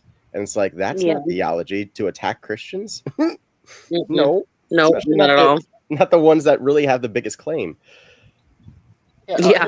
Yeah. here's this guy Brian Dingacher. He's a funny guy. He's you ever heard of him, Miss Wait? Brian Dingacher. No, it doesn't sound familiar. Father Charles knows about him. He's a crazy guy. I've seen a video where he hates on all three: Protestant, Catholic, and Orthodox. But he said he thinks he's a Baptist, but I don't know. But It's yeah, so funny when they go Baptists after are Protestants when they Protestant. themselves are Protestants. yeah.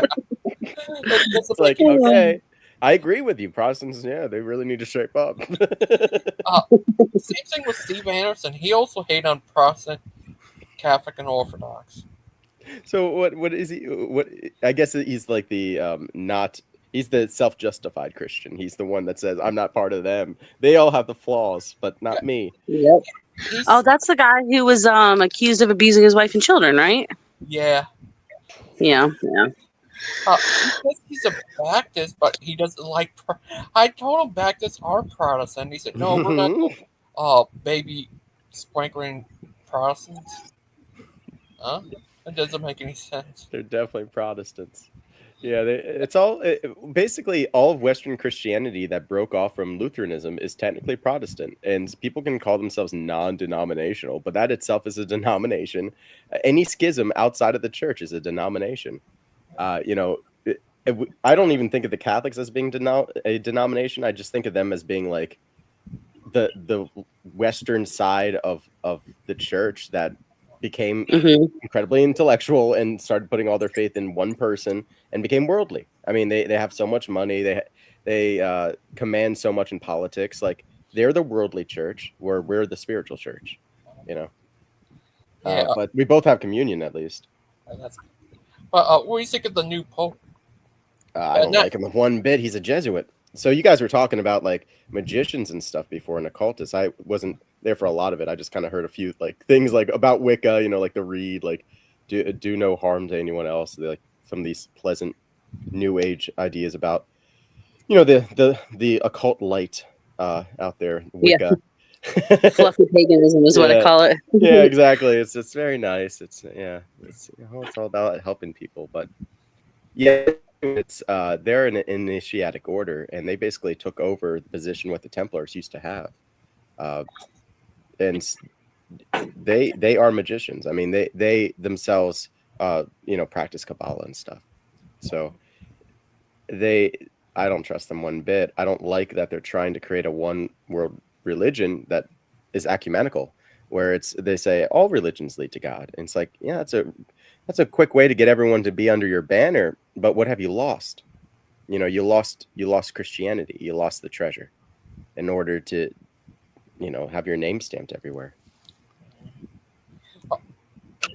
So Orthodox people don't follow the Pope, right? No, right. we haven't since Okay. 1054. And Okay, even so they before used that, we to, but didn't. they kind of broke apart. Oh, okay. Yeah, even before, like, so before it was is a synod, and you know the Pope would basically be in control of the entire Western diocese, and we were okay with that as long as he didn't tell us what to do. And then he tried to anathematize the Patriarch of Constantinople. So all the other churches were like, no, that's not how it works. You're anathematized. You're one man. You can't point out and say this bishop's wrong because we actually agree with this bishop. We don't think that you should be in charge. And so that's how it all broke away. There's like that Pope had so much control of the church that he was able to do that. And, you know, basically say, well, no, we're out of communion.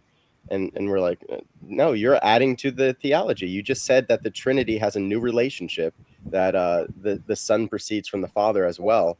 If you're talking about the Godhead, that is incorrect. And if you're talking about just Christ's mission on earth, then you can make that a little bit more clear, but you can't just steamroll over us and just say one of us is anathematized. We had to work it out. And they just didn't want to. And then things just got worse over time. See, that's something I need to learn a lot more about is church history of the Catholic and the Orthodox. I know basically zero. Pretty much zero, you know, like 0.01%. Yeah, there's I think it was Timothy Ware that said with Western Christianity, unfortunately, we only have like a subset of Rome, and then you know what is minus Rome or plus Rome. Like we don't. A lot of people in the West just aren't even aware of what was going on in the East that continued to this day. That there was sort of like an original vein that continued, although it suffered. I mean, we were persecuted so bad in Africa and in Russia, and even in Greece at times. Greece was probably the most spared one, and that's why Greece is like sort of like the heart of Orthodoxy. Still, we have Mount Athos there. Yeah, they're like 98% Orthodox or something like that. Yeah, and the Russians, you know, they're pretty much up there too. But they had to deal with Stalin. They had to deal with communism, and they were killed in droves. Father Charles is in Greece. Yeah, Yeah, he's Oh coming yeah, back that's here right. soon. That's right. Yeah. Did you talk to him on Messenger? Say that again. Did you talk to him on Messenger on Facebook? Um, yeah, yeah. We're connected on Messenger now, and he said that he wanted to treat me to lunch, and we're Oh, both in the same state, so I think that can definitely be possible, and that'll be pretty Oh, cool. nice. That's awesome. Yeah. wow, that's nice. What do you do? You find out he's your long lost cousin. Well, he's not. I mean, but you know, like I always like to say, he is blood related as far as it goes with the Eucharist. Oh, oh, yeah. Last night it was yeah, Joseph, the tech guy.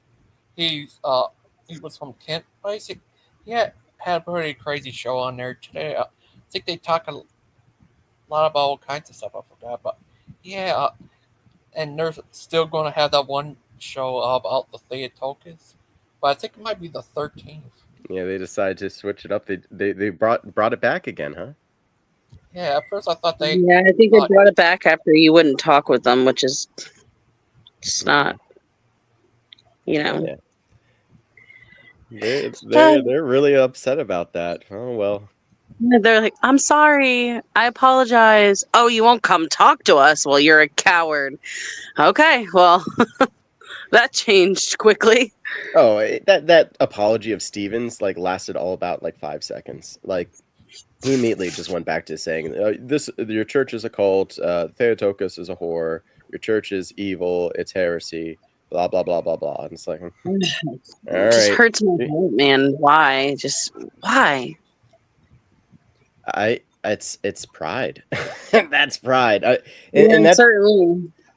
yeah, yeah. I mean, it what ultimately will strike at a Christian in the West is when they start to realize that, oh my gosh, this person has a lot of good points. Like this is what the saints all believed, and how could they all be wrong and I'm right? They were obviously more righteous than I am, and there's something that happens in their mind where they're like, no, no, no, no, I don't like where this is going. That means that I'm not following the way I should be. Have I? Are you saying like I have to be like you now? And then they take it as extremely offensive because they start looking at themselves. And when Yeah. you get someone like Steven, it's going to go ugly real quick. I mean, I don't know how long it will take for him to maybe eventually realize maybe I should check out the Orthodox Church. Maybe I should just go there and just see what they're saying, because it seems like everybody else is going there right now, at least just to learn, maybe not to join, but just to learn what it's about. Because why would you not want to know the history of your own Christianity? Yeah, I don't understand the hate for it. You know why?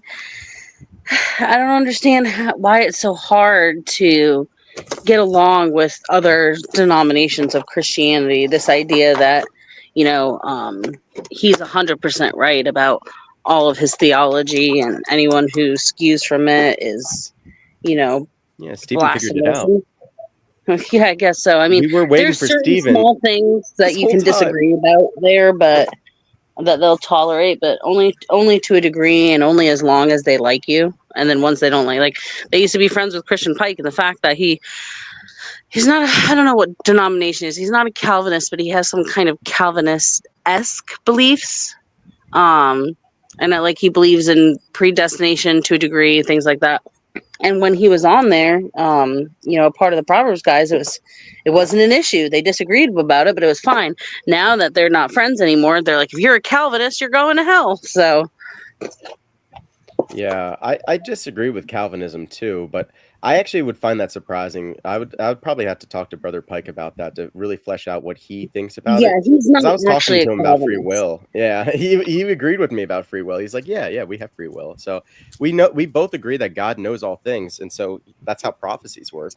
Judas was prophesized, Mother Mary was prophesized. All these people were prophesized. It doesn't mean that they don't make the choices. They need to still be in conformity with God's will. It's just God knows what they're going to do. So Yep. we still can make choices. What the problem is when we try to rationalize it in our minds, when we think about it on a human logical cause and effect basis, we're like, how could you have choice when everything is already determined? And it's like that unfortunately your mind's just not going to get a hold of it. It's God. There's mystery there. Yeah, exactly. We don't know That's how kind of God how gives I us look free will and at knows everything. predestination. He does. And even though I have the similar view of predestination, I've never been accused of being a Calvinist, so I don't know why they say that he's a Calvinist. I don't I don't get that. I don't get that because I that's pretty much how I feel about predestination. That's actually what my church teaches, but they have roots in orthodoxy, so um Hmm. not surprising. What is it, Methodist? No, it's non-denominational. Oh, but it has roots in Orthodoxy. Yes. Interesting. Okay. I'm not actually against that idea. I like the idea, and some Orthodox don't, but I don't see the problem with it. Where you'll see these non-denominational pastors, and even like Lutherans now, and other Anglicans, they'll come to Orthodoxy just to go to the church, and then they'll take it back to their own congregation, and they'll bring icons and stuff, and they'll bring teachings. And they'll be like, "This is something that we learned today," like, and it I think it's good. It's just more the truth. Obviously, I'd like them to be connected by communion to our church, but if they can get better theology, that's good. Yeah, I think that's a really good perspective to have. I think that may be why, because I watch your show from time to time, and I find that we really agree on a lot of things, and it's probably because of those roots in orthodoxy that Yeah. my church has. So, and they're not, they're not hateful towards the Orthodox. They're not even hateful towards Catholics, though they obviously don't completely agree with all of Orthodoxy. Otherwise, they'd just be Orthodox, right? Yeah. And there's always going to be some holdout, like you mentioned something that they said wrong about Christian Pike because they have nothing to attack him with, so they're gonna say he's a Calvinist even though he's not. And it's the same thing with Mother Mary. They're gonna claim that I worship Mother Mary, which would be a heresy. It's very clear in our doctrine that we don't worship her; we venerate her. It's extremely clear. But of course, they can't handle the truth, so they're going to lie about me. For that, we should actually be happy because it's in the Beatitudes. Blessed are those that persecute you and say all manner of evil against you falsely for my sake, for Yep. great is your reward in heaven. So I'm like, all right, keep lying about me. That's cool. Well, I used to try and tell them when I was still a part of the team that they had the issues with the people, a lot of the people, not all the people on Missing Mod's channel and Gangster Ghost channel, and the Proverbs guys would talk a little bit of crap about some people, and then the other channels would talk crap about the Proverbs guys, and it was a back and forth thing. And I tried to tell them for so long, just ignore it. Just be, let it go. Who cares? We're Christians. We know we're going to be persecuted, but they can never let it go. It's they got to do the tit for tat thing, and that's just not biblical. Like you said, it really is honestly just you should take it as a blessing. Oh, my little dog, actually my mom's dog that I'm babysitting. I don't know if you guys heard him crying, but he doesn't like when I'm too far away from him. Oh. Yeah, Daniel, that guy said his wife is a mail order bride. That guy who pretended to be you, Clay guy. That's a joke. Yeah. He makes a lot of jokes. His wife is from the Philippines, but she's not a mail order bride. He makes that joke. Well, just like Dan's wife. Yeah, that might actually be a little bit closer to the truth with Dan's case. With Clay, he actually like talked with her and like met her, and like it wasn't just like I'd let him talk about his own relationship himself, but I do know Clay pretty well, actually extremely well, and he's a very good man actually at heart, but he likes to make really like obtuse jokes. It's just his flavor of comedy. One time he said that she was 14, and man, he got in so much trouble for that. Like, it's so clear that she's actually older than him. She's like, he's like 20 something, and she's like 35. So he said, "Oh yeah, she's 14," and like, man, people got so upset. But she was on camera, like you could see that she wasn't a kid. But he just makes these jokes just to get a reaction out of people. He likes to get a rise. Wow, yeah, he does. He tried to put in the comment first the N. Yeah. The wall. He learned that from people attacking my channel. So Yeah, I see that on Funny. Facebook sometimes. Yeah. I've seen that's how people try to get away with it. Which I don't even think anyone should. I think I'm a free speech absolutist. I don't agree with using the word. I do think people should be able to use the word, and that just kind of lets us know what kind of people they are, right? But that's their way that they get around the filters, is they do one letter at a time in a comment chain. Yeah. I was watching Matt Walsh's "Am I a Racist?" and it was pretty funny because So there's one good. I went book. on opening day with my husband. Loved it. Hilarious. Do you remember the one Hilarious. book that's just like, I don't think I can say this one? Do you remember when they had them yell at and verbally abuse the old man in the wheelchair? And they Yeah. did it. And then when he asked the white people to whip themselves, Yeah, and a there's only few of them two were people like, that walked listen, away. I can't do yeah, the Two people rest were like, were I'm about to out. whip themselves. And- They were so convinced to hate themselves as white people that they were literally going to whip themselves with whips. And that's like, I was that brainwashed when I was a radical leftist. I hated white people, me being white, like that much. Yeah. That I probably would not have walked away when he brought up the whip thing. I probably would have still went with him. Like, yeah, I deserve this. Yeah, I What did my deserve this, even though I ancestors had do? nothing to do with any of it. I deserve it. My evil But it just shows you can my convince evil people to blood. do. Yeah, I was a Me too. liberal in high school and college, and yeah, I was the same way. I was like, I hate being white. I wish I was born a different way. What if Yep, and I'm actually Portuguese. I mean, obviously I'm white, but like my family's from the Azores. I'm just not the white. Like when I moved down here to the south, and like my friends would find out I was Portuguese, they'd go, "Oh, I knew you had something in you," and by something they meant something not white. Yeah, you But got a little even so, something in you. my skin complexion is light enough that, and I am white, that I just formed this hate for myself, and I also was like a huge man hater, hated men, and that really came from trauma. But and one day, I just kind of realized like, my sons are white, and they're also going to be men one day. And What I am don't I want to hate these doing? rascals. They're mine. Exactly. And I was worried for what would happen to them if I raised them to hate themselves and see themselves as, automatically evil, automatically abusers, rapists, all these things because they're white and they're men. And I kind of came back down to reality. Yeah. Yeah, it just takes a little bit of life. That's what it was for me. When I got out of college and I hit the workforce, I think being a liberal lasted about 6 months. Until like my own coworkers just like started to infect my mind. And it wasn't really them like brainwashing me or anything. It's just like these ideas just don't hold water at all. Like especially when it comes to identity politics, you're just like, yeah, this actually is really, it's like a stupid game, isn't it? What are we even doing? Why are we focused on this? There's like real issues in the world. yeah? So I had a Republican friend who was very outspoken, because like all my family is Republican, just about, like a vast majority of them.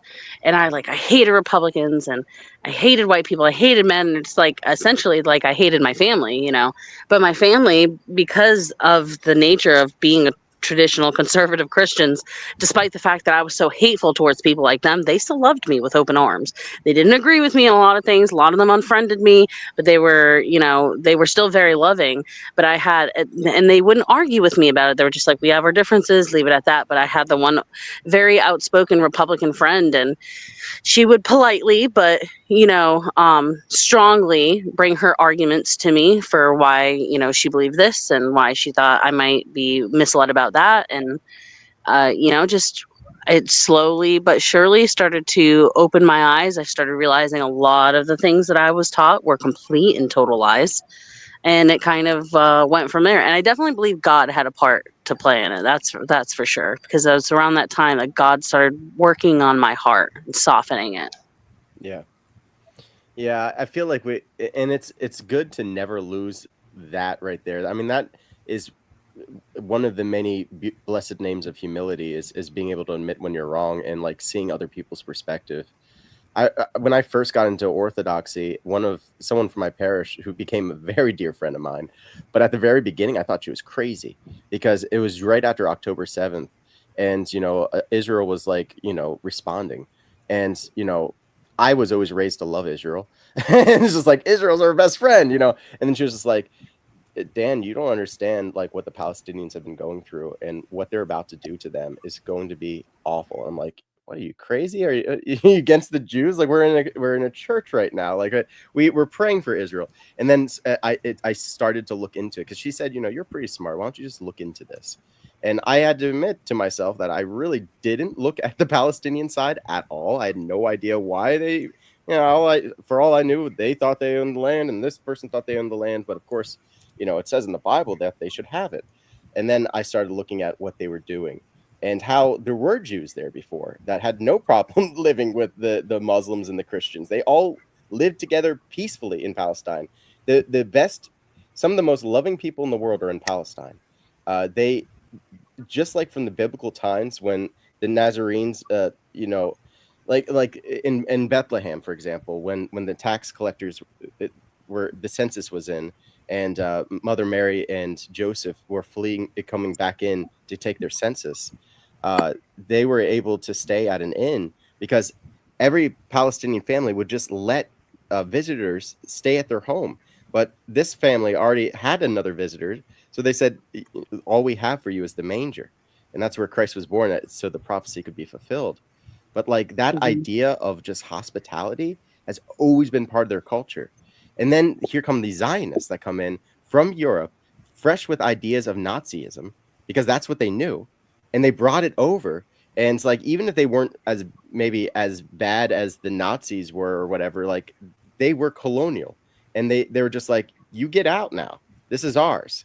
And from the Palestinian perspective, the British said that if you help us defeat the Muslims that are invading in Palestine, we will give you this land.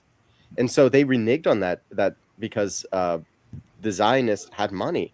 It was like the Rothschilds and all these big bankers, and they're like, we want our own country, and we'll pay you top bucks for it. Britain, you own it. We'll give you this money for half of it. And they're like, we'll give it to you half of it if you agree to this Barlam agreement or whatever it was called, and you respect the other people there. Instead, they decided to take the whole thing and not respect the people there at all. The entire place is occupied.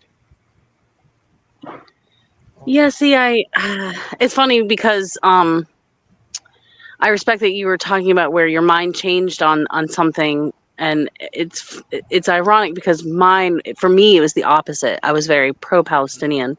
Not that I'm necessarily like, oh, I hate Palestinians. It's not that at all. But now I empathize more from the Jewish perspective. Like, I don't know if you were aware that so when we're talking about when you're talking about 1948 when Israel became, its own place, there were already a lot of Jewish people living there peacefully amongst the Palestinians. Yeah. And then a lot of Jewish people immigrated. The ones who immigrated, a lot of them were Holocaust survivors, because when they came back from the Holocaust, they had nowhere to go. So that's where they went. Well, that was Israel. Yeah, there's some dynamics going on there, because you're right that a lot of Holocaust survivors did come to Israel. That is true. But the people that came, that were the colonizers at first, they had an agreement with Hitler. It's called the transfer agreement, and anyone can look this up. What they did is they made a deal with the Nazis that they would buy their equipment. Everyone else was boycotting the Nazis except for the Zionists. And a lot of people were upset about this, because this is how the Nazis got their ability to wage war. And they made an agreement with Hitler that if you let us go, you can do whatever you want with the people who stay, because they're betrayers to us. Like, if they don't come to the new land, then whatever, have your way with them. We'll look the other way. So when things like ended up being sorted out and like America won, yeah, the survivors did come over, but don't think for a minute that the Zionists cared about them, because they threw them under the bus. So isn't a Zionist just someone who believes that Jewish people should have their own state? In a very loose sense, but when I'm talking about the Zionists, I'm talking about people who actually bought the land and decided to make a state there. Yeah. Yeah. Well, my thing about Zionism is There's 50, I think 53 Muslim countries, Muslim majority countries, and of those, about 20 and some change of them are Muslim states, as in like religiously. Yeah, theocracy. And without Israel, there's no Jewish country, not even one. Israel is the only single one in the entire world. Yeah. So my thing is like, where do all of the Jews go? If we were to like give the land back to the, I say back to the Palestinians, but it feels weird to say it that way because Palestinians and Jews have kind of always been there. But if they were to hand it over to the Palestinians, who are very hostile towards the Jewish people, and now mind you, Jewish people, they're not welcome in the surrounding Muslim countries. They have very, some of them have zero Jewish population. Others have, a couple dozen, 500, a few thousand. I think the most has like maybe 100,000. So where do those, I think it's like 7 million, 10 million, something like that. Where do all those Jews go? What happens to them? So I just want to make the distinction clear that Palestinians does not mean Muslim. There's Palestinian Christians, there's Palestinian Jews. Oh, yes. I There's understand. probably a few other religions, maybe some atheists out there. It's just where they live. This is where they always lived. So they should stay, whether they're Jewish or Muslim, whatever. As for the Zionists, like the colonizers, what do you do with them at this point? Well, what happened in the past was diaspora, and that's what they were still called to do. All the rabbis will agree they should not have created a state over there until the Messiah comes back. It's against their own doctrine, so they're blatantly flying in the face of their own religion. So people who think that they're a Jewish country, I mean, maybe they are, but they're certainly bad Jews. It would be like the Jews that are talked about in the Bible that call themselves Jews but aren't, because what they're doing is they're killing children. That's also against their law. So, I mean, aren't Palestinians also a diaspora? No, Palestinians just live in Palestine. I guess I don't understand. By Palestine, you mean like, because you mentioned there's Christian Palestinians, and of course they're a vast majority are Muslim, but there's certainly Christian Palestinians, and there used to be Jewish Palestinians there and whatnot. But in the West Bank and in Gaza, there's still Jewish Palestinians that live there that also get killed. Not as bad as maybe the Muslims do, but Christians and Muslims definitely get the worst of it. But there's Jewish Palestinians that also get killed. Interesting. I was under the impression that there were none left. That since the Abraham Accords in 2005, that all of the Jews were essentially forced out of Palestine. The Abraham. Now, I'm not an expert on this subject, so I can see that I could have potentially, be wrong in my research, right? Yeah, the Abraham Accords, as far as I know, was under Trump, and that was to get Saudi Arabia to normalize relationships with Israel. Maybe I was thinking, no, I don't think it was called the Abraham Accords. It was whatever happened in 2005 when Israel receded. That's not the Abraham Accords. You're right. The Abraham Accords were under Trump. Forget what it was called. Do you know what I'm talking about? There was an agreement in 2005, and Israel withdrew. Oh, from the Golan Heights? It doesn't sound familiar. Maybe that's what. See what I mean? 2005 I'm was not when as they educated as I should be on the matter. Yeah, so they were fighting against Lebanon at that time, and they were fighting over the Golan Heights, which is not Israel's. Israel's just trying to have more land than they were ever given. But they won it, so like they fought over it, and then the UN has a charter that says you guys got to get out of there, and also the Lebanese are supposed to get out of there too with their military force. Of course, Hezbollah has not honored that ever since the Gaza thing happened in October 7 onwards. They went to the Golan Heights and started bombing it, and they bomb anybody who's close. And technically, the towns that they were bombing were inside of that area that they were supposed to leave, according to that agreement that you cited. So they were kind of technically against their own agreement, but now they're certainly out of compliance because they're actually invaded Lebanon. So they're clearly against international law on many levels, not just the war crimes, but also they're breaking that 2005 UN charter agreement. Yeah.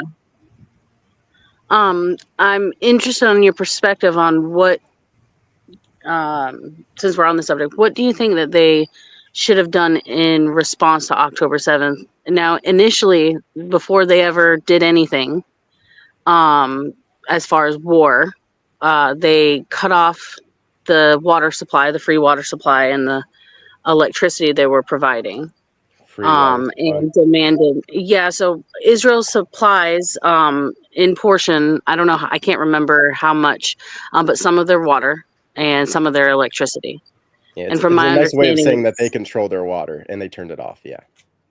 yes, portion of it that they were giving them water and electricity for free as humanitarian aid. Um, Yeah. and They control all then the they food and water demanded. that comes in and out of there. I mean, couldn't they have just not given them any water or electricity to begin with, and then they would just have less water and electricity? No, they would die because they cut off they have no way of generating their own electricity or purifying their own water because Israel doesn't let them. They live Oh, in a I see what ghetto. you're saying. I see what They you're live saying. in a literal ghetto. Yeah. I don't know about that, so I'm not going to say that you're wrong there. And if you're right there, which you very well may be, I mean, that is just, obviously that's very wrong.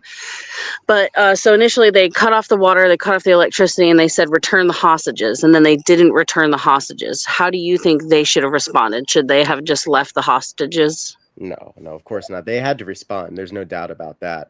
But Yeah. how they did, I would say, is completely wrong. Now, what I would have done is what we've seen happen. So it's really Mhm. indicting on them that they have this capability and they didn't do this, but assassinate the Hamas leaders. They could have gone in there surgically and extracted the hostages. They could have used America's help in that because we know how to do that. We've done it before and we can certainly replicate it. Instead, they decided to punish the people. Yeah. Yeah, from what I understand, they have one of the most advanced militaries in the entire world in Israel. Because of us, yeah. Yeah. So, there's something this Little is something off. that you're not Yeah, allowed to. by bombing the shit out of them instead of going in surgically like America always does. Could you imagine if we did something like that? Just proportionally. I mean, Israel's a very small country, but if we were to do something like that proportionally, and just like, all right, you took some of our people, we're just gonna kill all your civilians. 70% of women and children are gonna die. We kind of did something like that with Pearl Harbor, but I can't necessarily say I agree with what we did in Pearl Harbor. And it's not that they had hostages, though. It was, What do you mean by that in Pearl Harbor? they killed I don't think it was 80% of the population, but America dropped the The bombs atomic in bomb? Nagasaki and Hiroshima. Yeah. To connect that to Pearl Harbor, I see what you're My saying, point but being like is it was this: I more just than don't think that. that It the was a world little would bit more than judge just us Pearl as Harbor. much. It was the island campaign. The island campaigns of going island to island. Okinawa and Iwo Jima proved to us that this would be way too deadly, and it would be too deadly for both sides. Yeah. Honestly, I think I would have done the same thing Truman did. I love to judge. I would love to judge people and be like, "Oh, you should have never used the atomic bomb. Look what it's done. It's the Pandora's box." But like, how many Americans would have died? How many Japanese would have died? And worse Yeah, than that's that, why I the get caught up Japanese. on that, and that's kind of how I feel about the Israel thing. And I know that I may be missing maybe some key things, but is how I feel about Hiroshima and Nagasaki. Like, I don't think that it was a morally right thing to do, but I've had things explained to me that seemed like it kind of made it seem like maybe that was a good thing to do in the grand scheme of things. And is that possibly the case with what's happening in Israel now? That doesn't. I in no way. I'm not like, yay, they're killing a bunch of Palestinians. That is horrible. That's horrifying. And I think we all need to have empathy for. I just can't imagine, what it's like there. But so there's just so much Do you see information between both sides. Do you see the difference though? Because like with the atomic bombs, and to further clarify, the Japanese were telling the islanders that the Americans were going to rape and kill them. So they made them either commit suicide or fight along with them. Like everyone was going to die. This was going to have this huge amount of civilian loss, and it was going to take maybe a year, versus doing it all in one day.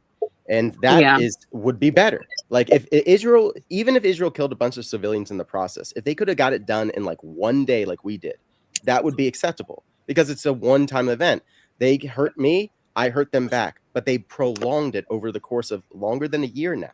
And everybody is seeing these poor mothers saying, "Why? What did my baby have to do with this?" Well, if you look into, and here's why, by the way, I've kind of brought up that besides the fact that America caused mass casualties is when you look at the amount of bombs that Israel has used against Palestine, and you look at the bomb power from the atomic bombs that were dropped in Hiroshima and Nagasaki, Israel has actually used a lot more bomb power to the equivalent of something like 3 Hiroshima bombs in an area much smaller with a higher population, but has caused less deaths than what the bombs in Hiroshima and Nagasaki did in the one day. Does that make sense what I'm saying? Not that like it makes human life and suffering any better. Is it really better to do it all in one day versus over the course of a year? Gosh knows how many years this goes on. I hope it stops soon and they can come to some kind of I don't even know, but It would be better in one day, but like you couldn't use an atomic bomb because obviously that would kill your hostages. What I was saying is like kill yeah, that doesn't the even make sense. leaders, go in there surgically, extract out the hostages that you can, and you can take out the military part pretty quickly. And this could have been wrapped up quick. I don't think it had to be. There's no way they have all that technology, and like the Palestinians are fighting like Stone Age, like the weakest stuff. I mean, it's just Yeah. embarrassing that they had to do this. It's clear to everyone that they're beating a dead horse, you know? Like From what I what understand is that they've been trying to do it strategically, but they've made it very difficult because they have so many tunnels built under civilian areas, even under civilian hospitals, which makes it very difficult, which is why they bomb, but which is also why they like announce. That's something that I found to be very unique about Israel is that they announce before they bomb. Do you think like Obama bombed a lot of places in the Middle East, and to my knowledge he never made announcements beforehand like, hey, civilians, get out of the way? because we And weren't bombing civilians. Just because you give them a no, but 15-minute most of warning doesn't the mean you're allowed to bomb casualties were civilians. Oh my god. This is but clearly most a of the war crime. casualties were civilians in the Obama administration. He Say that threw again? more bombs. Most of the casualties from the bombs that Obama was sanctioning were civilians. Can I fact check that? Yeah. Oh, if I ever say anything you want to fact check, I will not be offended Were at all. most Because if I'm wrong, I want to be corrected. so your claim is that most people under Obama were you're saying that mostly it was civilians that were killed under Obama. Can you give me a clear something I can look up here? What is the claim? I want to say it was like a high. Like I would Google. See if I could go to a different page on my phone. I'd try to Google it, but I can't because it'll cut me off. I would Google something like Obama bombs Middle East, mostly civilian casualties, something along those lines, or 90% civilian casualties. That's a number that is coming up in my head, but I don't want to use. I don't. That's what the reason why I didn't say it is because I don't feel confident in saying the number 90. But I'm pretty confident that it was mostly civilian casualties. All right, so I'm reading here. There were 10 times more airstrikes in the covert war on terror during President Barack Obama's presidency than under George W. Bush. He embraced the U.S. drone program, overseeing more strikes in his first year than Bush carried out during his entire presidency. A total of 563 strikes, largely by drones, targeted Pakistan, Somalia, and Yemen during Obama's 2 terms, compared to only 57 under Bush. Between 384 and 807 civilians were killed in those countries, according to reports logged by the Bureau. How many were non-civilians? That would be the important, because if it's like 1,000 non-civilians, then obviously they killed a lot more non-civilians. But if it's like 10 non-civilians, then yeah, that's like what this article is kind of getting into. It says the Obama administration has insisted that this drone strikes are exceptionally surgical and precise, and that they pluck off terror suspects while not putting innocent men, women, and children in danger. but this claim has been contested by numerous human rights groups. And the figures on civilian casualties also demonstrate that this is often not the case. And if I click that, it says page not found. So, okay. The White House released long-awaited figures last July on the number of people killed in drone strikes between 2009 and 2015. An announcement which insiders said was a direct response to pressure under the Bureau. However, the U.S. estimate of the number of civilians killed between 64 and 116 contrasted strongly with the number recorded by the Bureau, which was 380 to 801, which is 6 times higher. That figure does not include deaths in active battlefields, including Afghanistan, where U.S. airstrikes have shot up since Obama withdrew the majority of his troops at the end of 2014. So Afghan civilian casualties have been high, with the UN reporting at least 85 deaths in 2016. So over the course of a year, 85 deaths. We can just take that one number there. That kind of gives us maybe a little indexing point. So the UN was kind of like raising the alarm here and saying, okay, you killed 85 civilians in that 1 year in Afghanistan. Compare that to how many people have died in Gaza, how many civilians? It's about 40,000 in the course of a year. Do we trust the numbers from people that are run by terrorists? I mean, I think back to there was a specific incident that happened where we have to, because how Israel are they actually banned counting Al these? Jazeera.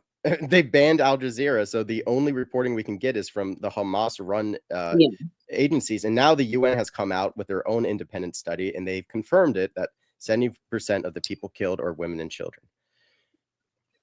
I just think back to one specific incident where they claimed that Israel bombed a hospital, but it turned out to be a parking lot.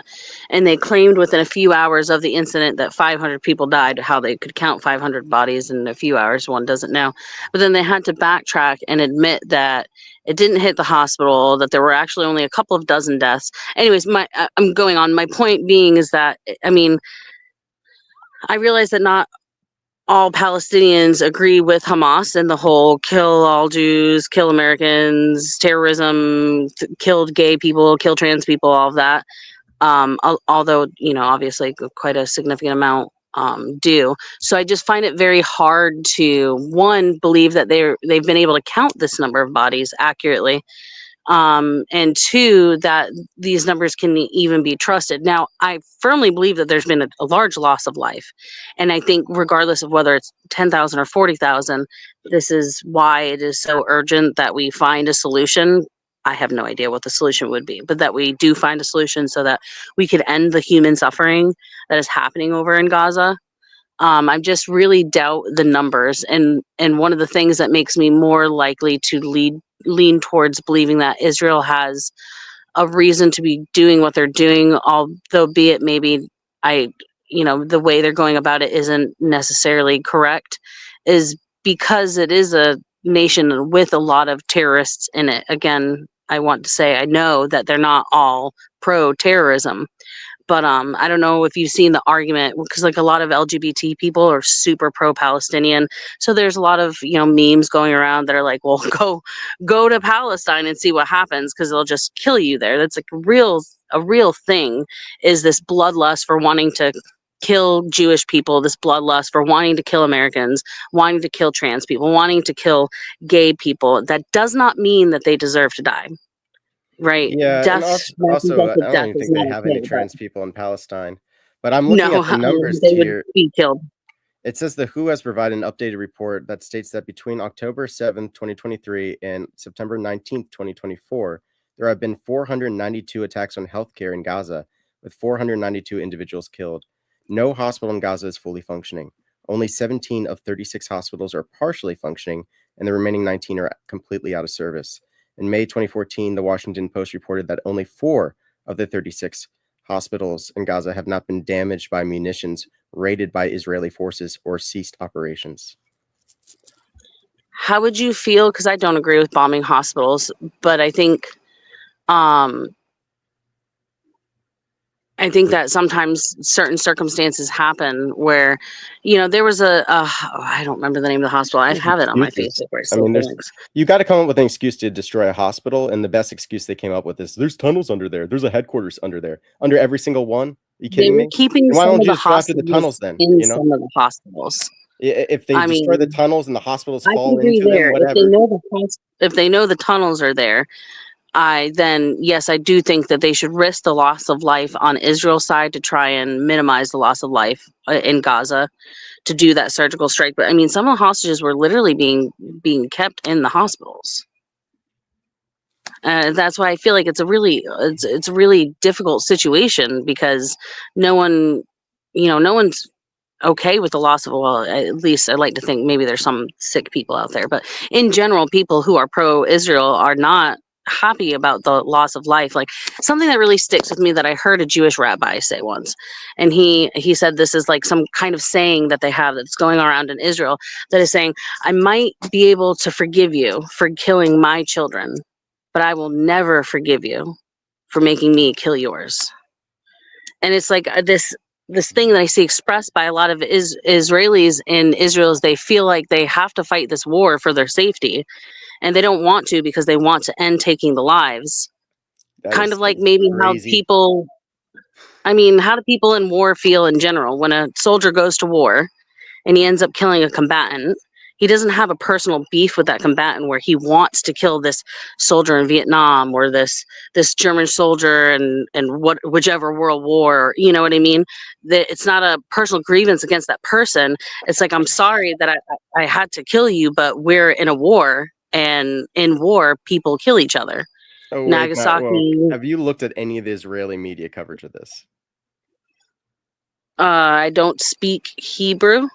Yeah, But I've watched a lot of their English because, like, a lot of times they translate it for English, and so I've watched a lot of their English watch it in coverage. Hebrew. Yeah, when it's translated, Um, get it translated. You'll find out real quick that they aren't acting like you're thinking they're acting. They are very proud of killing these people. They actually paraded on their social media when they put a Palestinian as a human shield, and they walk into the rooms and they have them go first, or they strap them into a truck naked.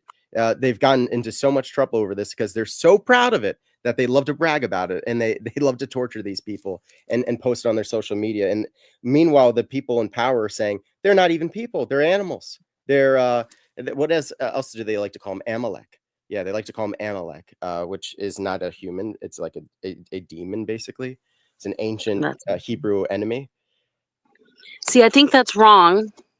But the thing is the Palestinians do the same thing for killing the Jews, right? Not They really. don't act They like they're don't. human and I mean, brag I know about it. They there's Hamas, celebrated and Hamas October did this 7th. horrible thing, but like, can you actually blame the They entire voted Palestinian for people Hamas. on what No, those people did? So, like, no, I don't blame all the people, but I do know that a lot of the people support Hamas, support what they did, celebrated when Hamas did what they did, and voted in Hamas. Like they chose that, yeah, and Again, what not about the people everyone. that celebrate Israel here? Do we all deserve to die? The people that celebrate it wrongly? Because people No, here in no, of America course are not. I like, don't think yeah, anyone go deserves to Israel. die. This is going to be great when they defeat Iran and all this other stuff. They have no idea what they're rooting for. And do I think that they're responsible now? Do I think that they deserve to have their children killed? No. So just No, because of the course not. Palestinians might have celebrated that Israel, their biggest enemy, finally got whacked for once, they finally felt like they had a little bit of power. Yeah, it's wrong, but like, can you blame They them? felt like they had a little bit of power by raping and pillaging men, women, and children, Did they taking even though? videos I of their mean, massacred bodies and uploading them on social media. You know what I what mean? It's not like they can I came see in those and videos? Because this is the thing. I see all the videos of the Palestinians dying, but I never see October 7th footage. Have you? I have not Apparently, went. our See, I used politicians to have be seen it. like a gore type person, and I would have looked up videos for that. Well, it's not But I don't available. watch So gore you can videos if you anymore. wanted to. So okay, You I, can if you wanted to. It's not available, and that should tell you everything you need to know. Why are they hiding what actually happened that day? I mean, I will say that there's something that I found very suspicious about what happened on October 7th, and it was that, from what I understand, is that it took the Israeli government a very long time to respond. And they killed their own people And too. that's They did something the Hannibal doctrine. Do you know what the Hannibal I'm sorry, I'm Doctrine not is? sure what that is. No. The Hannibal Doctrine is if an Israeli is taken by the enemy, you kill the Israeli so that you don't have to worry about negotiating later. It's better for them to die. And like that's what their spies do too. They have like cyanide capsules. So like if they get captured, they just kill themselves. But they also will kill their own so that their enemy doesn't have leverage. So they were killing their own people too that day. That's also not shown, but there is footage of like some of their like Apaches that we've sold them, showing the footage of them taking out these trucks and like talking on the radio about it. They're like, oh, there's a civilian in there, should we take it out or not? It's like, yeah, take it out. Yeah. I feel like, because I think that a lot of people, I know a lot of people, and I don't know if you believe this, perhaps you do. I know a lot of people have been saying that they think that essentially what Israel is trying to do is just kill all Palestinians. And they want to get them out of there. I don't know if wouldn't they they want to just kill like them all, but they want to totally get them out of their land and take the whole thing. Well, since you don't believe that, I guess you can't respond to it. But my question for those people always is like, wouldn't they just go ahead and kill them all? Because the thing is they're doing these strikes, and no, they're not surgical in the way that we would want them to be surgical, which is hard to do if your terrorist bases hang out in civilian spaces. But if you believe that, as many bombs as they have dropped, the fact that I don't know if you maybe want to Google real quick how many bombs they've dropped. It's in the thousands. And you could easily do the math for how many people have died per bomb. And it's been a while. It's been, probably 6 months since I looked into the numbers, because I was following very closely. And there's just so much death involved in it. And though I do lean more towards Israel, it hurts me so much, all the pain that people in Gaza are going through. So I've kind of stopped following along as closely as I was. But I believe if you look into the number of bombs dropped compared to the number of people who are being killed, that it becomes obvious that they are trying to not kill, civilians, although obviously they are. Yeah. I mean, I can't make that determination killed? away. I get what you're saying. You're saying if they're really trying to genocide these people, why can't they do it a little bit faster? There's two answers for that. The first one is it would be hard to get away with because the world's watching in this time.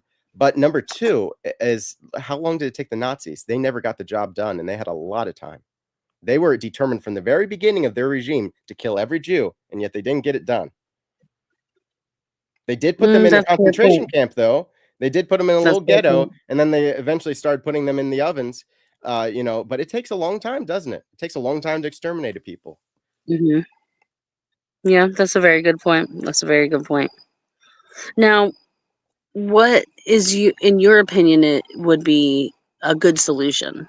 Because I don't know what a good solution is. Part of me wants to say two-party state, but they don't agree with it. Yeah. Yeah. Donald Trump, what he could do and I know this isn't how it's going to happen. I think this is probably, I don't know. Let me just say what it'd be possible is if Donald Trump said, Netanyahu, we're not going to finance this anymore. You need to get this done. You have 1 month to get whatever you can get done, and then this is over. Or we're not going to support you anymore.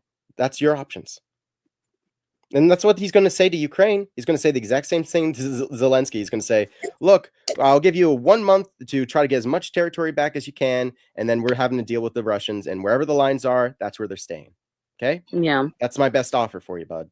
Like we're not doing a forever war. It's not what the American people want. No, and I know that the forever war just can't last, even though I don't necessarily believe that the number that Hamas is giving is accurate. Like I said earlier, I know that the number is still extraordinary. And so we need to end this human suffering as soon as possible. Yeah. And I really hope that Trump is, I know a lot of people hate Trump. I used to be, a never Trumper. I voted for Obama, and then I refused to vote between Hillary. Obama. Yeah, me too. I remember waking up at like 1, 2 in the morning or something, somewhere in the middle of the night, and I woke up and I saw he won. I was 18, and I was like, yes.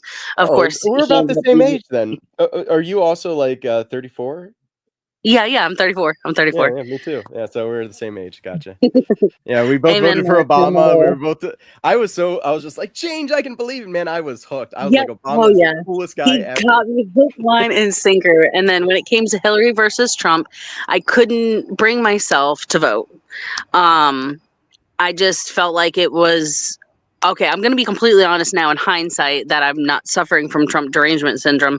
I couldn't bring myself to vote for Trump, even though part of me, at least somewhere inside, knew that he was the lesser of two evils. So I didn't vote. And then it was a similar thing in the 2020 election. I knew that he was the lesser of two evils, and I didn't like this idea of, voting for the lesser of two evils. And plus, there was just this idea that if you vote for Trump, you're a Nazi, you're a murderer, you're evil, you're a genocider, and so I chose to abstain again. Although I was quite loud in my disagreement with Joe Biden as president. And then this year, I did vote for Trump. Proudly voted for Trump. I can't say that obviously that I agree with everything that he does, but certainly he was worlds better than Kamala. And I have a lot of confidence for a lot of good things that I pray that he's going to be able to bring for this country. I think it's just Excuse sad me. that we don't have that option anymore of like who's the one for genocide and who's the one not for genocide. It didn't Oh matter in this gosh, I election. know. Kamala, Trump, they both like Israel. One Mm, says that she doesn't, but she still will, and the other one says that he loves it, but maybe there is this slight hope that he will see the financial issues with this war, and that we Americans just don't want a war in the Middle East. He knows that. He's on the pulse of things. I yeah. think he'll be kind to Israel for sure. Like he'll back them up, but he's going to say, "Look, this is stupid. You're getting yourselves into more danger this way." Yeah, he's going to fix America too. He's going to Make I make really America hope so. great again. make America We're sane. going I back. really hope so. Every time Kamala said, "We're not going back," I'm like, "Yes, we are. Yes, we are." Man, I The called that. I'm people so have happy. spoken otherwise. Uh, So many people are like, how could this happen? And it's like, y'all have spent the last 10 years saying that anyone who disagrees with you is a Nazi, is committing violence by not bowing down to your whatever different agenda it is, whether it's LGBT or Kamala stuff or anti-police, pro-anarchy, all anti-religion, all these things. If you don't bow down to it, you're just this evil person. And when you keep calling us Nazis and calling us Hitler, people just get tired of it. And that's one of the things that helped push me away from the left, because I was very, very left. I identified as non-binary for most of my adult life. I had been part of the LGBT community. I came out as bisexual when I was 11 years old, and things just got so crazy. And even though I was like 90% in agreement with all the different agendas of the left, the very few minor things that I had like a little small hand up, like, excuse me, I don't necessarily agree with this, and it was like, you're evil, you must be a Trump supporter, you're a right-wing conspiracy theorist, and all these crazy things. Yeah. And I was just like, whoa. And but I don't know, because someone said to me, listen, because I've talked a lot about how the left seems to have changed, right? Like the moderate left is not really a thing anymore. If you're a moderate left, you're considered, or even any kind of centrist, especially, you're just considered right wing extremist. Anything right of the far left is considered right wing, extremism. But someone posited this to me, and I have to concede that maybe they're correct. I don't know. They said maybe it's just because you're older now, and that's kind of what happens with the times. Is when you're younger, you're liberal and you're progressive, and then you get older and most people become conservative.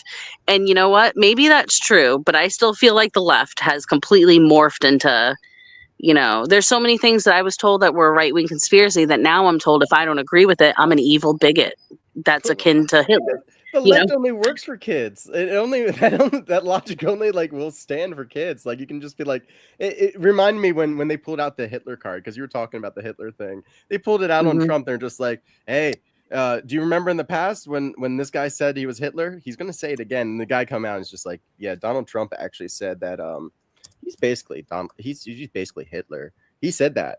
And then like they were expecting, they're like, that's gonna be the bombshell, that's gonna win Harris, and everyone was just like, no, this is like the dumbest, oldest trick in the book. You're just gonna call your enemy Hitler? Like if you're a kid, it He gave a works. speech at some place that Hitler gave a speech at, and everyone was like, "See, this proves he's Hitler."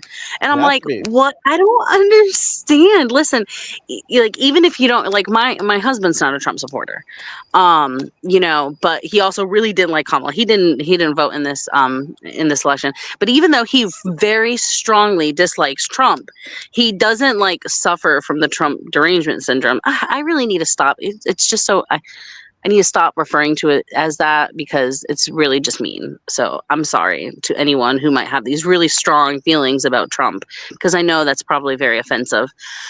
But he's not so extreme in his dislike for Trump, so he can see that all this stuff that they do where they try and make him seem like some genocidal maniac akin to Hitler is a very strong reach and just not moral and just all around incorrect.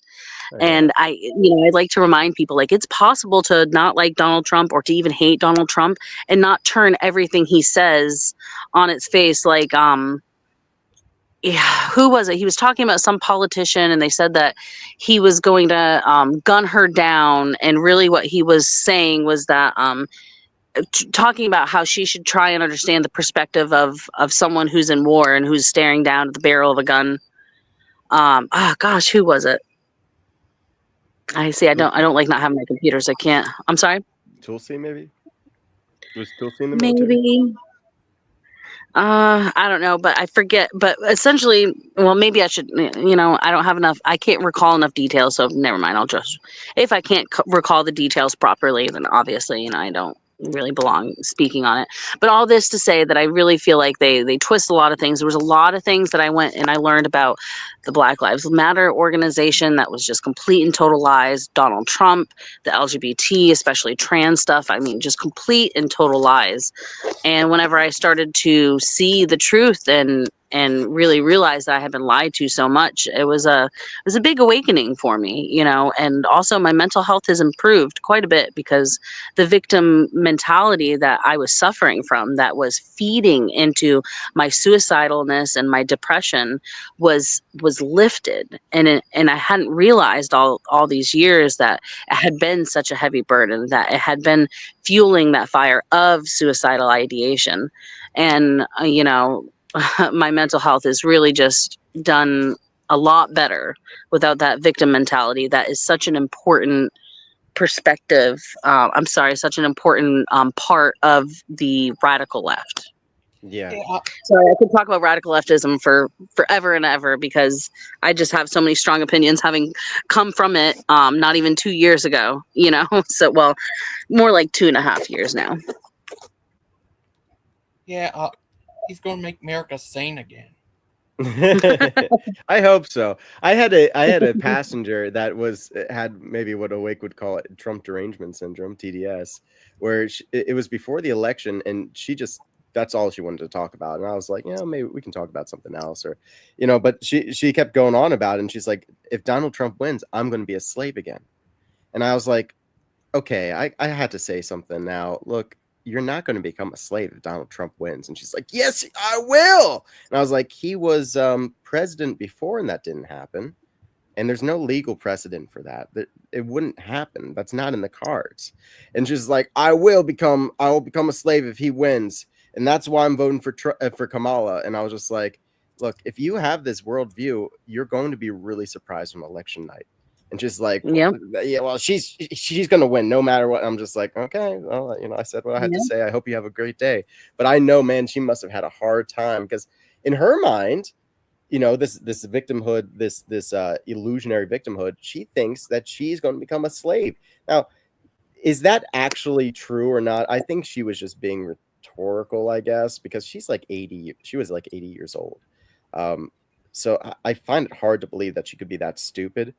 But man, like to think that Maybe that's she what meant the like stakes on are some here. kind of metaphorical level that she would become a slave or something. Because that's the thing with a lot of the left is like, and again, I'm really talking about the far left, right? Not the more level-headed leftists, right? Which I do have a lot of respect for, but the far left is like so much of what they think and talk is a huge exaggeration, but they speak it as if it's a fact. like, you know, this whole handmaiden's tale thing, that Trump is president, so now we're going to be in the handmaiden's tale. First off, okay, there's already countries where women have, you know, severe lacking of rights, to not exactly like the handmaiden's tale, right, but you know, where their lives are in danger, and raping them in some circumstances can actually be legal and things of that nature. Certainly not in America, and certainly not because, you know, Trump has become president. And so there's just this idea that, you know, women are just going to be mass raped and it's going to be okay, and abortion is going to be federally banned, even though he's been pretty clear that it's not going to be. And even though constitutionally it's now a states' right issue. So like, if you're in California, why, it doesn't even make sense why you would be worried, because you're in California. Yeah. They, even if they made abortion federally illegal in the Constitution, California would still be rolling out abortions by the minute. They would be doing it secretly. They actually do have secret, like, like, because when I was a far leftist, that was a part of like a lot of pro-abortion things. I'm now, I'm anti-abortion. I'm pro-life, though I do not believe in criminalized women who get abortions. Anyways, there are like vans of doctors and people that travel the borders of states that have more stricter abortion laws and give abortions in these traveling medical vans. It's a real thing that happens, and California would definitely just keep doing that if it was even made federally illegal and through the Constitution. So, but I think that it's all a part of that victim mindset, the oppression games, who's the most oppressed, and there's this power that people are given in oppression. There's this hierarchy, and the person who is most oppressed has the most power, and the less oppressed you are, the less power you have, and the least your opinion matters. Yeah, So like if you're a my straight white opinion would cis be the person, lowest because I'm a yeah, white your cis opinion to male. them means absolutely zero. It means Means absolutely nothing. Yeah, nothing, you yeah. know, and it's a way that they can leverage things against people, and you know, but yeah, sorry, like I said, this is a topic I could really go on. I have a passion for this topic because You hear it online too, and like it's I think it's kind of like messed up. I've heard it even with like autism recently, like where people are trying to use that as their victimhood. Like I've seen that with like the PG guys, because they're like, oh, you know, because Gangster goes, you're open about your diagnosis with autism, but like, and you know, legit actually have autism, but some people are like, they're like, oh well, I'm autistic, so it's okay, like what I yep. just said. You know, they're like, I got to give myself something here because I'm a white cis male. I got to give myself some kind of victimhood, Yeah, I so need that some kind of voice. so that my voice has And a I think this thing. is why it appeals to kids so much. You know, I've talked to a lot of adults who detransitioned in their early adulthood, and a lot of them express this. So when I was in high school, you didn't get brownie points for being gay, because especially where I am in the Bible Belt, sadly, it's not much of a Bible Belt anymore, but regardless, you know, back then you didn't get brownie points for being gay. So, but now you do. So if you're not popular, but all of a sudden you're trans, or you know, you come out of the closet, you get attention. Yeah, it's like, And oh, this that's isn't why to that say that, person's weird. It's because he's gay. It's like, maybe a kid just weird. I was a weird yeah, kid. I wasn't yeah. gay. You know, I wasn't, you know, Hmm. all these other things that you can throw on yourself. Like, I'm a transgender now. Like, no, you're just weird. You're just a weird kid, because being a human being is weird, especially if you're, you Hmm. know, somewhat smart. I heard this. Now, this person I didn't talk to personally, but it was a testimony of hers that I watched online. And she said that the most attention, the most positive attention that she ever got was, she was either 15 or 16, she was a minor, was when she got her gender affirming double mastectomy. That people pretty much worshipped her, and that it made her feel so good about herself that in the moment it made her think, oh, I have done the right thing. But as she spent more time on the hormone treatments and without her breasts, thankfully she never got the surgery that makes the fake penis. But she became an adult, and as more time went on, she realized that the medicine she was on was making her really sick. She realized that she actually regretted getting her breasts, and all of the attention that she got in the beginning from first coming out as gay, then coming out as trans, then getting put on hormones, then getting the surgery. That once all that part was kind of over, she was still very unhappy with her body. She still hated, her body, and she still suffered severely from mental health issues, but now she's permanently disfigured herself, and she's completely detransitioned, and she spends a lot of her time advocating for children who are going through this now, because something that's, I feel, so I was non-binary, so it wasn't when I walked away from the community, I didn't have the same reliance on the community as someone who is actively transitioned from male to boy to girl, or vice versa, You and I are the same generation, so we kind of lucked out. Like, if you were bisexual in today's generation, who knows what you would have done to your body with the consent of adults. Oh, I firmly believe that if I grew up in this generation, I would have went trans. I would have gotten the whole surgeries and everything, because I'm a tomboy. Like, I've always been a tomboy, especially when I was a little girl. I got made fun of for being a boy. That's actually why I identified as non-binary, because I hated gender stereotypes, because I got picked on for having masculine personality traits. And when I was younger, before we hit puberty, when I was younger, I was stronger, not than all, but than most of the boys, and they hated that, and I was like, and I was a nerd, and it wasn't as cool back then to be a nerd as it is now, right? I'm glad that's changed. But I definitely, I some would have things gone have full changed for the trans. better. Yeah, for sure. So I hate that so many children are suffering this way. And this is why I have a lot of compassion for the trans people. A lot of people who don't agree with transgenderism, they're just very hateful about it. And to some degrees, I understand. There's this one story in particular that just burns me, where there's this male who raped an infant in Canada, and he transitioned into a woman, and then he got put in the woman's prison, that in the part that has the mother and babies unit. And then he also was given a dating profile. Like, you can literally go to the dating profile and go see his information where he's like trying to date. Nowhere in there do they include that he's a baby rapist. And like, the fact that a male who's raped a baby can be put not only in the woman's prison, but also in the woman's mother unit section, because not everyone in that section has a baby, right, is just so sickening. And so naturally, a lot of people will respond to all transgenderism with hate, but that's not right, because most trans people are not that, right? There are just people who are suffering and need Because I know compassion. somebody who's a transgender, and she is a good person. I think he or she got just confused and is probably Yeah, for regretting it sure. already at this point. I need Sorry, to tell you Gangster? something. A lot of times, the leftists with trans, they're the hateful ones. Like, you dare disagree For with them, they sure. talk. Just like Asshole, he used to be around those guys. He wasn't allowed to disagree or anything, and they kicked him out and hated him for disagreeing. Oh yeah.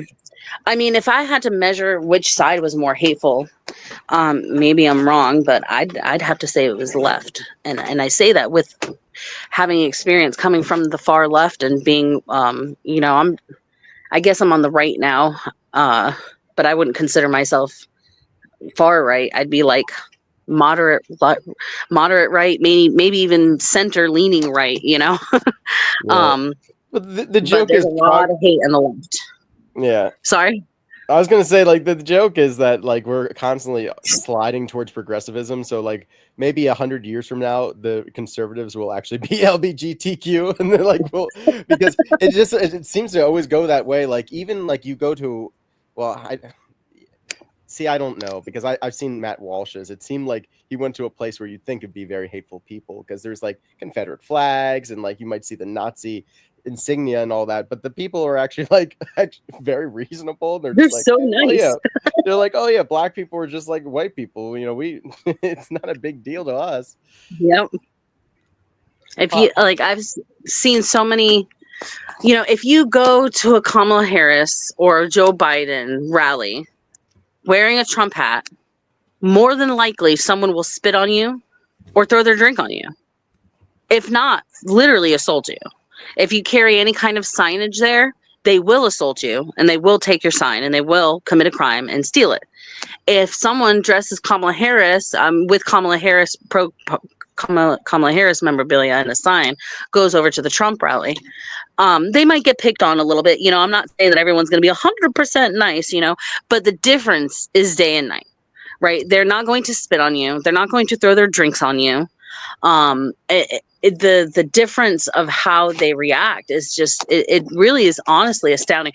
It is so unsafe for people on the right to speak in leftist spaces that a lot of these podcasters who go and do just that have to hire security for their own safety. I've seen people chased down on college campuses by mobs of angry leftists who chase them into gyms or into different rooms and then refuse to let them leave, and, you know, all kinds of crazy stuff. And now I don't think that that characterizes all of the left. I think that's the far left, and they're just the loudest, right? And unfortunately, that seems to be the part of the left that the media cowtails to. You know, that the media really seems to really be. The media is not moderately left, right? Even though I think most leftists are probably, you know, moderate, not extreme leftists. The media seems to really just be focused on the extreme leftism. And it's unfortunate because I think that's also where they feed into the fear mongering, and you've got all these poor people who are just terrified and they think their lives are in danger because Trump is president, when in reality, I mean, their lives are not in danger. Yeah, And if they were, I don't care who you are, gay, trans, radical leftists, if anyone tries to hurt you in front of me, I'm going to say something. I'm going to do something, you know, and anyone who doesn't would be a coward. Yeah, and I always tried to say that during 2016. I don't know how effective it is in 2024 because it certainly didn't work in 2016. Where it's just like, look, if Trump is going to do all these things you think he will, I'll be the first one to defend you. Okay, I'll be the first one to speak out. I won't let anybody come in here and hurt you. And that's never what happened. That's not. They're just believing lies. It's propaganda. They've been brainwashed to hate him. Yeah, and if it ever did come down to weapons, Antifa would be completely demolished by the Proud Boys. Antifa does not train. It would be a bloodbath. And, you know, I'd just like to say about the Proud Boys that they're not Nazis. They're not. I'm sure there's some Nazis in there, but most of them aren't. Yes, unfortunately. You know, and those people obviously, and I'm not even like necessarily pro Proud Boys. It's not really my thing. But my point is like, as an extreme leftist, I thought that they were literal neo-Nazis.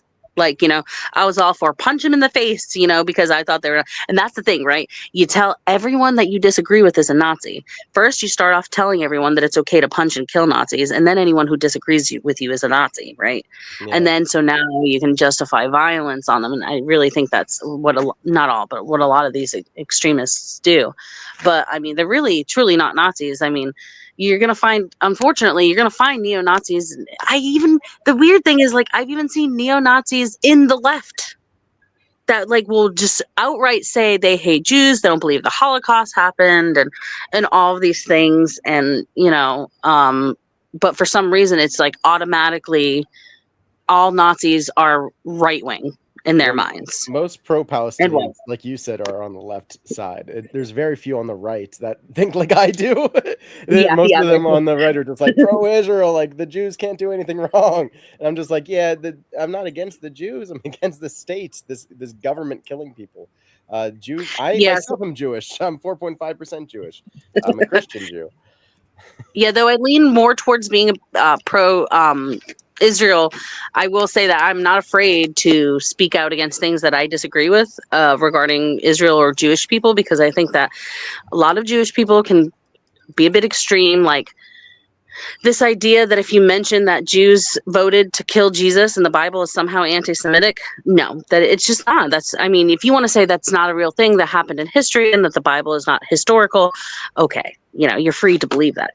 But if you tell me that I'm an anti-Semite, if I acknowledge the fact that in my holy Bible, they were given the chance to kill or not kill Jesus and they chose to kill him, that doesn't make me anti-Semitic. Now, if I were to start blaming Jews today for it, that would make me anti-Semitic. But I don't blame Jews today for that. That would be dumb.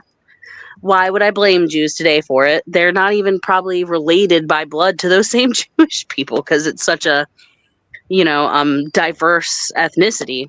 It's their tradition to deny Christ, and I hope one day that they see that Isaiah predicted Christ exactly, and more of them will change their minds at that point. But that'll hopefully look happen at in the Psalms future. 22. How could they ever do they include the Psalms in their Torah? I don't know. Yeah, the Psalms are in there. So the Psalms that you typically get, most Christians get the Masoretic Old Testament, where the Orthodox use the Septuagint. It's the more original one. It's like the original 70 books. It's not the full Old Testament. Technically, that's a misnomer, but by and large, we use something that was that later was corresponded to the Dead Sea Scrolls as being the authentic, like Old Testament with the authentic Psalms, and it's actually numbered slightly differently. So we have a difference of a number by one in our Psalms versus the rest of Christianity and also current rabbis today, because they went into the Psalms and they took out Christ. They took out every reference to Christ, unless it's like, they didn't like change it enough. They only just took out Christ, like the actual word Christ, as much as possible.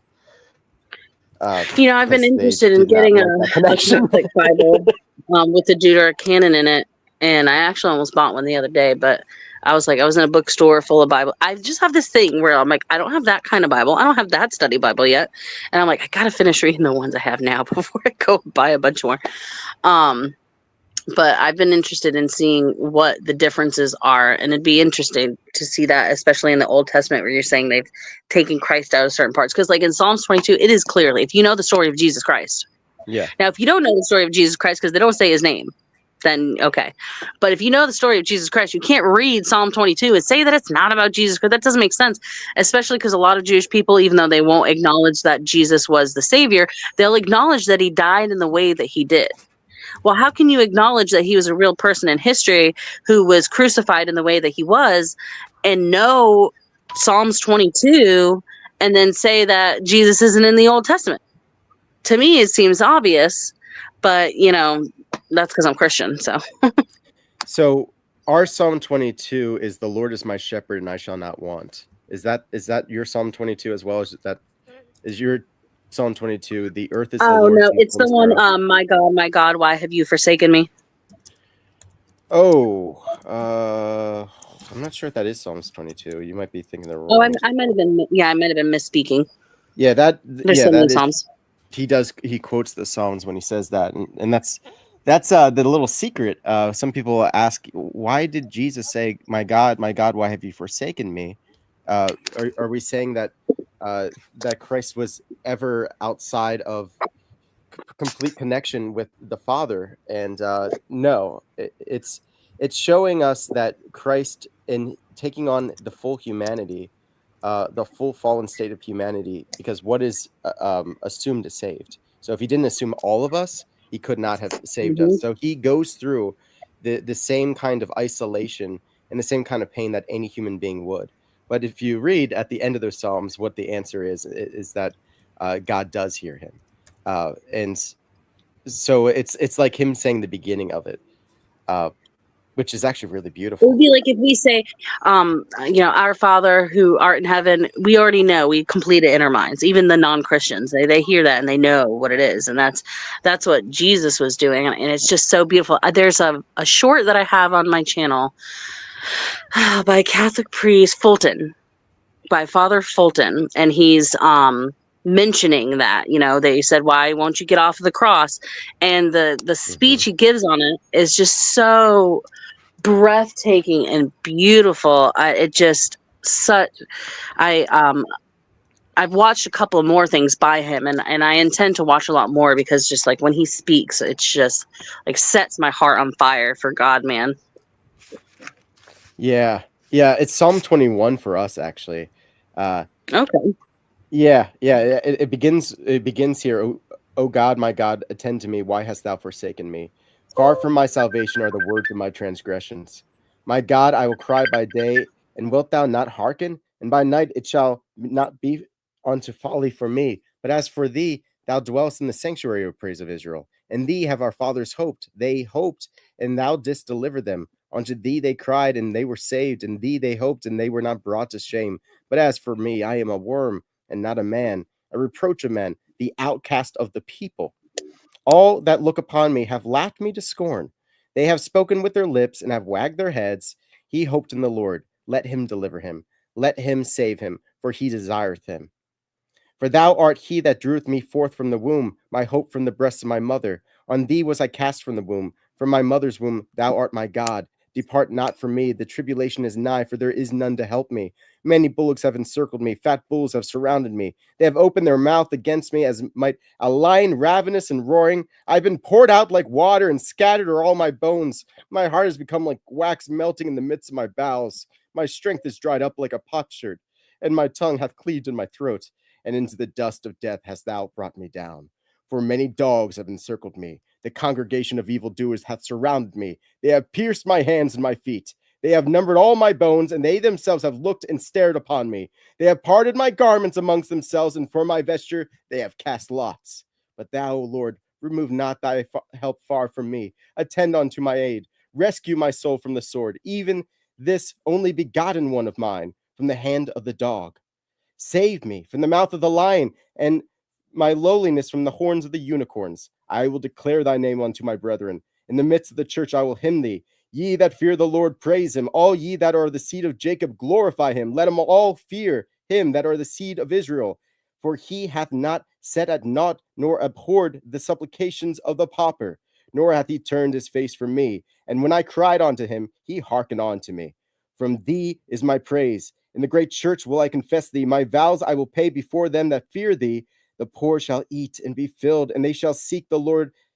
They that seek the Lord shall praise him. Their heart shall live forever and ever. All the ends of the earth shall remember, and shall turn unto the Lord. And all the kindreds of the nation shall worship before him. For the kingdom is the Lord's, and he himself is sovereign of the nations. And they that be fat upon the earth have eaten and worshipped. All they that go down into the earth shall fall down before him. Yea, my soul liveth for him, and my seed shall serve him. The generation that cometh shall be told of the Lord, and they shall proclaim his righteousness to a people that shall be born, which the Lord hath made. Amen. Amen. Yeah, when you read that and you know the story of Christ, it's like, wow, that's exactly what that was talking about, wasn't it? Exactly. I mean, seriously, word for word. And how can it not be so obvious? There are other instances where, I feel are obvious, right? But that are maybe not nearly as obvious as that. But that is like, That you and can't deny Isaiah. that. Isaiah is also like, I think it's 53 or 54, where it's just like it's exactly describing Christ, and Clearly, you're like, okay, well, let's say let's try to play devil's advocate here and be like, well, maybe they were just trying to make this prophecy work out. What man would sign up for this, and how would you even do it? How would you be able how to would you get them to do that? Yeah, how can you get people to like crucify you just this way and portray you at just this time, to be born just in this one area? And for all these things to happen and for him to do the miracles that he did, it's like it's statistically impossible. There's way too many prophecies about him, and it's not just David, it's not just Isaiah, it's also Daniel, it's also Jeremiah, it's a bunch of prophets that saw Christ, and it's like, all right, well, this is literally impossible for this to be a coincidence here. And this was a living man. We have proof that he was a living man. It's not like they just made up this story, and that's the only thing that the atheists had for a while. They're like, because they realized that based off the prophecy, you cannot say that Christ isn't God. You would have to deny that he even was born, but we have historical evidence for him and relevance. Well, it's growing it's growing in popularity in the atheist communities that many of them don't actually believe that Jesus was a real person anymore. Yeah, that's the only argument they have. I haven't seen that as being so new, but like that is used to be the line that they would go with. Typically nowadays they kind of abandon that line. I see atheists. Oh, that's funny. I've seen it kind of as opposite, where most, Okay. in my experience, most would concede that, okay, he was a real person, he just wasn't a god, and your Bible is not, historical. It just wrote, a religion around some crazy man that existed. But now there's a lot of this, he's not even a real person, because I used to believe that he wasn't even a real person. And that's something that I discuss with a lot of non-believers, whether they were pagan or atheist or Buddhist or whatever. But now I'm starting to see this kind of uptick in people who believe that he's not real. So it's Yeah, interesting the biggest because conspiracy theory it's ever. Tacitus, the people that actually hated Christ, even the Jews wrote about yeah, him, and yep. also people died for it. Like, who is literally going to be crucified upside down to uphold a lie? That is one that, although I do think that all the other things you list are a great argument, but the who would die for it? I mean, So many I martyrs. think How that's many saints saw Christ and they said that we're never going to deny him. We saw what we saw. yeah. I mean, well, there's people in other religions that like will die for their religion, and so I've heard that. It's just that I've heard people make a good argument. I'm probably not going to word it as good as they did, but they've said things like, there's some people in other religions, a lot, who died for that religion, Yeah, and does that mean that their religion is true? Okay, well, but they were obviously, I don't witnesses think of theirs is Christ. true. Like, so it's one thing to say, if I died for Christianity, you could say, all right, Dan was really about it. Okay. Like, this is what he based everything on. And for him, he had to die for it, because of, this and this. But when it comes to the original martyrs, they actually witnessed Christ, and that's what they were dying about. Nobody would have just came up with this idea and knew that it was false, because that's the thing. They would have to know that it was a lie, because they were there to see it and then to die for it. But nobody would do that. No one would die for a lie. They would only die for something that they thought was That's a good true but point. didn't see it themselves. Yeah. Yeah, that's a really good point. Yeah, there is quite a difference between you dying for Christ now, or I dying for Christ now, and the apostles and all the other people who died for him so long ago. Yeah, even That's a though good they weren't point. there when he was crucified. Consider that too. Only John the Yeah, Beloved, Mother Mary, and Mary Magdalene had the courage to even see him, because they're just like, oh my God, is he actually the Son of God? I mean, he's being crucified. Like, they lost faith, but some of them didn't. But after he resurrected, yeah, they all would willingly they were die like, for it. okay, this confirms it. Yep. Yeah. Well, this has been a really great conversation. I've got to get started on dinner. Yeah. Don't know what I'm doing for dinner tonight, so I'm gonna jump off of here. Gigi, I appreciate you having me on. Okay, can There I was say some, real quick after the show? yeah. I'm going to end it up. Okay. I need to talk to you guys. Oh, yeah, yeah. Yeah, All right. Oh, wait. Did you say you need to talk to us when you end the yeah, show? both of you. Oh, okay. Yeah, I can spare a couple more minutes. Okay, thank you. Bye, everyone. See you, everybody. Bye, y'all. God bless.